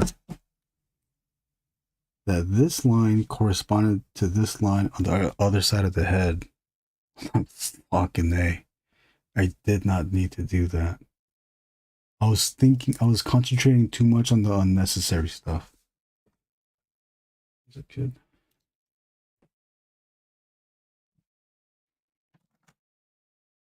There are artists that do pay attention to that stuff, and that is all what they are about. And I think that's what I was trying to go after. I realized that I am less impatient than they are, and it's gonna take me forever to do something like that. I have to be okay. Well, I have to learn patience too, but because I don't have patience, it's a contradicting thing. If I don't have patience, then I have to be okay that whatever I draw isn't as strictly balanced as it could be. But at the same time, it doesn't have to be strictly balanced to such a degree.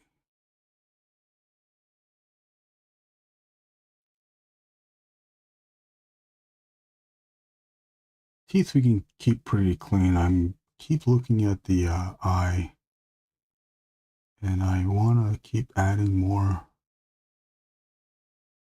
lines around it just to make the eye pop out more.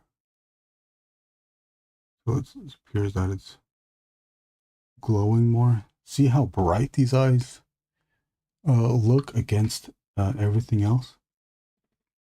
One thing too is that this is scary and maybe I shouldn't do it, but a little bit more gradation, more mark making around, just to push out those eyes.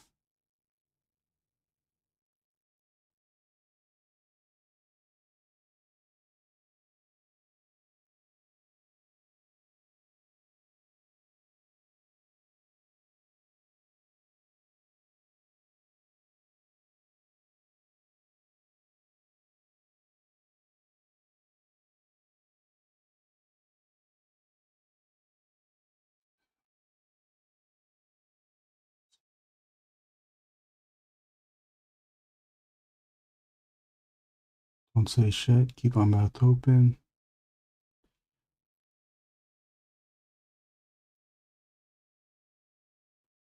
Here's a tip: if you want to draw good and you want to concentrate, open your mouth. When you draw, you gotta look stupid as you. Then my eyeballs be popping, twisted, darn it, popping.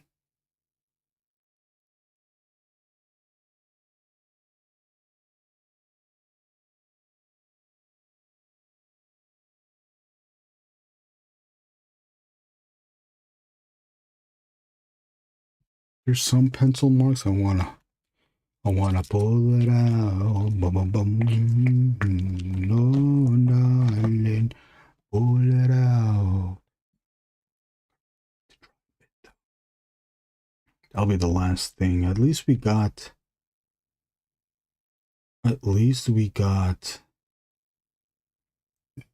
this, right? I kind of want to add some feathers, some feathered lines. Let's just see what's the most conspicuous. For some reason, this is the most conspicuous area of drawing. Okay, so you just want to add it. Don't do too much, just do. Just do a little bit, okay? If you do a little bit, it means you don't need to do a lot.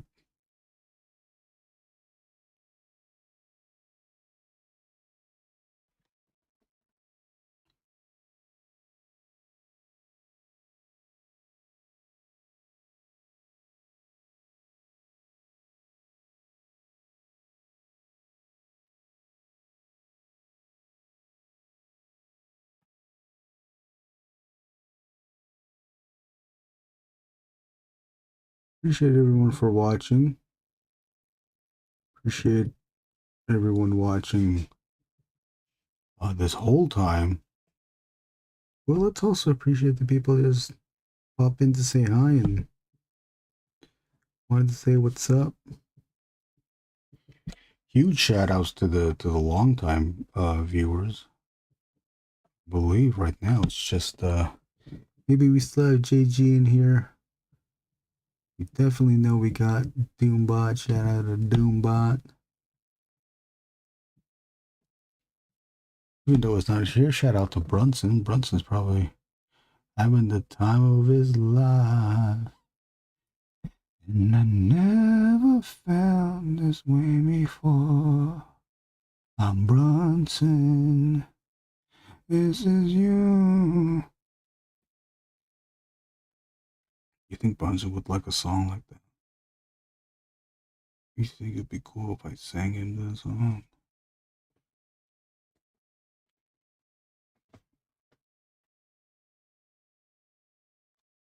I kind of want to add a drop shadow here,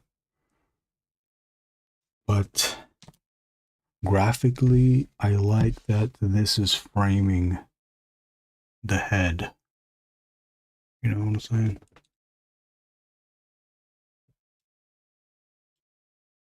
Isn't this, it's a stronger shape. It would kind of be messed up if I broke that shape just to fit logic. It's the #1 record. Well, we gotta record it. I had the time in my life, and I never felt this way before. I'm Bronson. This is you. I'm also doomed, but 9,000 time of my life.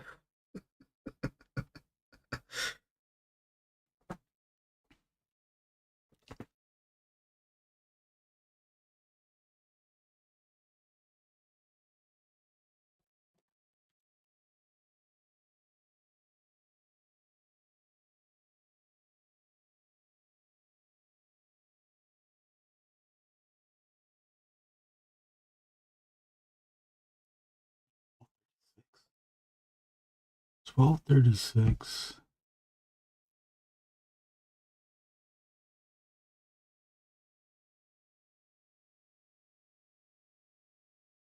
$12.36.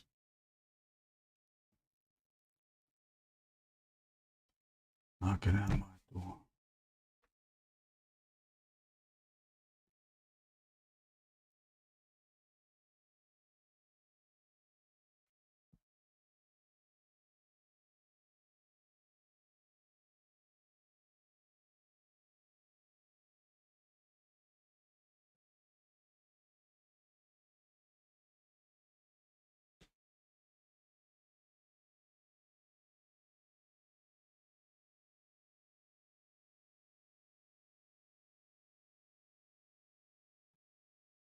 Okay. I think that's it. No update. Thank you all for watching. Oh, why is it all blown out now? Is it because I was singing the song? Oh, come on. Why are you blown out? Shit.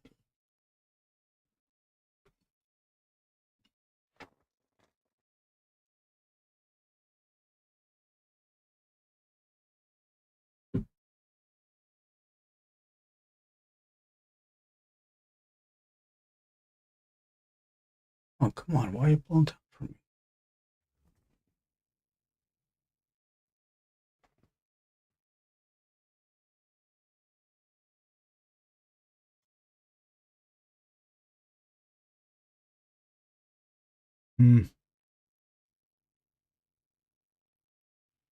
That's coming together very nicely. Yes, thank you. Thank you, Doombot.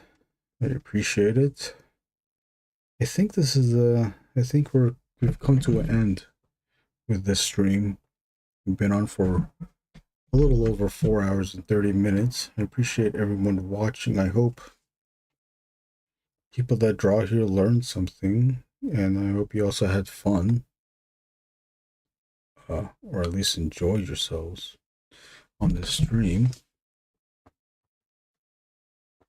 Thank you for enjoying the sound drops. There's in the beginning of doing the streams, people did not like the sound drops. There might be some people that still don't like the sound drops. But what can I do? I love it. This is a huge day in our family's life. Jimi Hendrix is looking down on Minnesota smiling. Jimi Hendrix is looking down upon Minnesota smiling. Snoop Doggy Dogg and Dr. Dre's at the door. Have yourself a nice, salty chili dog.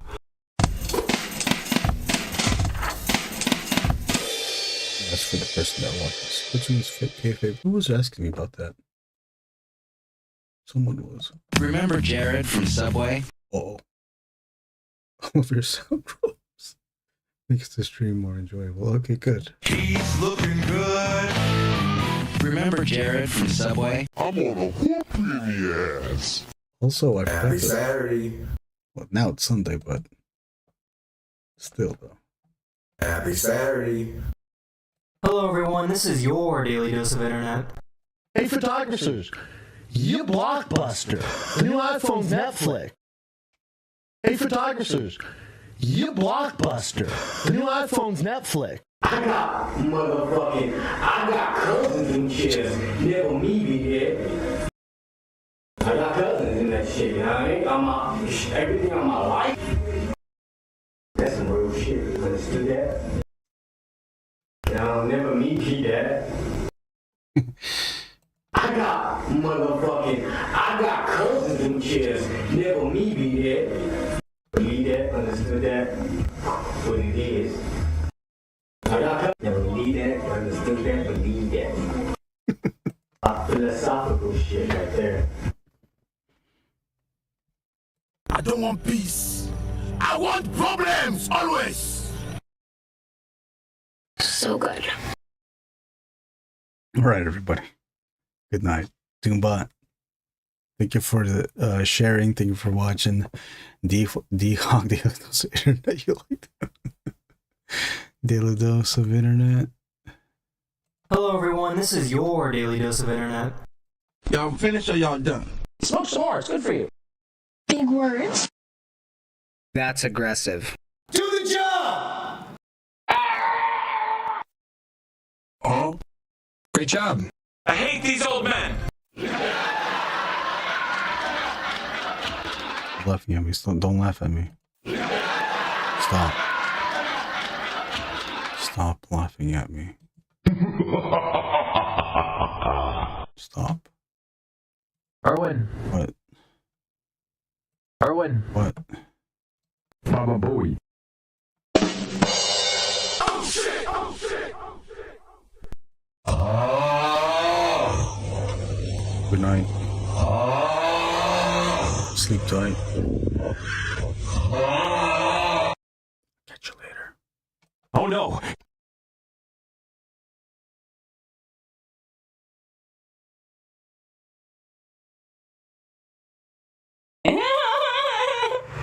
I hate these old men! Bird up. Oh shit! What's up, dog? Jam out with your clam out. Rock out with your cocks out. Jam out with your clam out. Rock out with your cocks out. Are you fucking kidding me? Oh, get your freak on. Say, oh, get your freak on. And I'm from Long Beach.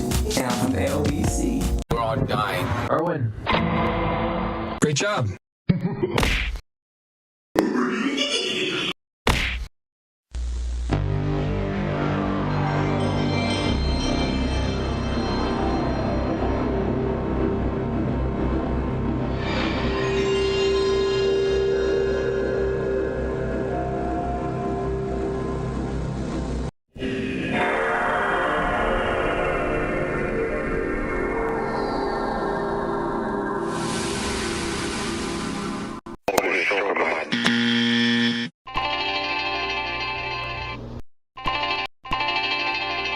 Sucks! We'll do it live! Fuck it! Fucking thing sucks! I can't read it. There's no words on it. Sucks! You suck. Sucks! You suck. Oh no!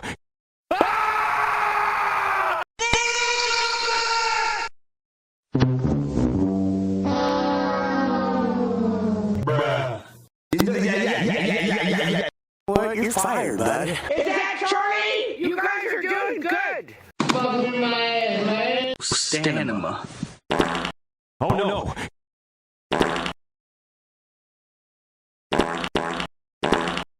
Put that cookie down! Put that cookie down! No! I don't live to live, homie. It's my fault. It's my fault. No problemo. No problemo. Look at it closely. Look at it closely. I'll be back all the time. I'm sorry. Bitch ass. Son of a bitch. If you can't handle a fart, you can't handle me. S-A-R-T. She's a farter. Look at me like a human boy. Look at me like a person.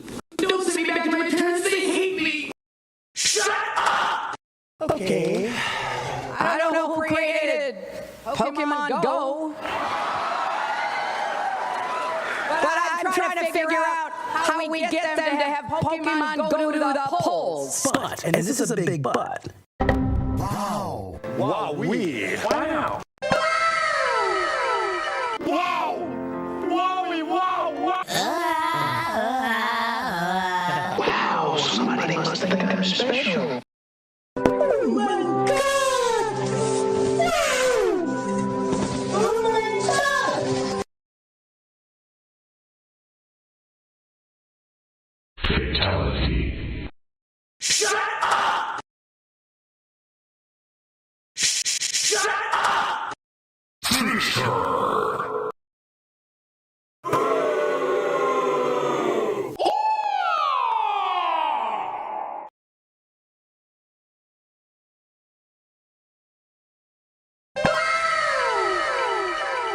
I'm one of the laziest people you'll ever meet in your life.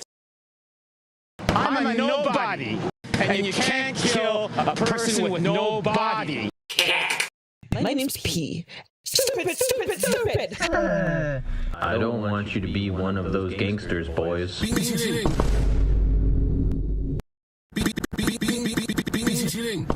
Taste drive the all-new Chevy Shrimp Scampi. I am straight. I like women. Stop telling me daddy chill. Stop commenting all that stuff under my posts. I like women. Hey, bro, how you a gummy bear? Get in my comment section, bro. Watch what's gonna happen. You're gonna get blocked. You're never gonna see my life again. I'm in the mood! Let's go full throttle.